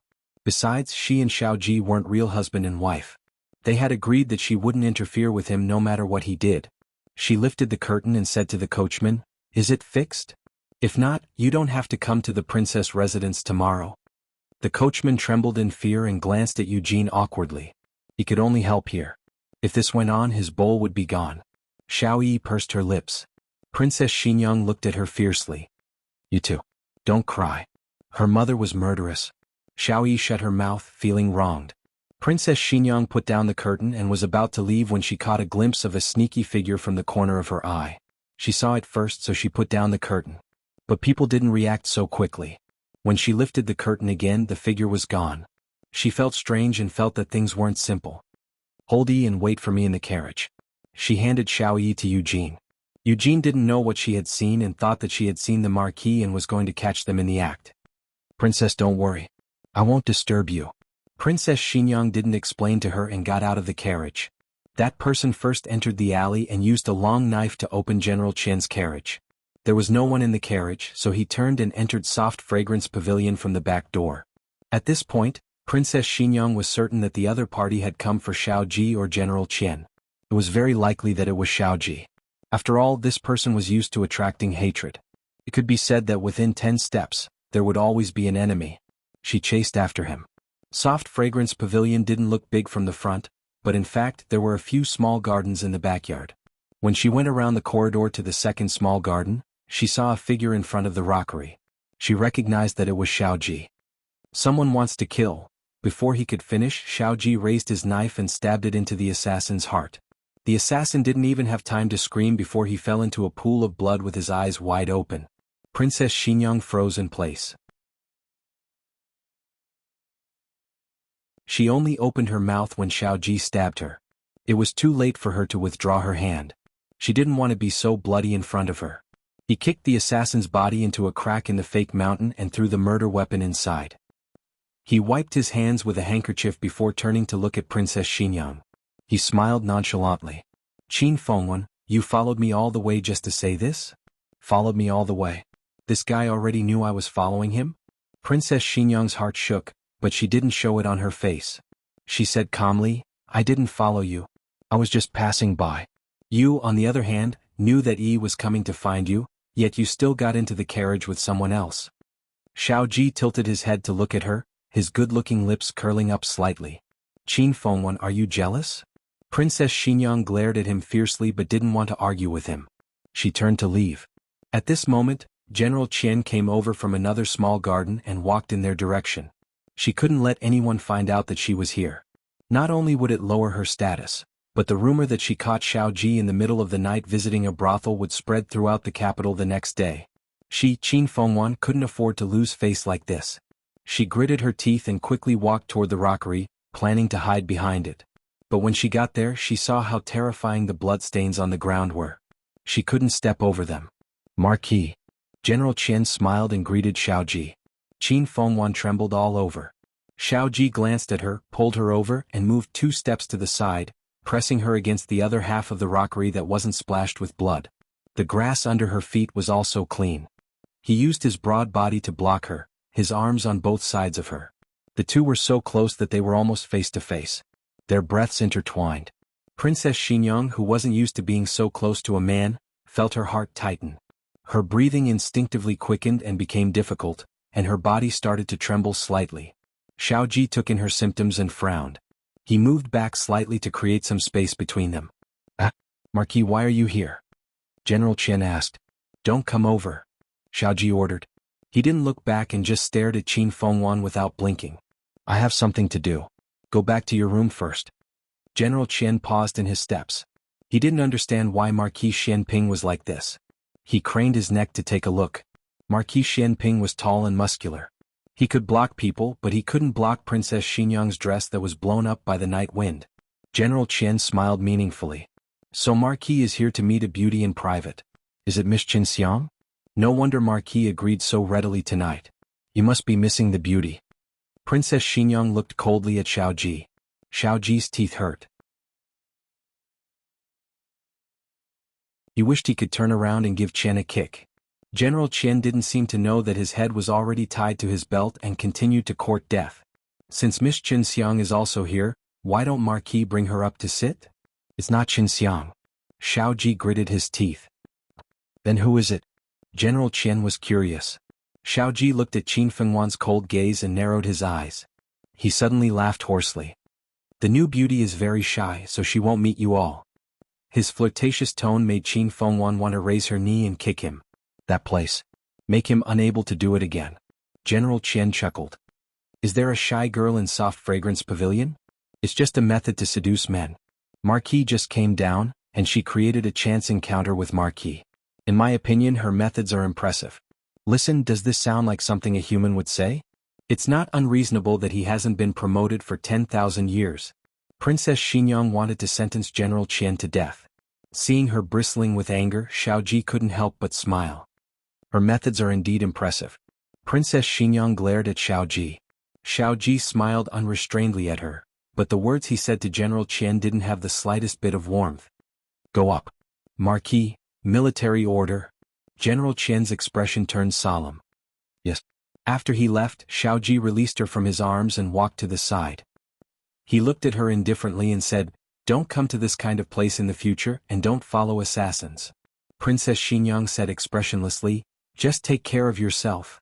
Xiao Ji said, "I was followed yesterday. Today I purposely went to the military camp to lure them out. They were very cautious and didn't make a move." Princess Xingyang looked at him. "Did I ruin your plan?" Xiao Ji sighed. "Yes, he discovered you.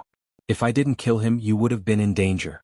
If I killed him, I would have alerted the enemy, and his accomplices would have all run away. Princess Xinyang lowered her eyes. Xiaoji looked at her and said with a faint smile, "Qin Fengwen, you're suddenly so concerned about me. Don't tell me you've really fallen for me?" The guilt in Princess Xinyang's heart disappeared in a second. The king of atmosphere ruining, Xiaoji. Princess Xinyang returned to the carriage. Xiaoji also followed. Princess Xinyang didn't let him get on the carriage. "What are you doing here?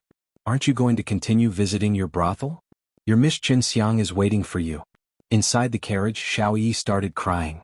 "Daddy's here. Act coquettishly. Let's go." Xiao Ji raised his brows and gestured in the direction of her hand. Princess Xinyang glared at the crying little fella in Yujin's arms with a dark expression. "He really is your father's biological son." After returning to the residence, the first thing Xiao Yi did was to use her eyes to find a washboard for her father. Xiao Ji. 3 days later, Xianyuan Qi and Liaochen set off, accompanied by young Master Mingyue and his servant. They brought a troop of the Dark Shadow Division and entered the Yen Kingdom through the waterway. Then they went all the way to the northwest and advanced towards the ice field. On the 3rd day of the 7th lunar month, the capital of the Zhao Kingdom held a junior advisor exam. It was jointly hosted by the Imperial Cabinet and the Ministry of Rights. The main content of the exam was 8-part essay and political theory. In order to not restrict talents to one category, Grand Secretary Yuan relaxed the requirements for the exam and raised the age limit to 25 years old. The original limit was 20 years old. Those who met this age requirement could participate in the exam. Feng Lin and Lin Xingye were of the same age, but unfortunately, one of them was ranked 123rd and the other was ranked 99th. They were both grand scholars. Du Ruhan, on the other hand, was ranked 13th and was ranked grand scholar on both lists. He was 1 day away from reaching 25 years old. Empress Dowager Zhuang held a letter in her hand. It was sent to the border. Zhuang Yuheng was the previous year's 2nd place. He was only 1 year older than Xiaoheng. But in the end, this letter was not sent out. He can't beat Aheng. This widow just wants to use this chance to have him return to the capital for this widow to take a look. This widow is already so old. I don't know how many years I have left to live. I want to see him. But that child might not want to return to the capital. The junior advisor exam had been registered the previous year. During this year, the other examinees had been busy preparing for the exam. Xiaoheng, however, had gone to the distant Yen Kingdom and was completely unaware of this matter. After returning to the country, he had been busy with the Ministry of Justice and the wedding. He had very little time to prepare for the exam. Even Princess Xinyang felt that her son had neglected his studies for too long and that his chances of passing were not high. When the results came out, everyone was dumbfounded. In the 3 exams, Xiaoheng had obtained 1st place with an overwhelming advantage. Looking at the exam papers sent by the Ministry of Rights, Princess Xinyang did not dare to believe her eyes. "You're like a boy who has just eaten meat all day long. You're always together with your wife, but I don't see you studying." Little Jing Kong also ran over to look at his bad brother-in-law's exam paper. After reading it, he nodded seriously and turned to go to Xiaoheng's study. "I heard that you're going to be a junior advisor." He got straight to the point. "Is a junior advisor very good? Is it a very high-ranking official?" Xiaoheng showed off. "Of course it's very good. It's standard 3rd rank. It's the same rank as son-in-law." Finally, the joke of being the last place could be passed. Little Jing Kong waved his small hand and sternly said, "Since you're going to be a high-ranking official, the rent for Bai Shui Alley should be increased. The family price is 100 taels per month. Yearly payment." Xiaoheng, on the 18th of July they had been married for a month. They could no longer live in the bridal chamber. The people of Chongping Marquis residence set off for their fief. Gu Jinyu did not bid farewell to anyone, including old Madame Gu, who had facilitated this marriage.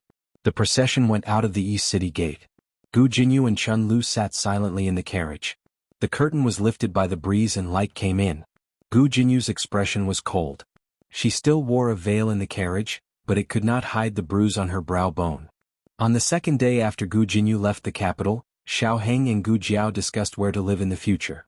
They could move into the princess residence that her great-aunt gave to Gu Jiao at any time, but Lady Yao and her great-aunt were used to Bai Shui Alley.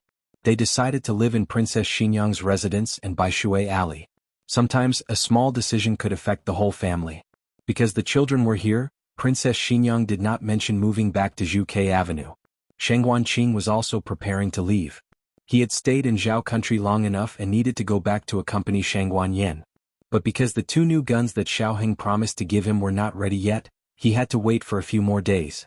In late July, a bolt of lightning flashed over the capital. The power was like 10 tons of gunpowder exploding. The windows of the princess residence trembled. Xiao Yi, who was taking an afternoon nap, was woken up by the thunder. She was so scared that she cried loudly. Eugene and Princess Xinyang were in the flower room. The wet nurse was guarding the room. The wet nurse hurriedly picked up the little master. Xiao Yi screamed at the top of her lungs. Her loud and clear cries seemed to want to shake down the thunder. The wet nurse did not know whether she was noisier or the thunder. Who would have thought that as she cried and cried, she suddenly stopped crying. She opened her big teary eyes and looked unblinkingly at the door. She did not know when, but a handsome and cold youth in black clothes appeared there. The terrifying lightning circled above his head like a dragon, but it seemed to be blocked by him. Xiao Yi's little face was covered in tears as she stared at him blankly. The youth in black clothes walked in. He thought for a moment and took out the candied haws in his hand. He handed it to her and said, "Do you want to eat, Xiao Yi?"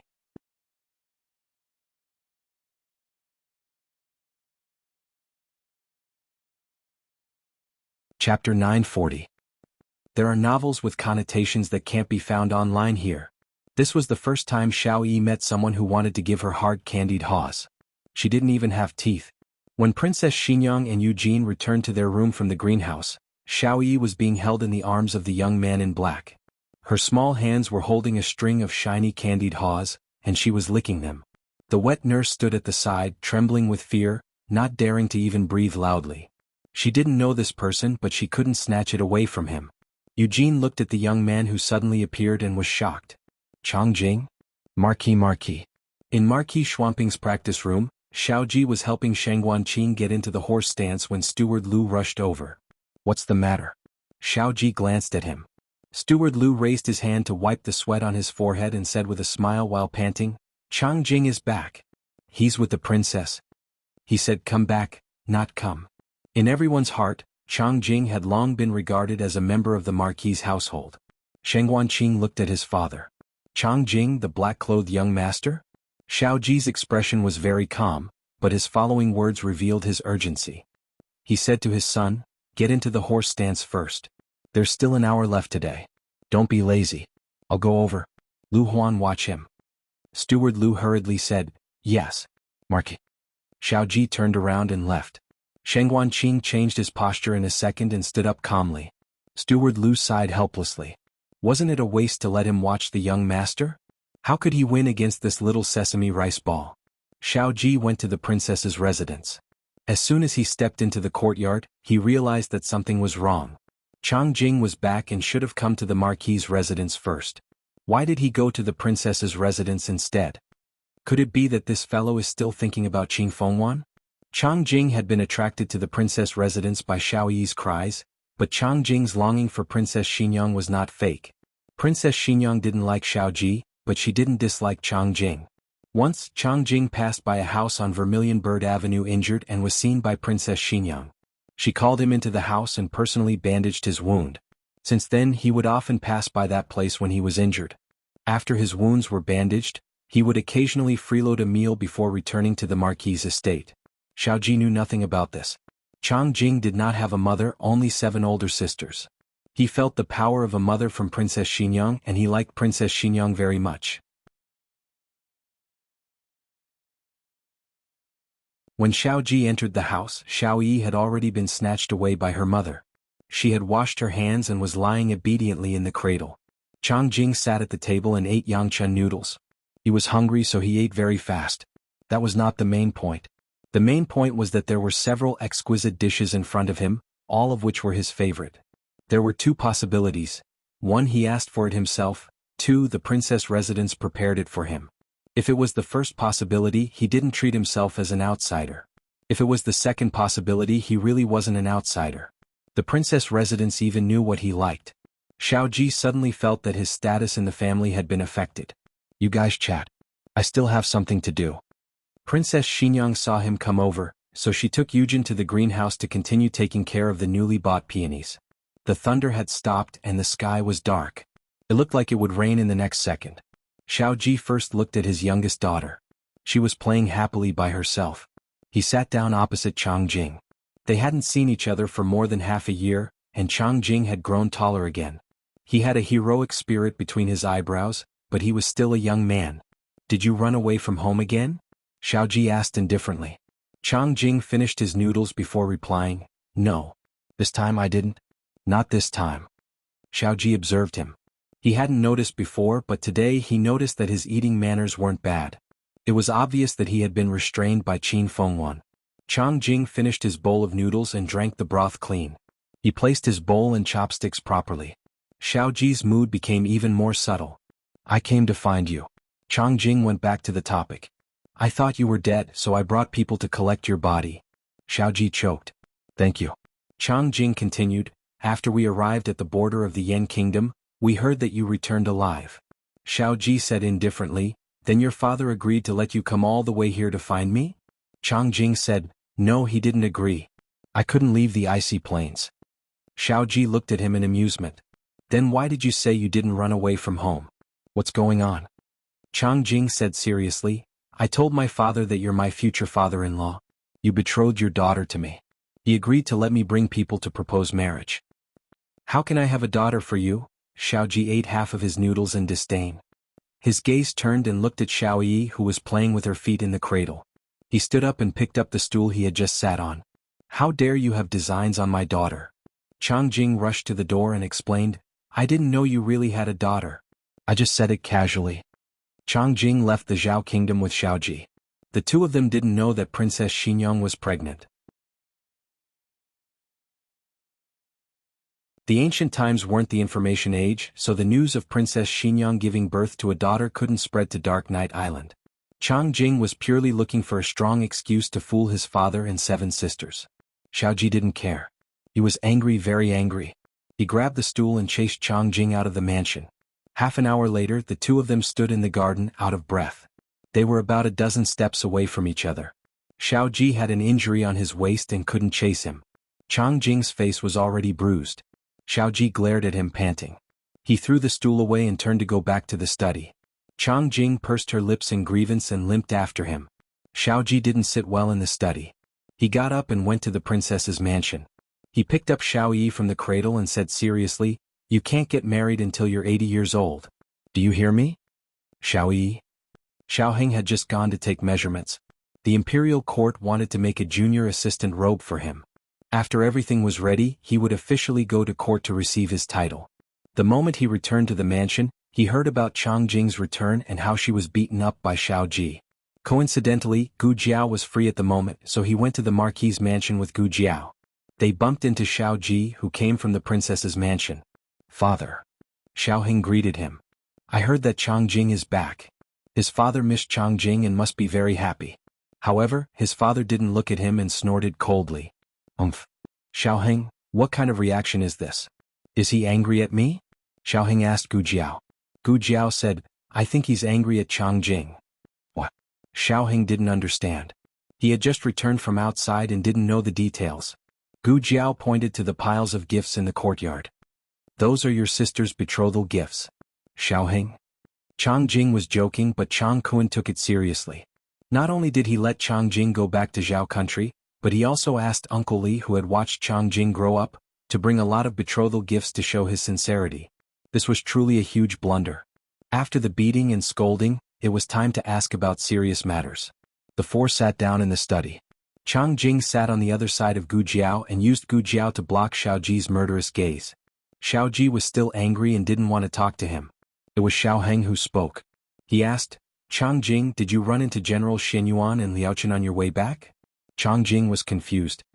Why would I run into them? Xiao Heng said, they went to find the sword hut.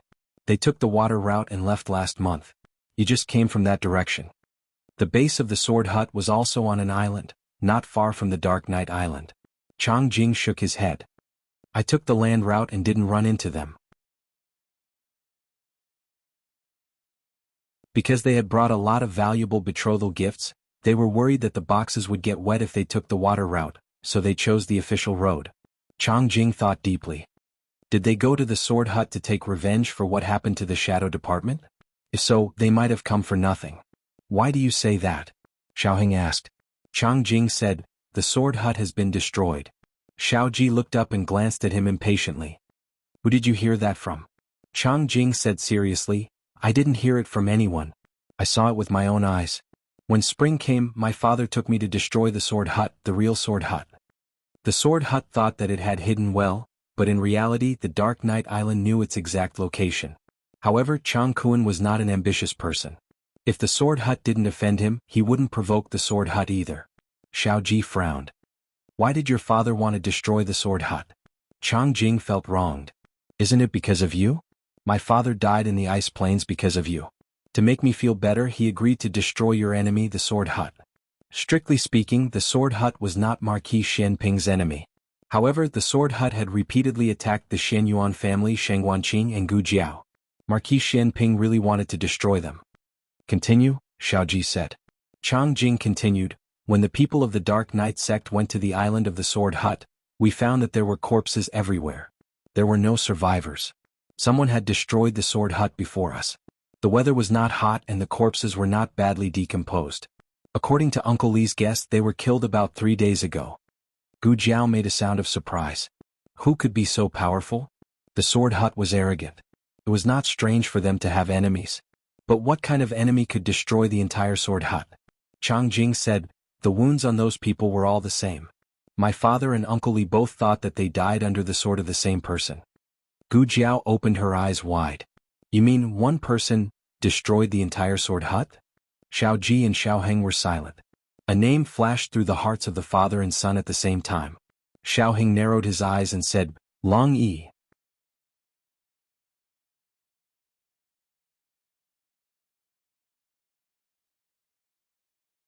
Chapter 941. Gu Jiao nodded. Yes, it's like Long Yi. Long Yi is going to find the sword hut, and other than him, I can't think of anyone else who has such strength. Cough cough.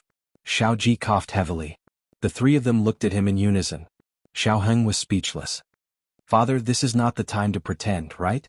Gu Jiao touched her delicate little chin and said, Long Yi and you all went to the sword hut island at the beginning of spring. Shenyuan Qi and the young master of the sword hut left with the sect master's sword last month. It seems that there is indeed another way to enter the sword hut island. Chang Jing confirmed her guess. Yes, the entrance of the sword hut island is full of mechanisms, but we know a secret passage. I don't know how Long Yi went up, did he also go through that secret passage? Xiao Ji raised his eyebrows. It's not certain whether it was Long Yi or not. Although he said this, he understood in his heart that if the sword hut was really exterminated by someone, that person could only be Long Yi. Gu Jiao frowned in confusion. But why did Long Yi exterminate the sword hut? He is a member of the sword hut, does he have a deep hatred with the sword hut? Xiaoheng paused and guessed, he didn't complete the mission given to him by the sword hut in the past. Perhaps the sword hut wanted to clean up the sect, so they made a move against him first. Gu Jiao pondered and nodded. That makes sense. But I still don't understand. Why did Long Yi give up his mission at that time? He suddenly didn't kill Shenyuan Qi, it's really strange. Xiaoheng sighed. We can only wait for Long Yi to come back to know the truth. I hope he has already recovered all his memories. Gu Jiao, Xiaoheng grasped Gu Jiao's hand and felt relieved. No matter what, since the sword hut has been destroyed, your danger has been resolved. What danger? Chang Jing was confused. She looked at Gu Jiao and asked, does someone from the sword hut want to kill you? It was a long story. Gu Jiao thought about it and said, something like that. Gu Jiao was the commander of the Black Wind Cavalry of the Shenyuan family. She had a grudge with the sword hut at the border. It was not strange that the people of the sword hut wanted to kill her. Thinking of this, Chang Jing did not suspect anything and said, then you don't have to worry. Oh, that's not right. You said that the sword hut still has a young master. Oh, don't worry, he was poisoned by the Gu poison on the island. When he returns, he will find that the Gu master who can detoxify the poison is dead. Even if he survives, his martial arts will be crippled. Gu Jiao asked, I forgot to ask earlier. He is the young master, why was he poisoned? Xiaoheng analyzed, I guess it was an internal struggle. The island master's wife did not like this illegitimate son and wanted her nephew to be the young master. Thus, she played some tricks on him and lured him out of the island. But now, it seems that he has profited from this disaster and avoided dying under Long Yi's sword. Chang Jing nodded, Right, the island master and his wife are dead. That whatever nephew is also dead.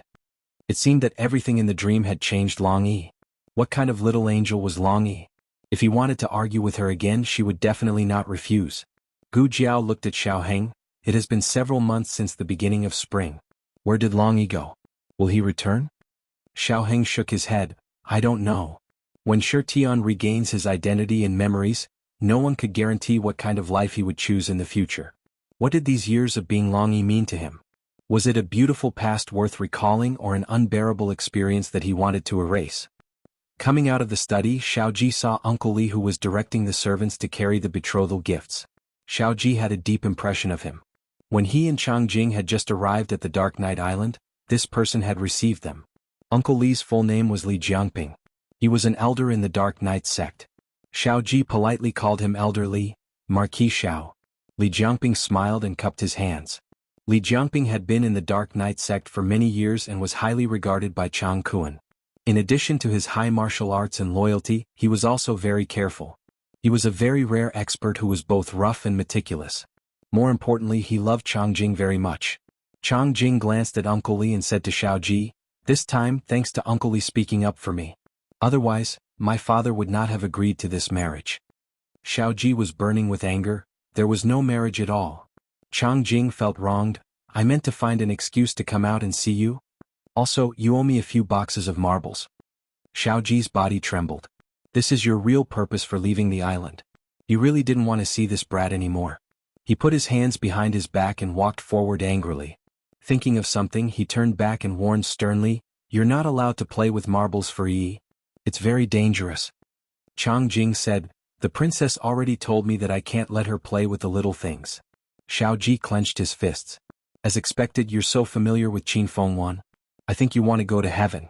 Li Jiangping laughed dryly and looked at Xiaoji. Marquis Xiao, you see, Xiaoji said faintly, you know the truth. You just came out to play. Take back the betrothal gifts. I won't marry into the Dark Night Island. Li Jiangping hurriedly said, Marquis Xiao, don't be in a hurry to refuse. Xiaoji said coldly, what? My daughter is only 8 months old. Do you really want my daughter to marry over? Li Jiangping hurriedly waved his hand and said with a smile, no, that's not what I meant. It's like this. In order to come back to see you, the young master had no choice but to do this. In his heart he respects you as his father. If the sect master finds out that he told such a big lie, he will definitely be heavily punished. I have a compromise. It won't make things difficult for the Marquis, and it can also let the young master avoid punishment. What is it? Xiaoji asked. Li Jiangping said what he was thinking. The Marquis can choose a well-educated woman from the capital and adopt her as his adopted daughter. She will marry into the Dark Night Island. What do you think? En Jiaojiao was also Duke An's adopted daughter. She would marry Aheng as Duke An's daughter. Xiaoji felt that this method was not bad. Do you agree? He asked Changjing. Changjing said, if you find someone I like, I will agree. Xiaoji asked him, then what kind of person do you like? Changjing thought seriously for a moment, then said, someone like the princess. Xiaoji punched down and a large bump appeared on Changjing's head. Li Jiangping's method was not bad. Xiaoji temporarily arranged for him and the disciples of the Dark Night Island to live in the Marquis Manor. The betrothal gifts were first placed in the storeroom, and the key was given to Li Jiangping for safekeeping. Xiaoji's attitude was very clear. These things still belonged to the Dark Night Island. He would not take them. When Li Jiangping arranged for the disciples to move the betrothal gifts, a small accident occurred. His hand pressed against a rusty nail, nearly piercing through his palm. When the news reached the Princess Manor, the family was preparing to eat dinner. Gu Jiao stood up and said to Princess Xanyang, Xiaoji, Xiaoheng and Changjing, you eat first. I will go take a look. I will go with you. Xiaoheng also put down his chopsticks. Do you need a medicine box? Yes, Gu Jiao said. Wait for me here. Xiaoheng went to the Lanting courtyard to get the medicine box, and went to the Marquis Manor with Gu Jiao and Changjing. Outside the storeroom, Li Jiangping sat on a small stool. His injured left hand was wrapped in a handkerchief by a disciple of the Dark Knight sect. Let me take a look, Gu Jiao said to him. Li Jiangping looked at Gu Jiao in shock and then looked at Changjing. Changjing said, young madam is a doctor. Li Jiangping suddenly understood, ah, I see. But perhaps it was because of the difference between men and women. He smiled awkwardly and said with some embarrassment, Then I will have to trouble young madam. Xiao Heng had someone bring a table and put the medicine box on it. Gu Jiao opened the medicine box and took out saline to clean his wound. Let me see what kind of nail it is, he said to the disciple of the Dark Knight sect. The disciple of the Dark Knight sect walked forward and handed Gu Jiao a bloody nail wrapped in a clean handkerchief. Gu Jiao frowned. It really is a rusty nail. It seemed that he had to get tetanus. Gu Jiao looked inside. There was, but it was not an immune tetanus. It was the kind that required a skin test. Bear with it, Gu Jiao said to Li Jiangping. Li Jiangping looked curiously at Gu Jiao's medicine box and said in a daze, Okay. Speaking of which, young madam, what kind of treatment method is this? I have never seen it before. Gu Jiao said, It was created by my master, so it is not convenient to disclose it. Li Jiangping smiled and tactfully didn't pursue the matter. Instead he said, I presume young madam's master is a hidden expert. The first island master of our Dark Knight Island was also an expert. Changjing. Xiao Heng called out to Changjing. Changjing understood and said to the disciples of the Dark Knight sect, You can leave first. I will call you later. Yes. Everyone left. Gu Jiao took out the needle and tested it. Li Jiangping was in so much pain that he made an emoji. After 15 minutes there were no adverse reactions. Gu Jiao injected tetanus into his muscles. Li Jiangping contributed another wave of emojis. Changjing said to Li Jiangping, Uncle Li, it is enough that you know young madam's medical skills. Don't mention it to outsiders. Li Jiangping wiped the cold sweat on his forehead and said, An ordinary man is innocent, but treasuring a jade ring is a crime. I understand, don't worry. Changjing stayed behind to take care of Li Jiangping, and the young couple returned to the princess residence. Gu Jiao had just sat down when she found a bowl of medicine in front of her. Princess Xinyang said lightly, The medicine is ready. Drink it first. I have asked the imperial doctor. This prescription is more effective when taken before meals. Gu Jiao sighed for her secretly. Whatever prescription was useless. After all, Taodao was so powerful. Xiao Heng looked at the dark medicine. He could guess how bitter it was without tasting it. He leaned close to Gu Jiao and whispered, Don't drink it. It's okay. She drank the medicine and almost vomited. Today's medicine is so bitter. Princess Xinyang wondered, Is it bitter? Isn't it the same as yesterday? Xiao Heng couldn't bear to see his dear wife continue to be tortured by the bitter medicine. He decided to tell his mother the truth. Mother, actually we don't plan to. A plate of soft and oily braised pork trotters was placed in front of Gu Jiao. It looked, smelled and tasted good. There was Gu Jiao's favorite rice chili in it. Unexpectedly, Gu Jiao only took a sniff before she suddenly turned around and retched.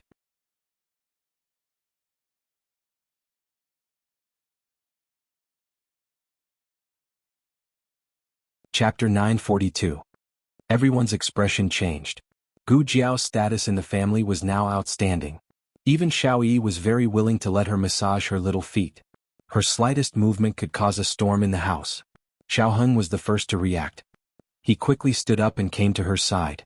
He gently stroked her back and bent down to ask her, What's wrong? Are you feeling unwell? Gu Jiao endured the discomfort in her stomach and said, I suddenly feel a little nauseous. Princess Xinyang's eyes suddenly became bright. Xiao Ji's expression also gradually changed. One had given birth to him before, while the other had been given birth to by a woman for him. In short, they were both experienced people. They were much more sensitive to this kind of reaction than Xiao Heng, who was just starting out. Princess Xinyang said to Xiao Ji, Leave us for a moment.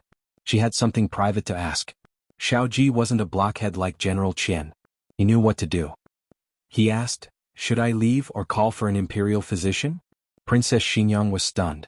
She looked at him in surprise as if to say, Is your brain so good? Disque? Xiao Ji received her gaze and shook his head self-mockingly. In one day Changjing had collected his corpse, and then Princess Xinyang had questioned his brain. Life was really as tragic as blood. He let out a long sigh and left. Princess Xinyang looked at Gu Jiao and asked seriously, Did your period come this month? Gu Jiao was stunned. No. Xiao Heng answered for her. Every day was his husband's right. Of course, he remembered that she hadn't had her period ever since they got married.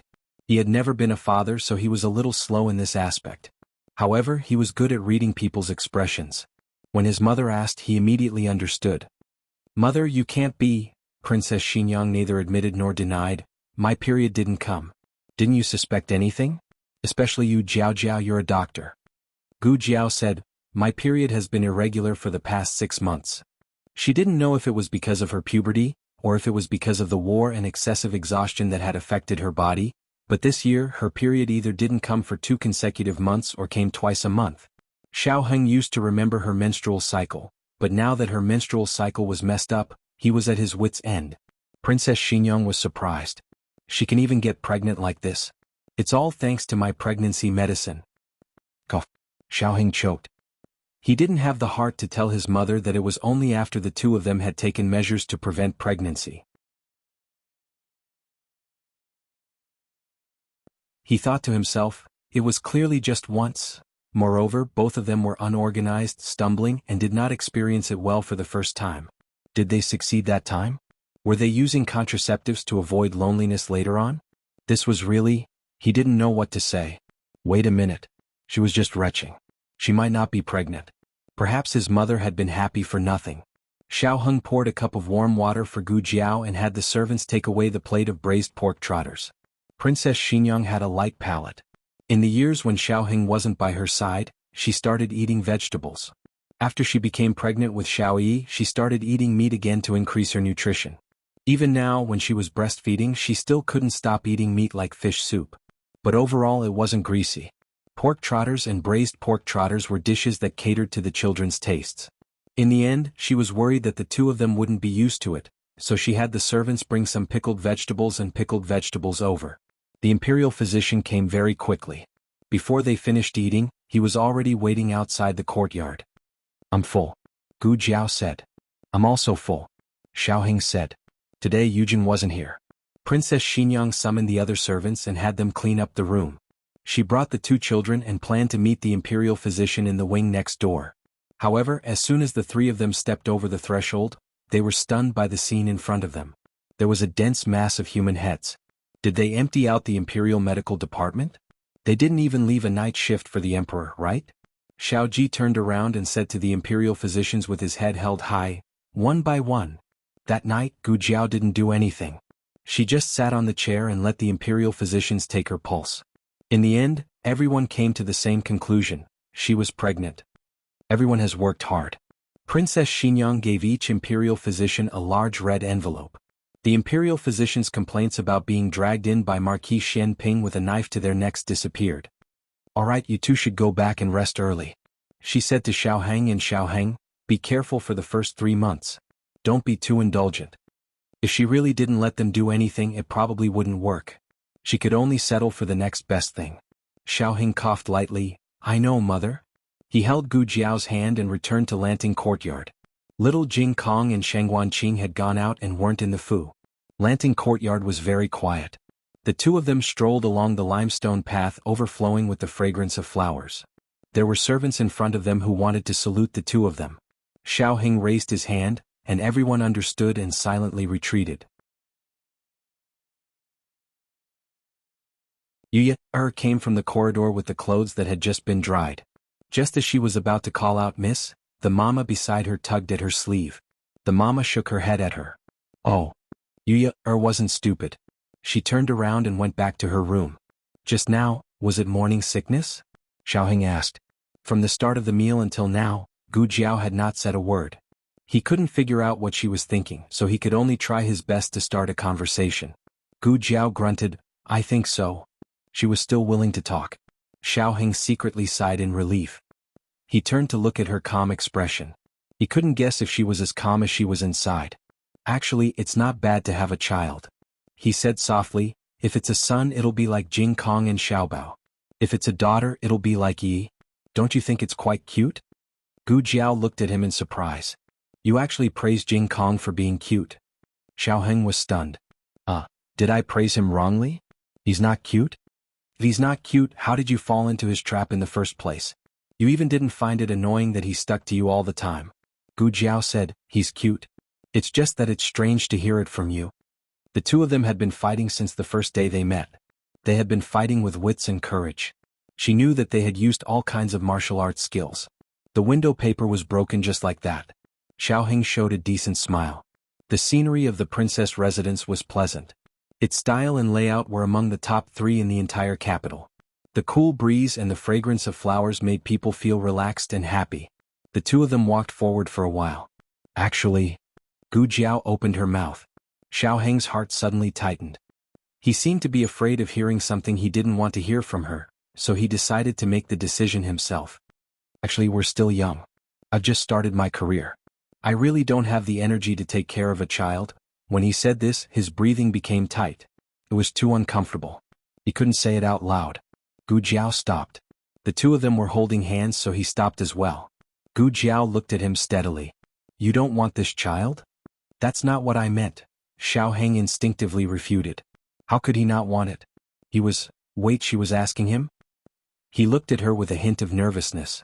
Jiao, why do you ask? Do you want it? Gu Jiao looked down at her flat belly and nodded.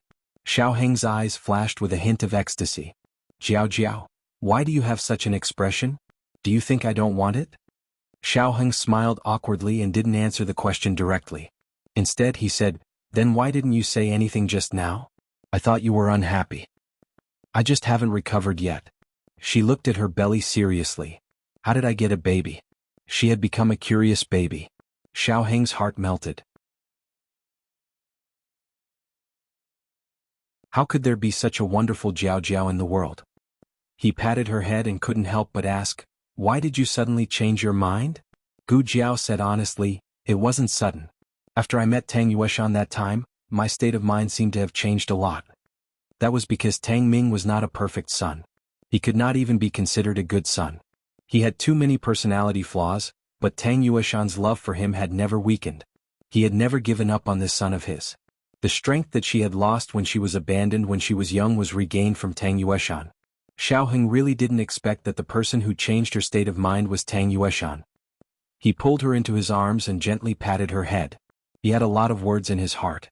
He wanted to thank her and praise her, but when the words reached his lips, he realized that there were no words that could properly express them. He just hugged her tighter and let her feel his emotions. He wanted his child with her. He was looking forward to the birth of this little life.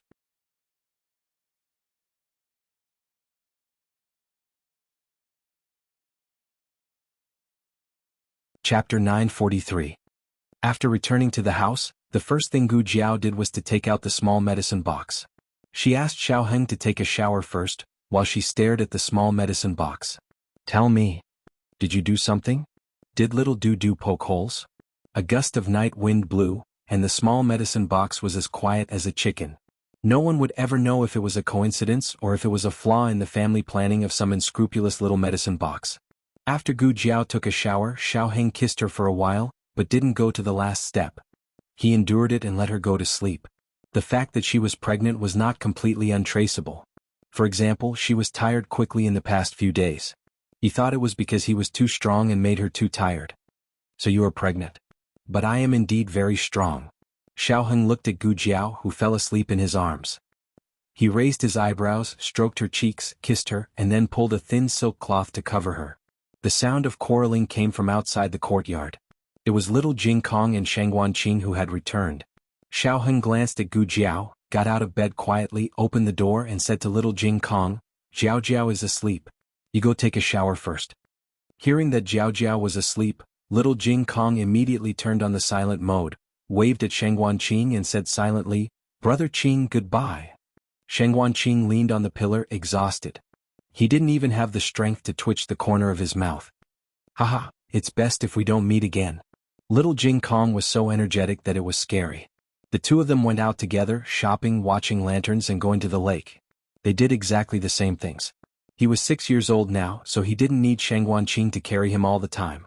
Sheng Wanqing was exhausted, but little Jing Kong was still bouncing around. He jumped onto the steps, waved at his bad brother-in-law, and went into the house to visit Gu Jiao. Seeing that she had indeed fallen asleep, he secretly nodded his head. Bad brother-in-law did not lie to him. You're so sweaty. Hurry up and take a shower. Xiaoheng urged him in a low voice. Little Jing Kong put his hands on his waist and said in a low voice, My sweat is fragrant. Your sweat is the stinky one. Stinky brother-in-law. Xiaoheng, little monk, it's been 3.5 years, but you're still as arrogant as ever. Don't you know that you're about to fall out of favor? Yuya fetched some water for little Jing Kong. He stripped himself naked and climbed into the wooden tub to take a bath. He was very happy today, not only because he had gone shopping with Brother Qing, but also because Jiao Jiao had promised to take him on a trip to the Imperial College tomorrow. The kind that won't lead brother-in-law astray. As he bathed, he started singing again in his small bathhouse. The door was closed, so he was not worried that he would disturb Gu Jiao. However, the maidservants on duty outside the door overheard him. At first there were only 2 of them, but gradually 3 or 4 of them came. By the time Xiaoheng came over to check on his bath, all the servants in the courtyard had gathered here. They pricked up their ears to listen to the song, and they were having fun as they listened. Young master. Yuya was the first to notice Xiaoheng. As soon as she called out, the rest of the servants came back to their senses and respectfully moved aside. Xiaoheng did not say anything and pushed the door open to enter the room. Little Jing Kong stood in his small wooden tub, struck a pose, and gazed affectionately in front of him. Where is my young master? Immediately he changed his tune in a second and sang with perfect articulation. In order to save young Master Li, I left my home. Who would have thought that the #1 scholar of the Imperial College would be wearing a red robe and a hat with palace flowers on it? So fresh. He looked as proud as he could be, as if he had really made it to the top of the Imperial examination. Xiaoheng's mouth twitched and he said ruthlessly, Jiao Jiao won't be able to go on an excursion with you tomorrow. The unruffled singing stopped abruptly. Why? Little Jing Kong turned around and asked seriously. Xiaoheng flicked his wide sleeves, raised his chin and said, Jiao Jiao is pregnant. From now on your position will be in danger. Good night. After Xiaoheng said that, he walked away valiantly. Little Jing Kong felt as if he had been struck by lightning. His small body swayed in the wooden tub. He stretched out one hand in front of him and covered his heart with the other. With a sorrowful expression, he sang with a strong choking voice, Life is like a ruthless carving knife. It has changed our appearance. Will we wither before we bloom? I once had a dream. Shengguan Qing went to the princess's residence and learned from Princess Xinyang that Gu Jiao was pregnant. He was quite surprised. So fast. His stinky brother and that girl had only been married for less than 2 months. Xiao Yi had fallen asleep. After Marquis Xianping coaxed his daughter, he took Chang Jing out of the residence to carry out a mission. Princess Xinyang glanced at her son and said, Is it fast? He's already 20. He'll be 21 soon. He's still young. Shengguan Qing muttered. Princess Xinyang said, Let's not talk about your brother. Let's talk about you. When do you plan to get married? Does your mother have any plans? Shengguan Qing sighed bitterly. Mother, why are we talking about this again? Didn't we not talk about it? Princess Xinyang said earnestly, We didn't talk about it before because your body didn't allow it. Getting married would only delay her. Now that you've recovered, you're no different from a normal person. Naturally, you can get married and have children like a normal person. Shengguan Qing didn't want to get married so early. He wanted to play around for a few more years. Princess Xinyang continued, Your brother is going to be a father soon. You don't even have a wife. Chang Jing is 2 or 3 years younger than you, but she knows to bring betrothal gifts to the capital to find a suitable marriage. I'm not asking you to get married immediately. If you agree, I'll take a look for you first. His mother's will was so firm. It looked like it would be hard to refuse. Shengguan Qing put on an act and said, But mother, I have high standards. How high? Princess Xinyang asked. Shengguan Qing's eyes flashed. First, she has to be as beautiful as you and mother. Then she has to be as gentle as you and as humorous as mother. She also has to be educated and reasonable. Literate, poetry and songs, proficient in everything. He racked his brains. Martial arts. Yes, she has to know martial arts. Her martial arts can't be worse than sister-in-law's. Otherwise, how can she protect me? Princess Xinyang was speechless. It was late at night. The bright moon hung high in the sky, and the stars shone brightly. The singing in Little Jing Kong stopped and was replaced by the continuous chirping of cicadas. The 2 mansions next to each other fell into a deep sleep one after the other. The weather was hot and dry and Gu Jiao was sweating all over. She was pregnant, so Xiaoheng didn't dare to put too many ice cubes in the room, fearing that she would catch a cold. Xiaoheng went to get a cattail leaf fan and lay down beside her, fanning her again and again. When his left hand got tired, he switched to his right hand. When his right hand got tired, he switched back to his left hand. After a while, both his arms were sore and his eyelids drooped. Finally, after the folding fan fell from his hand again, he closed his eyes and fell into a deep sleep. The moon was dark and the wind was strong. The chirping of cicadas on the tree and the croaking of frogs in the lotus pond lingered in the dark night. Xiaoheng left a small candle for Gu Jiao. The weak candlelight shone on the small medicine box beside her. Compared to its shabby appearance when they first arrived, it had been renovated a lot. Although it still wasn't shiny, the brown wooden box made it look more in line with the characteristics of this dynasty. Suddenly, a figure flashed by outside the window. Immediately after, the door latch was slowly pried open with a dagger. The wooden door of the new room didn't creak, and it didn't cause any noise when it was pushed open. A masked figure dressed as a maidservant flashed in. She first glanced warily at the bed with the curtains. After making sure that the two of them hadn't been awakened, she tiptoed around the room to search. First, she searched the cabinet, then the box and even the treasure chest. But the moment she turned around, she was surprised. She didn't expect that the thing she was looking for was on the table, and that she had wasted so much time looking for it.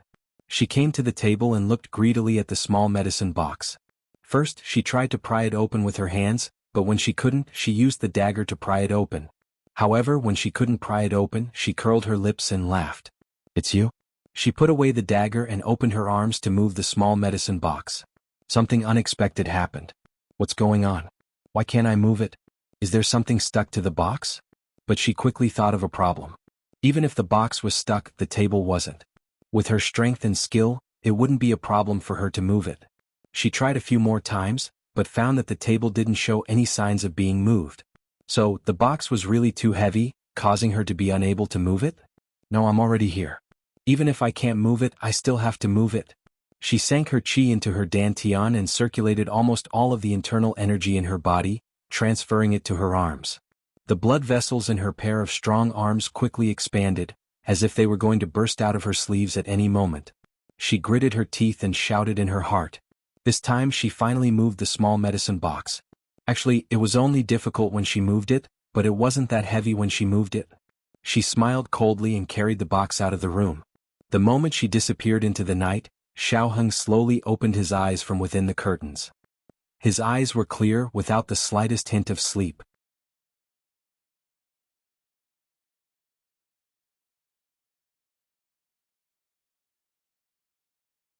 Chapter 944. The masked servant girl took the small medicine box and left the Lanting courtyard without stopping. Then she left the princess's residence and went straight to the side door of Marquis Xianping's residence. She probably planned to jump over the wall there. The Marquis's residence was heavily guarded. From time to time, patrolling guards would pass by with swords. The servant girl's qigong was very high and she could successfully avoid them every time. Finally, the servant girl came to the wall. Marquis Xianping was the first Marquis of Zhao country. The wall of his residence was higher than normal people's. Of course, to the servant girl, this was not a problem. The servant girl hugged the small medicine box and easily jumped up. Her toes touched the wall and she jumped out of the residence. However, the moment he landed, something unexpected happened. A huge net fell from the sky and covered the maidservant from head to toe. The servant girl's reaction was fast. She quickly pulled out the dagger at her waist and cut the net open. But in the time it took for her to move, a row of spears was placed on her neck. It was just a group of guards. The servant girl did not think much of them. But in the next second, the servant girl did not dare to act rashly. Because outside, more than 100 archers had drawn their longbows and aimed their cold arrows at him. This was not a one-on-one or one-on-many fight. This was an absolute tactical suppression. No expert could easily escape. The maidservant held a dagger in one hand and a small medicine box in the other. Her eyes were cold as she thought about how to deal with the situation. Behind the archers, a man in a crescent-white robe came forward, surrounded by a dozen shadow guards holding torches. The archers opened up a path in an orderly manner, and when the man and his group entered the encirclement, they quickly closed up their formation. The light of the fire shone on the young man's face. The servant girl recognized him and her eyes trembled. Xiaoheng stopped about 10 steps away from the maidservant. He looked at her coldly and said indifferently, "You really didn't disappoint me." "You," the servant girl was about to say something but immediately covered her mouth. Xiaoheng smiled faintly. "There's no need to pretend. I've already recognized you, elderly." The servant girl's body stiffened at the mention of elderly. She subconsciously raised her hand to touch her face. Xiaoheng calmly said, "The human skin mask didn't fall off." The maidservant went to touch her chest again. Xiaoheng said, "It didn't drop either." The maidservant was only short of going to scout the birds. Xiaoheng's face darkened. "Stop." The maid. No, to be precise, it was Li Jiangping. He frowned and looked at Xiaoheng in shock. Xiaoheng's expression was calm, without a trace of doubt. From this, it could be seen that he was certain of his identity. There was no point in denying it. He asked in a low voice, "How did you guess?" Xiaoheng said coldly, "It's very simple. You revealed a flaw from the very beginning." Li Jiangping frowned. "I don't understand." Xiaoheng raised his finger, and an accompanying secret guard took out a handkerchief from his bosom. He opened it and handed it to Xiaoheng. Xiaoheng picked up the iron nail that had long dried blood and said, "You were injured because your palm was accidentally pierced by a nail when you were carrying the betrothal gifts. You did put on a show and nailed the nail into the box. However, this is where the problem lies. These betrothal gifts are very precious. In order to prevent moisture, you gave up on taking the waterway. This measure was clearly effective. The other nails were all dry and intact, but this one was rusty. Moreover, its hole was new. Could be seen that it was just nailed in. Perhaps you will say that I'm just mending a nail, but I think that no one will mend a rusty nail." Li Jiangping never expected that he would make such a mistake. No, this was not a mistake. This was flawless. It was just that this guy was too abnormal and his thoughts were too meticulous. Even such a tiny clue couldn't escape his eyes. Li Jiangping gritted his teeth. "Just based on a rusty nail?" "More than that." Xiaoheng said, "When Chang Jing told you not to spread Gu Jiao's medical skills, do you remember what you said? An ordinary man is innocent, but treasuring a jade ring is a crime." "I understand, don't worry." At that time the words flashed through his mind. Li Jiangping did not understand where his flaw was. "What's wrong with this sentence?" Xiaoheng said indifferently, "You didn't notice it yourself, right? Before you said this, you glanced at the small medicine box on the table while wiping your sweat. Therefore, I'm very sure that what you said about treasuring a jade ring is referring to my wife's box. You deliberately got injured to test the medicine box in my wife's hands."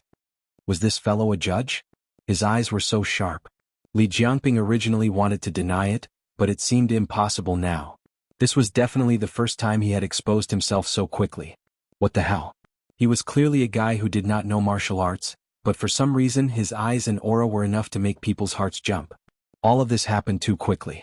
Li Jiangping was stunned, and there was too little time for him to react and make a decision.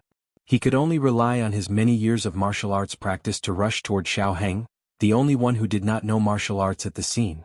Xiaoheng's appearance happened to block the line of sight of a wave of archers for him. As long as he was fast enough, he could catch Xiaoheng and force these people to let him go.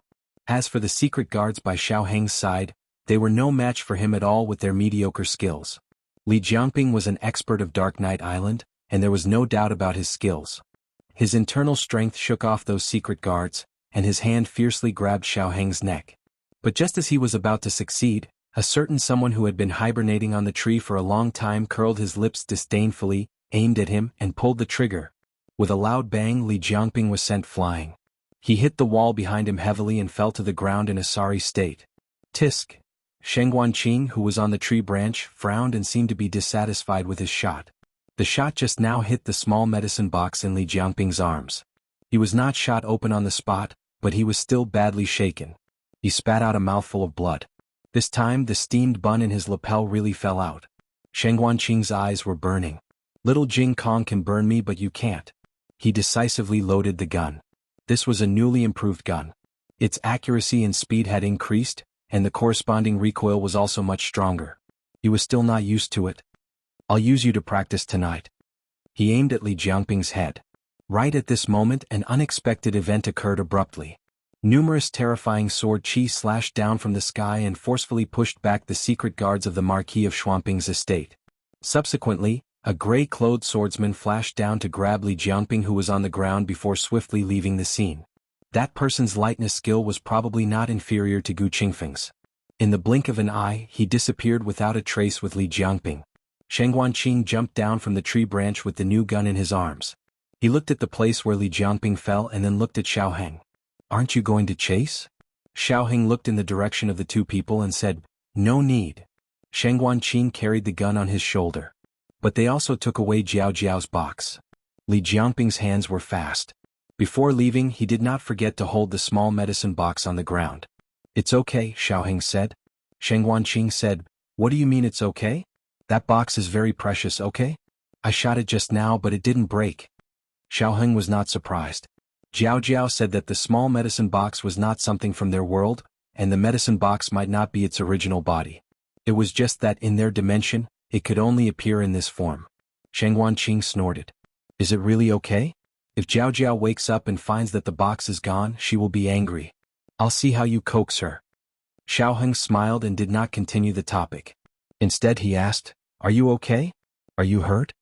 The new gun had a lot of recoil. Sheng Guanqing rubbed his small chest. It's a little numb but it's okay. Speaking of which, what's wrong with Li Jiangping? Why did he steal Jiao Jiao's medicine box? Who ordered him? Dark Knight Island? Xiaoheng shook his head. It's not Dark Knight Island, it's the Sword Hut. Wasn't the Sword Hut destroyed? Sheng Guanqing had heard from his father that Chang Jing and the others went to the Sword Hut Island to take revenge. Xiaoheng said thoughtfully, now it seems that the Sword Hut used a trick to escape. After midnight, Marquis Xianping and Chang Jing returned home. The enemies who had followed him for a few days were successfully killed by Chang Jing. None of them escaped. As expected, Chang Jing was easy to use. Why are you all here? Don't you need to sleep? As soon as he entered the courtyard, Marquis Xianping saw his two sons talking by candlelight in the central room. Xiaoheng glanced at Chang Jing and told him about Li Jiangping. Marquis Xianping looked at Chang Jing. Chang Jing was very shocked. If someone else said this, he would not believe it. But since it came from Xiaoheng, he fell silent. Marquis Xianping snorted coldly and sneered. He doesn't look like a good person. Chang Jing retorted softly, Uncle Li is very good. He has always taken care of me and my 7 sisters. Every time we get into trouble, he will plead for me. Marquis Xianping looked at him strangely. Even if he doesn't plead for you, your father can't bear to punish you. Chang Jing was speechless. The truth was in front of him. Marquis Xianping would not speak for a bad person who stole his daughter-in-law's medicine box. So that Li Jiangping is just putting on an act to please you. Chang Jing continued to argue weakly. But this time he persuaded my father. Only then did my father allow me to come and propose marriage. Xiaoheng analyzed for Chang Jing. If he did not persuade your father, he could not have come with you to the Zhao kingdom. His goal is very clear. It is Jiao Jiao's medicine box. Chang Jing made a final struggle in a low voice. He was also the one who discovered the Sword Hut. Xiaoheng sighed. He had to discover it. First, he had to make enough contributions to gain your father's favor. Second, the rules of the Dark Knight clan are strict. He could not leave the island without permission. He could only use the excuse of monitoring the Sword Hut every few days to hide his dealings with the Sword Hut. Is that so? Chang Jing already understood. Regardless of whether Uncle Li was a spy of the Sword Hut or not, from the moment he stole Gu Jiao's medicine box, he was no longer Elder Li of the Dark Knight clan. The Dark Knight clan would never ask him to do such a thing. Sheng Guanqing said suspiciously, but I still don't understand. Why did they steal Jiao Jiao's medicine box? Are there many precious medicinal materials in the box?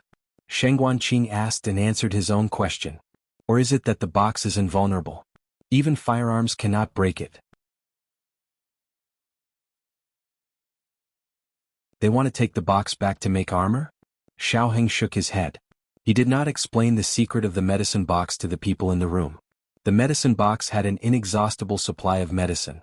It could also be connected to the operating room in another space. It was indeed a rare treasure. Then there was another problem. What did the Sword Hut want these for? It was the Sword Hut, not the medicine hut.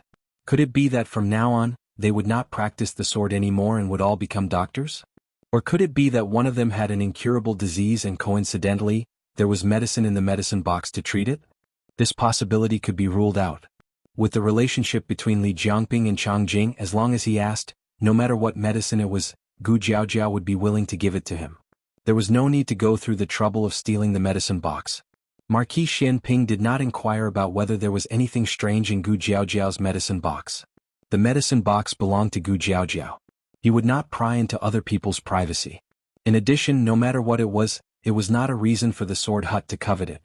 The people of the sword hut really deserved to die. Thinking of something, Xiaoheng asked Changjing. The people who died were the island master of the sword hut and his wife. Who identified those corpses? Uncle Li Jiangping. Changjing corrected herself. Only he was secretly observing the sword hut. He was also the only one who recognized who on the island. Therefore, when he said that they were the corpses, my father and I both believed him. Xiaoheng said, it seems that the real master of the sword hut is not dead. Sheng Guanqing asked, did Long Yi go to the island? Xiaoheng shook his head. Now it's hard to say. Maybe he went and killed many disciples of the sword hut. Some of them escaped. Maybe before he could do anything, the people of the Dark Night Gate arrived on the island. That accident was directed and acted by the sword hut to deceive the Dark Night Gate. Sheng Guanqing nodded. Li Jiangping knew that the Dark Night Gate was going to kill the sword hut, so he informed the sword hut in advance. Therefore the sword hut acted out such a massacre. It seems reasonable. Xiaoheng thought for a bit and said, the possibility of Long Yi going there is very high. Otherwise, with the strength of the sword hut, they would not have to avoid the Dark Night Gate like this. Changjing said seriously, our Dark Night Gate is very powerful. Xiaoheng said, of course you are powerful. However, with Li Jiangping as a spy, it is not difficult for the sword hut to set up an ambush on the island. Changjing did not say anything. Indeed, they trusted Uncle Li too much. When they went to the island, Uncle Li had always led the way. If Uncle Li had deliberately led them to a place with traps, they would have suffered heavy casualties.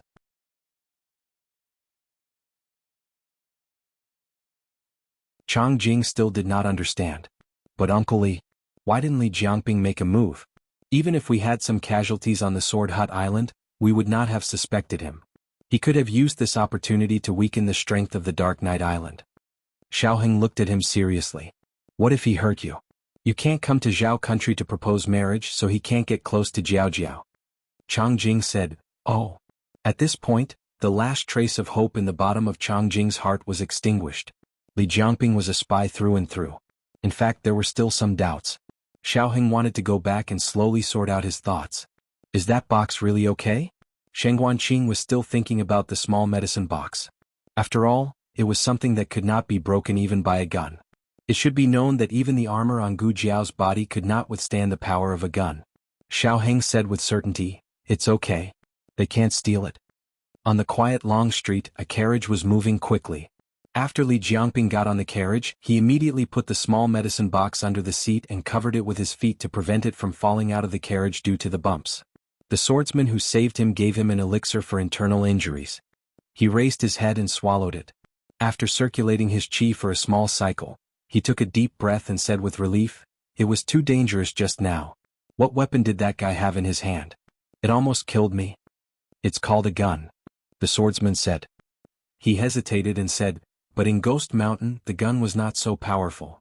The swordsman did not participate in the Battle of Ghost Mountain, but Elder Lu and the others sent letters back to the Sword Hut. Li Jiangping sighed and said, my identity has been exposed. I can't go back to the Dark Knight sect in the future. Speaking of this, Li Jiangping became angry. He had been hiding for 20 years and deceived the entire island. But in the end, he was defeated by a young man who was still wet behind the ears. The swordsman said, it's okay. You got the medicine box and completed your mission. You don't have to go back to the Dark Knight sect in the future. Li Jiangping sighed and said, I didn't expect that the thing you were looking for would be in the hands of a little girl. The swordsman was also in disbelief. Yes, we always thought that the thing was in the Dark Knight sect. You spent 20 years on the Dark Knight Island in vain. Li Jiangping smiled and said, it wasn't in vain. If I hadn't been hiding on the Dark Knight Island, I wouldn't have had the chance to come to the Zhao Kingdom with Changjing. The swordsman said, that's true. Li Jiangping frowned and said, but I have a question. How did you know that the medicine box was in the hands of the Duke An's adopted daughter? The swordsman explained, a female doctor from the Qin Kingdom told the Han family of the Yan Kingdom. The Han family then told Gong Sunyu. Our people happened to be nearby and heard it. Gong Sunyu was not interested in it, so it made things easier for us. Li Jiangping suddenly understood. I see. The swordsman smiled faintly and said, Changjing and the Duke An's adopted daughter's husband's family happened to have this relationship. It seems that it was heaven's will for the Sword Hut to obtain it. As he spoke, he looked at Li Jiangping and said, "You have made a great contribution this time. The swordsman will definitely reward you well." Li Jiangping couldn't hide his smile. He lowered his head to pick up the medicine box on the ground. Then, something unbelievable happened. "Where's the medicine box?" He was shocked. The swordsman frowned. "Didn't you put it under the stool just now?" "Yes. I put it here." Li Jiangping squatted down. Not only did he look under his stool, but he also looked in every corner of the carriage. But the medicine box was gone. That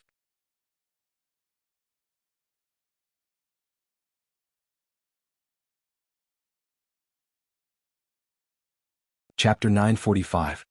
The novel will be updated more quickly. There are all kinds of novels that can't be found on the internet.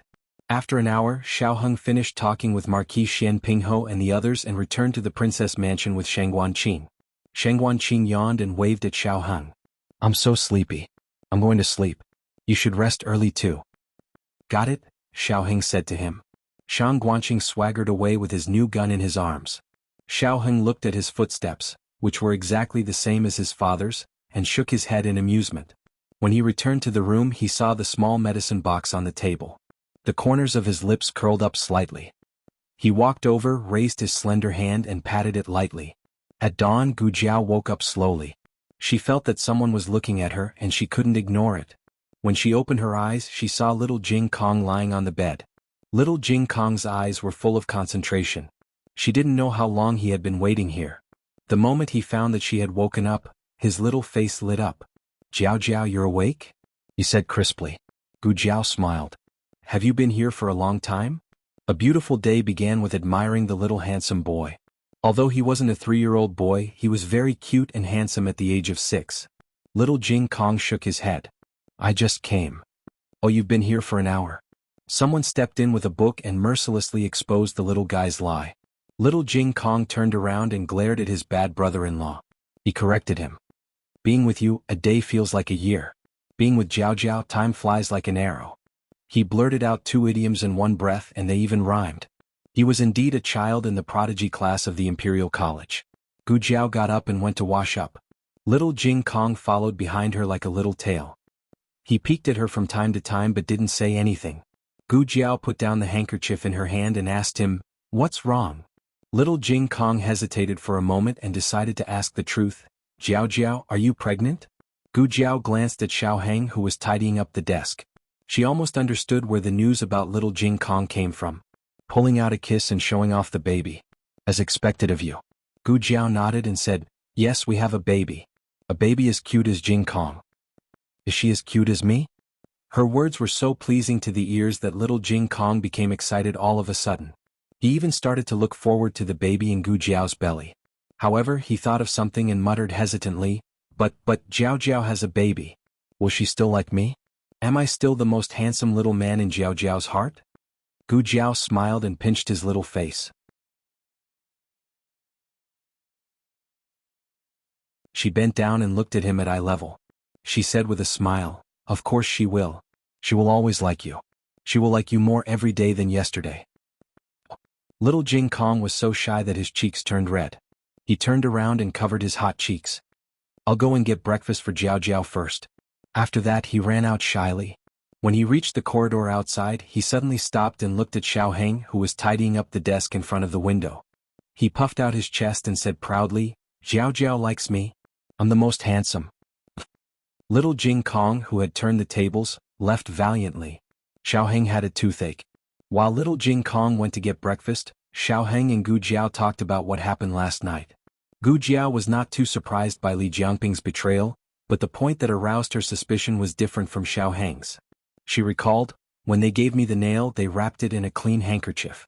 I've seen too many people with such injuries at the border. Most people would not keep the nail.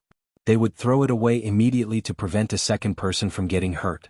Even if they kept it, they would just put it aside casually. They wrapped it in a handkerchief as if they were afraid of destroying the blood and rust on it." Xiaoheng looked at her with admiration. "Jiao Jiao is so smart." Gu Jiao nodded seriously. "Yes, I'm very smart." Xiaoheng smiled. Gu Jiao thought of something and asked, "But how did you know it would come back by itself?" "I don't know." "You don't know?" Xiaoheng was surprised. He thought she knew her small medicine box like the back of her hand. Gu Jiao shook her head. Xiaoheng helped her recall. Do you remember that time you were crushed in a collapsed wine cellar? Gu Jiao said, I remember. You jumped down and looked for me. She was almost out of breath with the boulder on her chest. She thought she was going to die. In the darkness, he grabbed her hand. Xiaoheng said, later we were all rescued. Your medicine box fell in the ruins. The scene was too dangerous at that time, so there was no way to dig it out. But when I went back, I found it in your small basket. I thought I was mistaken at that time.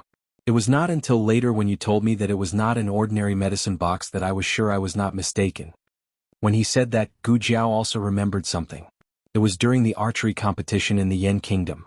She remembered that she did not bring the small medicine box, but it was in her basket. She thought that it was Gu Shaoshun and Gu Yen who put the small medicine box in her basket. In addition, when she first transmigrated here, the small medicine box was not with her. It only appeared when she urgently needed it. Gu Jiao looked at the small medicine box on the table bitterly. If I had known it would be like this, I would not have taken so much effort to bring it with me. It was tiring to move it around. Gu Jiao pointed at the small medicine box. Can't you be more obvious? Sometimes if I didn't bring you, wouldn't I have found out if you appeared a few more times? Did you do it on purpose? Do I have to hug you every day to be happy? A gust of morning wind blew, and the small medicine box was as quiet as a chicken. Xiaoheng sorted out what happened last night. There were 3 questions that he had no clue about. First, how did the Sword Hut know about the small medicine box? Second, why did the Sword Hut want the small medicine box? Third, what was the purpose of Li Jiangping lurking in the Dark Knight Gang? If it was to deal with the Dark Knight Gang, it did not make sense that he could not find a suitable opportunity to take action in 20 years. Gu Jiao had no clue about the first 2 points. As for the third point, she had her own opinion. The Sword Hut let Li Jiangping lurk in the Dark Knight Gang for many years. Other than sending messages to the Sword Hut, the only big thing he did was to steal the small medicine box. Xiaoheng stared. You mean that he lurked in the Dark Knight Gang for the small medicine box? But he was already on the Dark Knight Island 20 years ago. At that time, Changjing was not born yet. You were not born either. Could they be like the state preceptor who could predict the future? Gu Jiao paused. What if they thought that the small medicine box was on the Dark Knight Island? Xiaoheng was slightly stunned. Gu Jiao said, the purple grass came from the small medicine box. The earliest purple grass was planted by the first island master of the Dark Knight Island. Now I suspect that the small medicine box once appeared on the Dark Knight Island.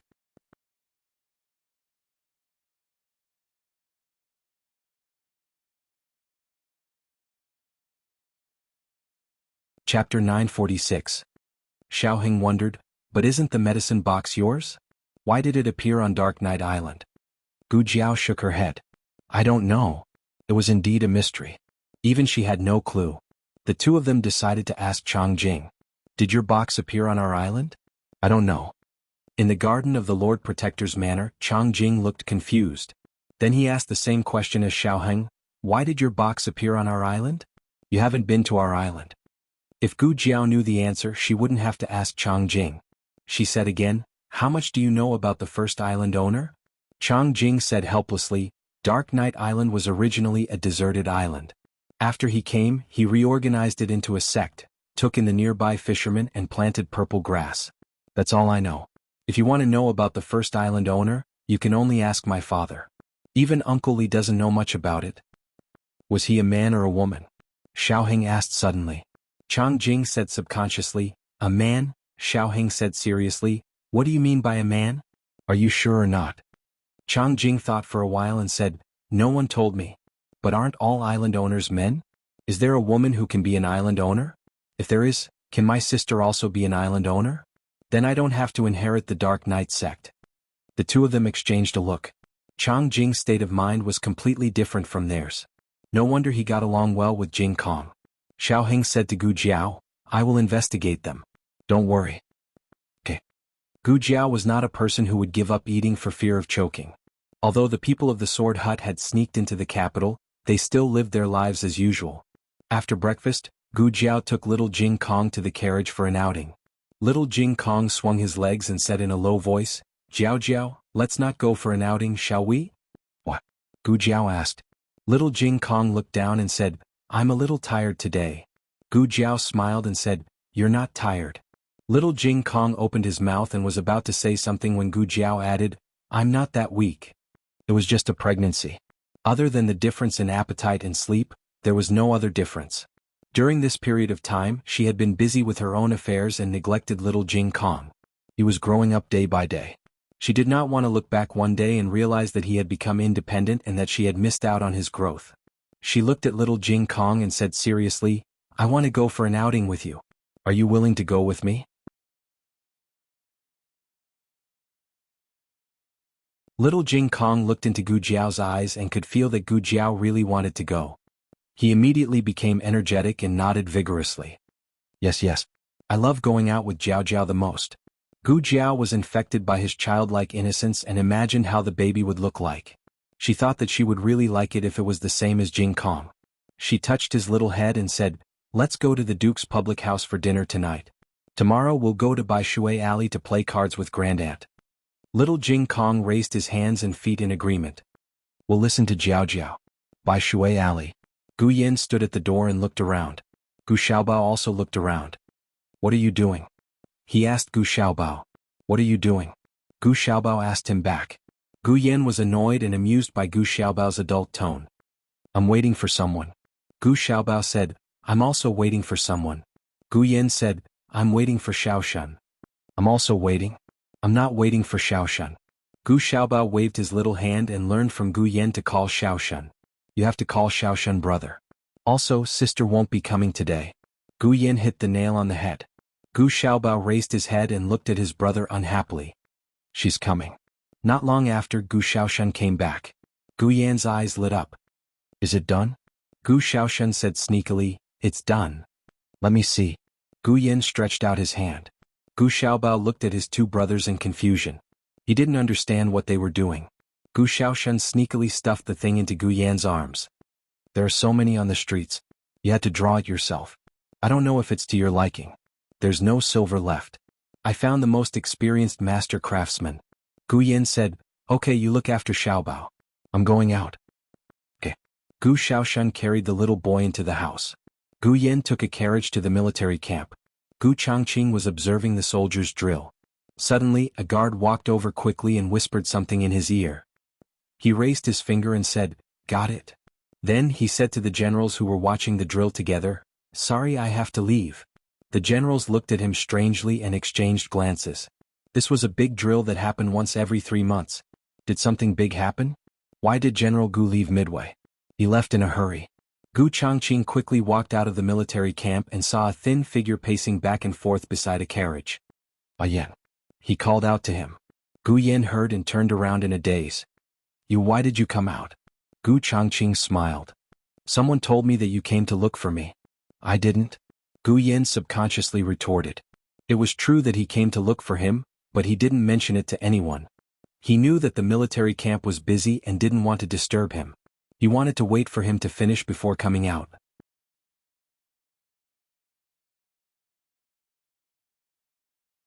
Gu Changqing didn't tell Gu Yin that it was his personal guard who recognized him. Gu Changqing was a cold-faced Yama in the military camp. However, in front of Gu Yan and Gu Jiao he was always a doting brother. He saw that Gu Yan's cheeks were red from the sun and quickly brought him to his tent. Bring some ice. He ordered the guard. The guard was shocked. Didn't you say that you didn't use these things? Yes. The guard glanced at the pampered young master and understood. He went to bring over 2 large basins of ice cubes and placed them on both sides of Gu Yan. Gu Yin felt a chill run down her spine. You can leave. Gu Changqing ordered. Yes. The guard retreated. Gu Changqing picked up the fan on the table and gently fanned Gu Yin. Gu Yin raised his small neck comfortably and turned 180 degrees. He wanted to fan here. He also wanted to fan here. Gu Changqing smiled and fanned harder. Don't you have to go to class today? Today is a holiday. Gu Yin said. Gu Changqing asked, Why did you come to the military camp to look for me? Gu Yin hesitated for a moment. He took out a mask and handed it to Gu Changqing. What is this? Gu Changqing took the mask with the hand that didn't need to fan. He looked at it carefully and didn't forget to continue fanning Gu Yin. Gu Yin said, Aren't you engaged? This is an engagement gift for you. It was a silver half-face mask. It was very light and exquisite. The design was also new. Gu Changqing had never seen it on the market. He looked at Gu Yan. Did you specially find someone to make it? Yes. Gu Yan pulled his small ears and admitted with some embarrassment. It seemed that he had put a lot of thought into it. Gu Changqing's heart softened. Why did you think of giving me a mask? Gu Yan pursed his lips. Aren't you an expert in the underground martial arts arena? I heard that the people there all wear masks. If you don't like it, I like it very much. Gu Changqing smiled and said to him.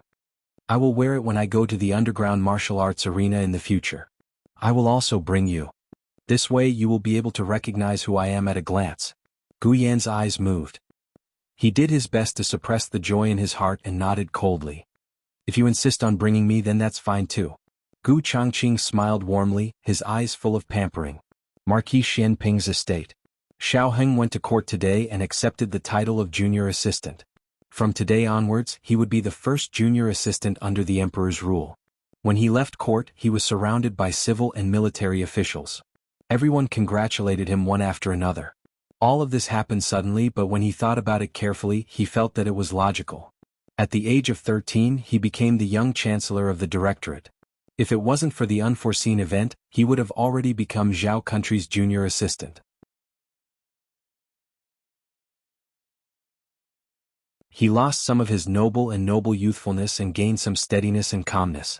If it was said that the young chancellor relied somewhat on his birth, then the 3 Yuan imperial examinations, the Zhuiyuan parade, and the junior assistant were all the results of his own hard work. Congratulations to Grand Secretary Yuan. You have a successor. There were also officials congratulating Grand Secretary Yuan. Grand Secretary Yuan stroked his beard with a smile. Another official said, I think Grand Secretary Yuan is blessed with double happiness. You have a proud student as well as a son-in-law and a grandson-in-law. Grand Secretary Yuan's smile deepened. That's right. The 2 matters that had been troubling him for a long time had been settled. Next was Bao Lin and Gu Changqing's wedding. He had to ask the imperial astronomer if they had calculated the auspicious day. Xiao Heng finally escaped from the encirclement of the officials with great difficulty. His entire body was covered in sweat. He returned to the princess manor. As soon as he entered the room, he saw that Sheng Guanqing was also there. He laid out a dozen masks on the table and asked Gu Jiao, who was sitting to the side, take a look. Which one is the mask you dreamed of? Did you find someone to make all of these? Gu Jiao asked. Sheng Guanqing said, that's right. I gave your blueprints to the master of the blacksmith's shop. Everyone's masks are different and have subtle differences. Take a look and see which one is the most similar? Yes, this one. Gu Jiao picked up the 3rd bronze mask with fangs on her right-hand side. This matter had already passed, but when he heard that the people of the Sword Hut had infiltrated the capital again, Sheng Guanqing began to pay attention to it again. Aren't you going back to the Yang kingdom? Gu Jiao asked him. Sheng Guanqing said calmly, I can go back a few days later. He wanted to kill all the bastards of the Sword Hut first.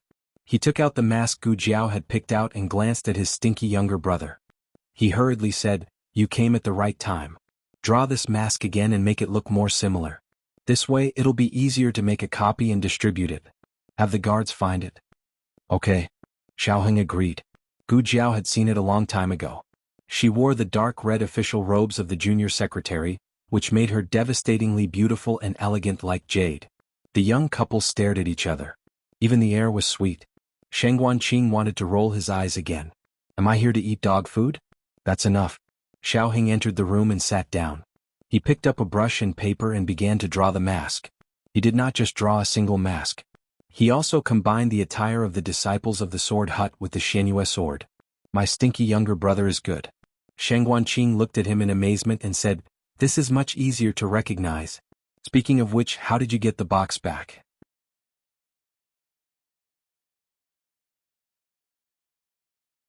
The 2 looked at each other. Xiao Heng said calmly, it's a secret. Tiske. Sheng Guanqing snorted. If you don't want to say it, then forget it. However, if they didn't succeed the first time, they will definitely come a second time. Yes, will they come tonight? Without waiting for the 2 to speak, Yuya suddenly walked in hurriedly. Miss, son-in-law, Steward Zheng is here. Steward Zheng was Duke An's confidant. His visit must have something to do with Duke An. The 2 hurriedly let Yuya bring Steward Zheng in. Steward Zheng stumbled into the room. When he came in front of Gu Jiao, his legs gave way. Gu Jiao held his arm in time. Steward Zheng, what happened? Let's talk nicely.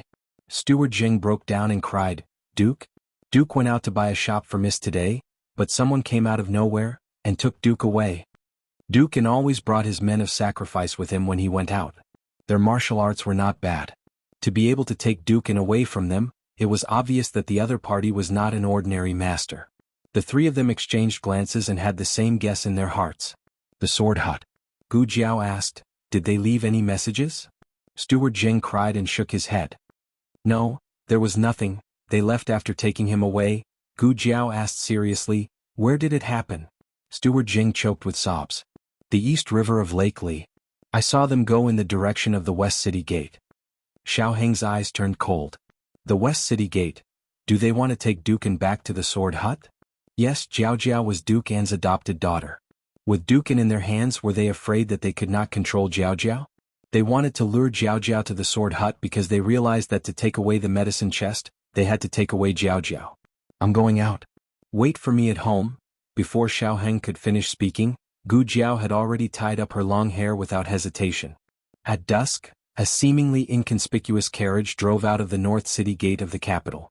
The coachman drove the carriage vigilantly, followed by 4 attendants on horses. Inside the carriage, 2 men sat facing each other. One of them was the kidnapped Dukan, and the other was the swordsman who had saved Li Jiangping last night. The swordsman wore a silver mask that distorted his original appearance.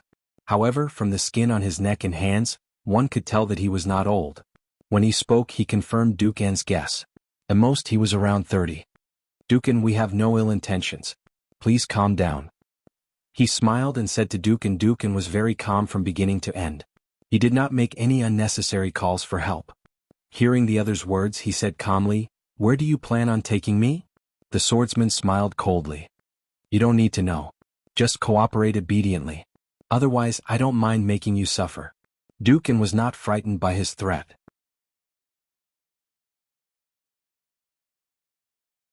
He said calmly, you are from the sword hut. A glimmer of shock flashed through the swordsman's eyes. Clearly he had not expected the other to guess so easily. However, he quickly smiled again. As expected of Dukan. You are extremely quick-witted. This was an admission. It seemed that his situation was not good. After all, only the dead could keep secrets. They did not plan on letting him leave alive. It did not matter if he died. He was only worried that he would implicate Jiao Jiao. The swordsman smiled coldly. Why aren't you speaking? Are you thinking of how to escape? Don't waste your time. You can't escape. Don't count on anyone coming to save you. They all think that we are going to the Western City Gate. By the time they react, we will have already boarded the ship. Dukan looked at him calmly. Who are you trying to threaten by capturing me? The Duke and estate, the Xinyuan family, or the Yen royal family? None of them. The swordsman smiled.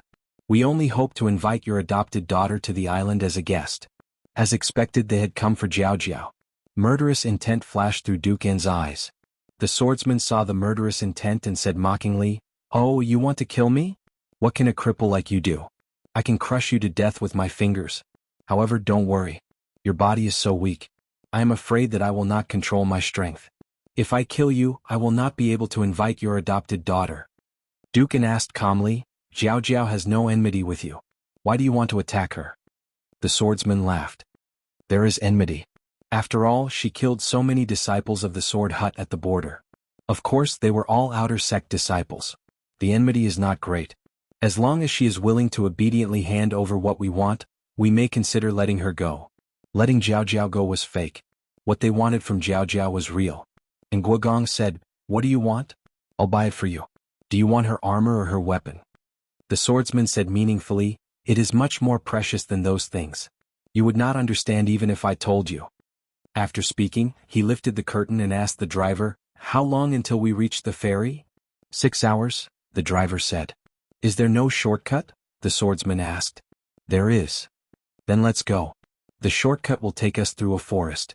We may encounter wild beasts. Are we afraid of wild beasts? Take the shortcut. Since the swordsman had spoken, the driver could only follow. Fortunately, their luck was good. They did not encounter any danger in the forest. 2 hours later, they were on the official road of Jade Water Town. The ferry is ahead. "Sir, are you sure there is a boat?" The driver asked. "This is not something you should worry about." The swordsman was not as patient with the driver as he was with Duke and yes. The driver angrily closed his mouth. Of course there was a boat. Everything had been prepared.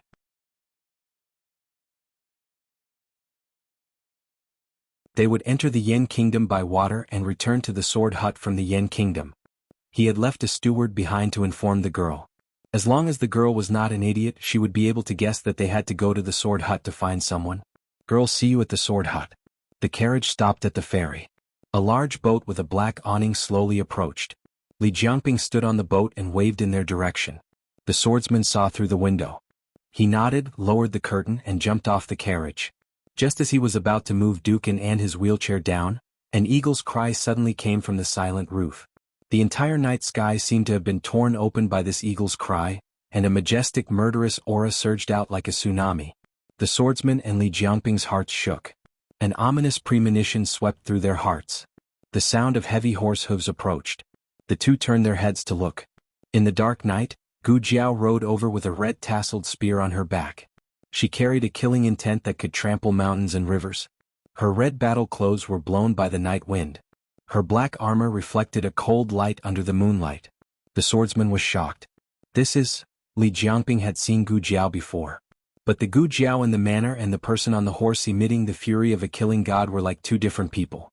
He did not dare to recognize her for a moment. "Get on the boat." He finally came to his senses. Gu Jiao rode on the Black Wind King's strong horse. She coldly pulled back the bow in her hand and shot him into the water with an arrow.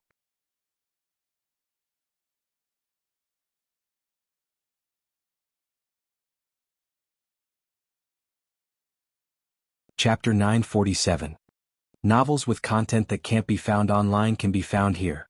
Li Jiangping was an elder of the Dark Night Island, but he was sent flying by an arrow. What kind of terrifying strength was that? The swordsman frowned and said to his four subordinates, "Go." The four of them drew their swords and flew towards Gu Jiao with their lightness skills. Gu Jiao fired 3 arrows at the same time. Their speed was unbelievably fast, and they tore through the air with unstoppable force, directly hitting the hearts of the 3 swordsmen. The 3 of them didn't even have time to fight back before they screamed and fell. The last swordsman saw that his 3 companions were killed and couldn't help but stop. In this short moment, the Black Wind King had already arrived under him. Gu Jiao pulled out the red-tasseled spear from her back and nailed him to a tree not far away. Blood flowed from the corner of his mouth. His head tilted and he stopped breathing. The swordsman's eyebrows twitched. He couldn't believe it.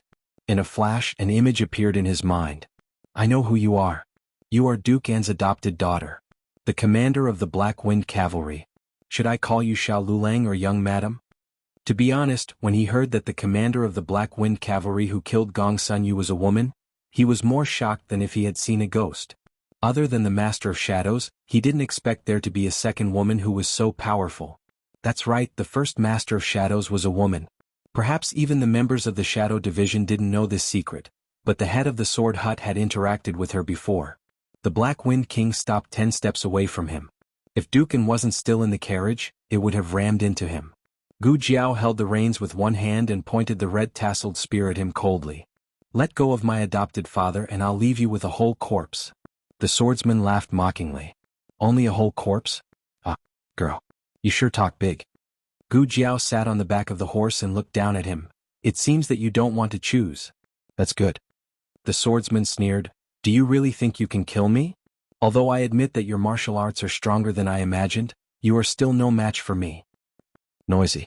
Gu Jiao finished speaking word by word and jumped down from the horse's back. Her long spear was like a rainbow as she fiercely stabbed towards the swordsman. The assassin drew his sword to block, but he had underestimated Gu Jiao's strength and the sharpness of the red-tasseled spear. His sword was cut in half and his arm went numb. He took a few steps back and looked at Gu Jiao in disbelief. To be honest, Gu Jiao was also very surprised.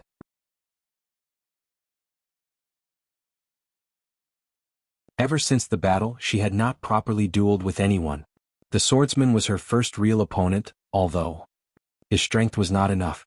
The swordsman threw away the long sword in his hand and took out another sword from under the carriage. But as expected, it was still cut in half by Gu Jiao's spear. He finally realized that he had kicked an iron board and planned to retreat. Gu Jiao did not give him the chance as her spear cut off his head. He watched as his body went further and further away. The world spun and dust entered his mouth and nose. Then there was no more then. Adoptive father. Gu Jiao quickly opened the curtain of the carriage. Who would have thought that she would find nothing? There was not a single person inside. She looked carefully and found that when she was dueling with the swordsman, another expert had taken advantage of the situation and taken away Nguogong from the back door of the carriage. She looked at the sky. Little Nine. Little Nine flapped its wings and chased after her. Gu Jiao also got on the horse and chased after Little Nine's eagle cry, running into the night. There was no horse faster than the Black Wind King in the world. When Xiao Heng and Shang Guanqing arrived at the ferry, there was no trace of Gu Jiao and Nguogong. There were only a few corpses on the ground and one of them was a headless corpse. Shang Guanqing frowned. After chasing them for so long, did we still lose them? Xiao Heng's eyes swept over and said cautiously, there is someone in the water. The accompanying secret guard went into the water and pulled Li Jiangping out of the water. Li Jiangping still had one breath left. Who is this guy? Shang Guanqing asked. When Li Jiangping came to the house, he happened to take Jing Kong out and did not see Li Jiangping face to face. Xiao Heng said, Li Jiangping. He is the traitor of the Dark Knight sect? Shang Guanqing squatted down and checked the arrow in his chest. It is Jiao Jiao's arrow. Xiao Heng walked forward and looked coldly at the dying Li Jiangping. Where did Jiao Jiao and Nguogong go? Li Jiangping did not want to say at first, but Xiao Heng had someone cut off his fingers. Shang Guanqing clicked his tongue. No way, my little brother is so cruel? Xiao Heng said expressionlessly, if you don't say it, I will cut off your ears, nose and mouth and feed them to you. Shang Guanqing thought, damn.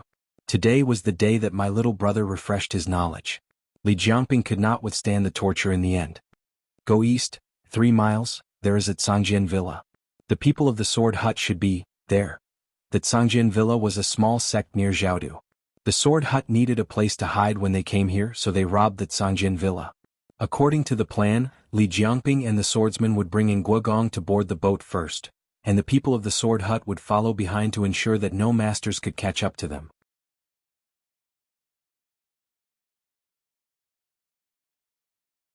But now that something like this had happened, the plan was disrupted. He did not know if the people of the Sword Hut would choose to board the boat from another ferry. How many people are there in total? Xiao Heng asked. Li Jiangping said weakly, sect leader, 4 venerables, 8 protectors, and some disciples. I don't know the exact number. Xiao Heng paused and said, how is their strength compared to Sky Splitter? Li Jiangping recalled, Sky Splitter? I have never seen it before. Xiao Heng thought for a moment and changed the name, then Anhun. Li Jiangping said, Anhun is the direct disciple of the sect leader. His strength is comparable to a protector. 8 protectors and 8 Anhun. Xiao Heng could not help but clench his fists. The situation was not optimistic. What about the venerables? He asked again. Li Jiangping said, the strength of the venerables is above that of the protectors. Shang Guanqing's expression also became solemn. With so many experts, if Jiao Jiao really broke through, it would be disastrous. Xiao Heng quickened his pace. Why did you capture Dukin? Li Jiangping said, for that box. Xiao Heng said, what treasure is in that box? Why does the Sword Hut want to obtain it? Li Jiangping exhaled more than he inhaled. I don't know. It's the sect leader's orders. Shang Guanqing leaned closer to his stinky brother and asked, is what he said true? It should be true. Xiao Heng said with a serious gaze, young Master Mingyue is the son of the sect leader. He knows nothing about the small medicine box. It can be seen that this matter is indeed a secret. Very few people know about it. Shang Guanqing glanced at Li Jiangping. Then what about him? Kill him or, Xiao Heng said calmly, leave him for Changjing. Shang Guanqing looked at Li Jiangping's finger that had been cut off at the base and was bleeding profusely. He felt that his finger was in pain. Although this scene was very cruel, what should he do when he was a little taken aback by his stinky brother's handsomeness? The person who captured Duke and was an expert with top-notch Qinggong. Coupled with his familiarity with the terrain, almost no one could catch up to him. However, the one chasing after him was the overlord of the sky, Hai Dongqing. Even if he grew a pair of wings, he could not fly away from him. He wanted to shoot down the eagle that kept circling above him, but the eagle flew too high. He did not have a bow and arrow. With just his sword chi, he could not even reach the other party's feathers. Although the Sword Hidden Villa was a small sect, its geographical location was very particular. It was located in a place with beautiful mountains and limpid waters. The mountain gate was at the foot of the mountain. It was guarded by the disciples of the sect. Now it was the disciples of the sword hut. One had to walk up more than 100 steps to reach the sect halfway up the mountain.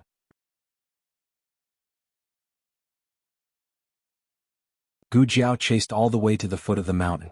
Perhaps because the expert had informed them, the two disciples guarding the gate were already prepared. They pulled out their swords one after another and looked at Gu Jiao warily. "Who are you?" one of them asked. Gu Jiao did not waste time talking to them. She directly charged over. There were steps up. The Black Wind King could not walk anymore. Gu Jiao told him to wait in the forest. She grabbed her red-tasseled spear and charged all the way to the villa. Although it was easy for her to kill them, it was not because they were weak.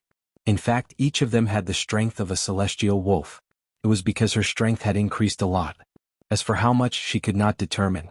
She had not met an opponent who could force her to use her full strength. "How dare you?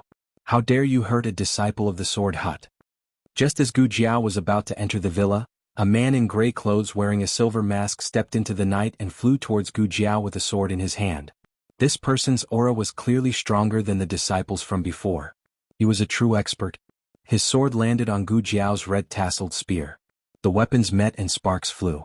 Following the crisp sound of the collision, Gu Jiao could feel that her arm was violently shaken. Gu Jiao was forced to take a few steps back. She looked at the person who came. From his voice, it was a middle-aged man. However, he looked very young and strong. The muscles on his arms and chest were almost bursting out from under his clothes. This person was a tempered body expert. Like Shi, he had a very strong inner strength. Gu Jiao could feel a murderous aura from him that was comparable to In Hun's. If it was a year ago, she would not be In Hun's opponent. But now she had the strength to fight him. Gu Jiao gripped her red-tasseled spear tightly and began to look for the opponent's weakness. The man was slightly stunned. He did not expect that under such circumstances, the opponent did not have the slightest intention of retreating. "Who are you?" This young man caught his attention. Gu Jiao said, "Who am I? Why don't you go to hell and ask your fellow disciples?" "You're a girl?" The man was shocked again. Then he looked at Gu Jiao's beautiful face under the moonlight and murmured, "No wonder." He was wondering how a man could be so good-looking. Gu Jiao looked around. There was more than one fairy nearby. If they were delayed, and Guogong might be taken away by them through another door. She did not waste any more words with him. She raised her red-tasseled spear and charged at him. On the other side, Xiao Heng and Sheng Guanqing's group were surrounded by the disciples of the sword hut. The secret guards protected the two young masters in the middle. Sheng Guanqing held a gun and stood back to back with Xiao Heng, waiting for an opportunity to move. He frowned and said, "How many people did the sword hut send this time?"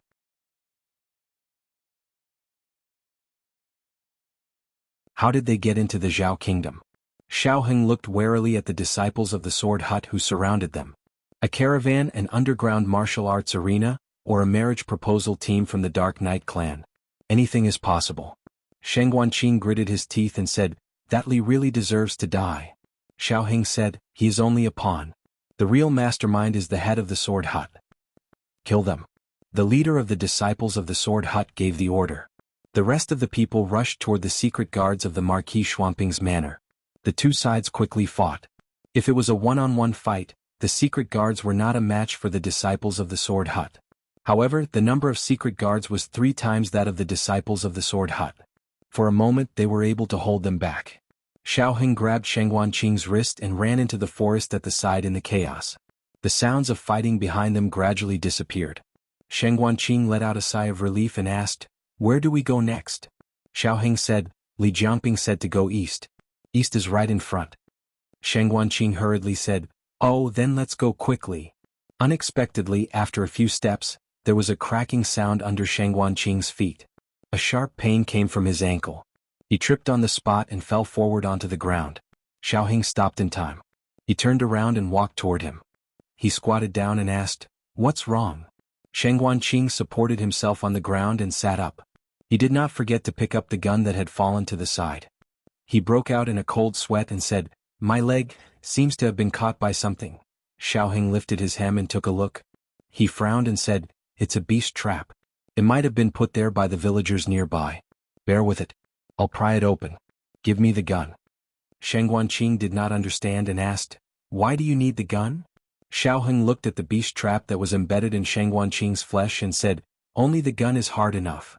Sheng Guanqing hugged the gun tightly and said, It will be broken.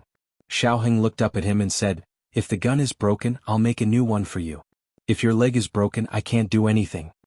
Sheng Guanqing painfully handed the gun to his brother and said reluctantly, then be gentle, not to me but to her. She's my wife. Don't hurt my wife. Xiaoheng was speechless. In the villa, Gu Jiao ended the battle with that man. That man was so talkative. She had already learned his identity from him. He was the seventh guardian of the sword hut. The seventh guardian's mask was broken and he fell to the ground heavily. He covered his chest and kept vomiting blood. He looked at Gu Jiao panting. His eyes were full of disbelief. Didn't his fellow disciples say that this girl couldn't even defeat In Hun? She couldn't defeat him? This was a fucking beatdown.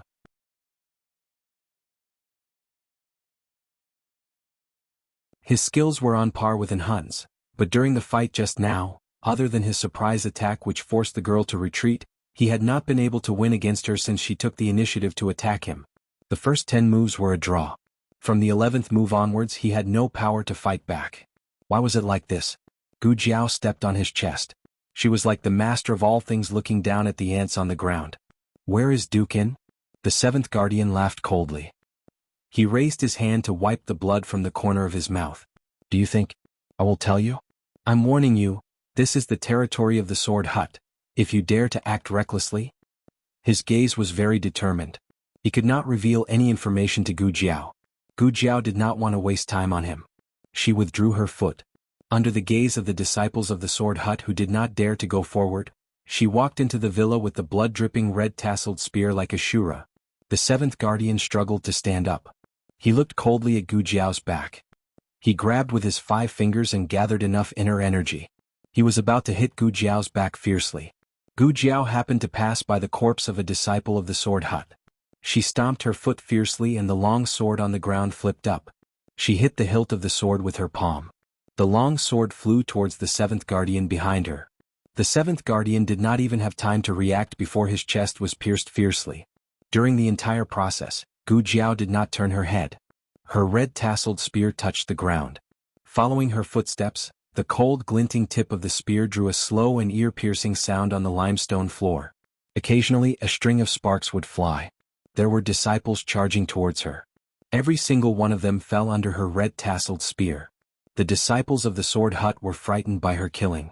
A disciple trembled and said, quick, go and report to the headmaster. The sword hut had 2 peaks. The headmaster, the various venerables and the guardians were at the rear peak. Today, it was the 7th guardian's turn to guard the vanguard. Gu Jiao found Dukin, who had been tied up by 4 disciples at the back door of the vanguard. As she expected, they were planning to take him down the mountain from the side door and head to another ferry. Gu Jiao dealt with the 4 people as quickly as possible. She cut the ropes on Dukin's body and knelt by his side. She helped the fainted Dukin up. Adoptive father, adoptive father.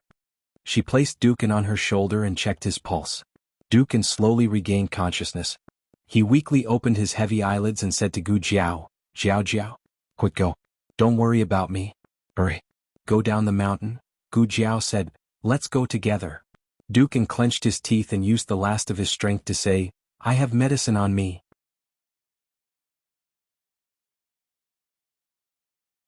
It'll harm you. Gu Jiao had already noticed.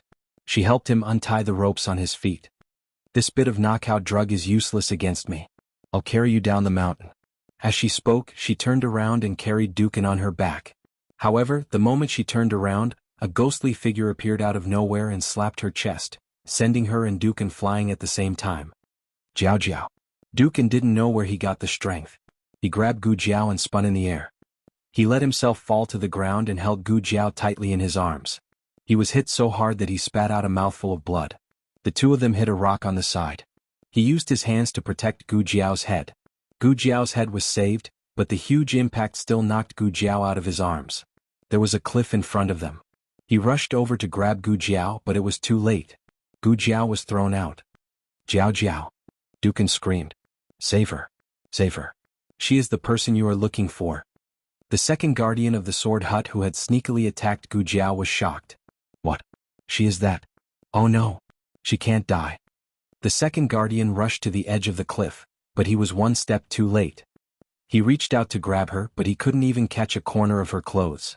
He swayed a few times. The sand and stones under his feet fell off the cliff, as if he was going to slide down with her. He stared at the pitch-black cliff in shock, completely dumbfounded. Dukan climbed to the cliff. Tears came out of his eyes. Jiao.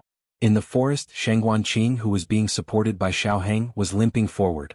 He frowned. What's that sound? Xiao Heng gathered his qi and looked up. It seems to be Dukan. Jiao is in trouble. The strong wind on the cliff was blowing. It was so strong that people couldn't open their eyes. The second guardian raised his hand to block his eyes. He took a few steps back.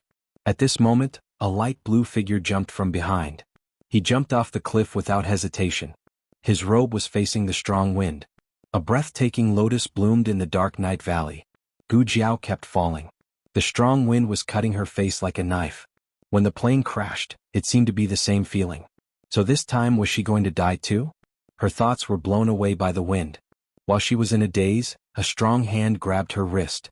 She felt that she was caught by something. When she opened her eyes, she saw a familiar young and handsome face. Gu Changqing? Gu Changqing grabbed her with one hand and held the cliff with the other. However, it was not so easy to stabilize them when they fell at the same time. His fingertips were badly mutilated on the cliff. His bones could be seen. Finally, he held on. Gu Jiao was hanging under him. There was some warm liquid dripping on her forehead. She touched the liquid on her forehead and twisted her fingertips.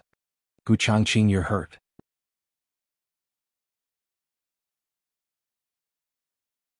His hand hurt so much that it didn't feel like his own. Gu Changqing was soaked in cold sweat, but he said in a normal tone, I'm fine. Do you still have strength? I'll pull you up first. Hold on to me and I'll bring you up. In this place, one could fall if they were not careful. They were good at fighting, but they were humans, not gods. If they fell, they would lose their lives.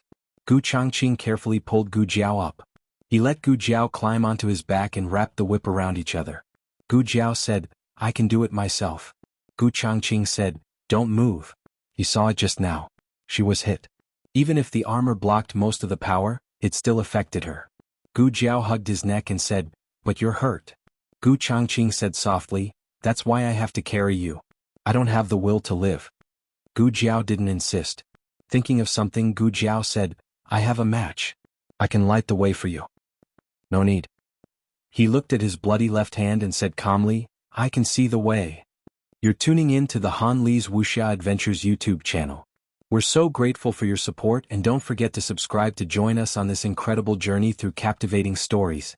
Your generosity through donations truly makes a world of difference, as it's the primary source of revenue that allows me to expand and enhance this channel for you. Thank you from the bottom of my heart for being a part of this adventure.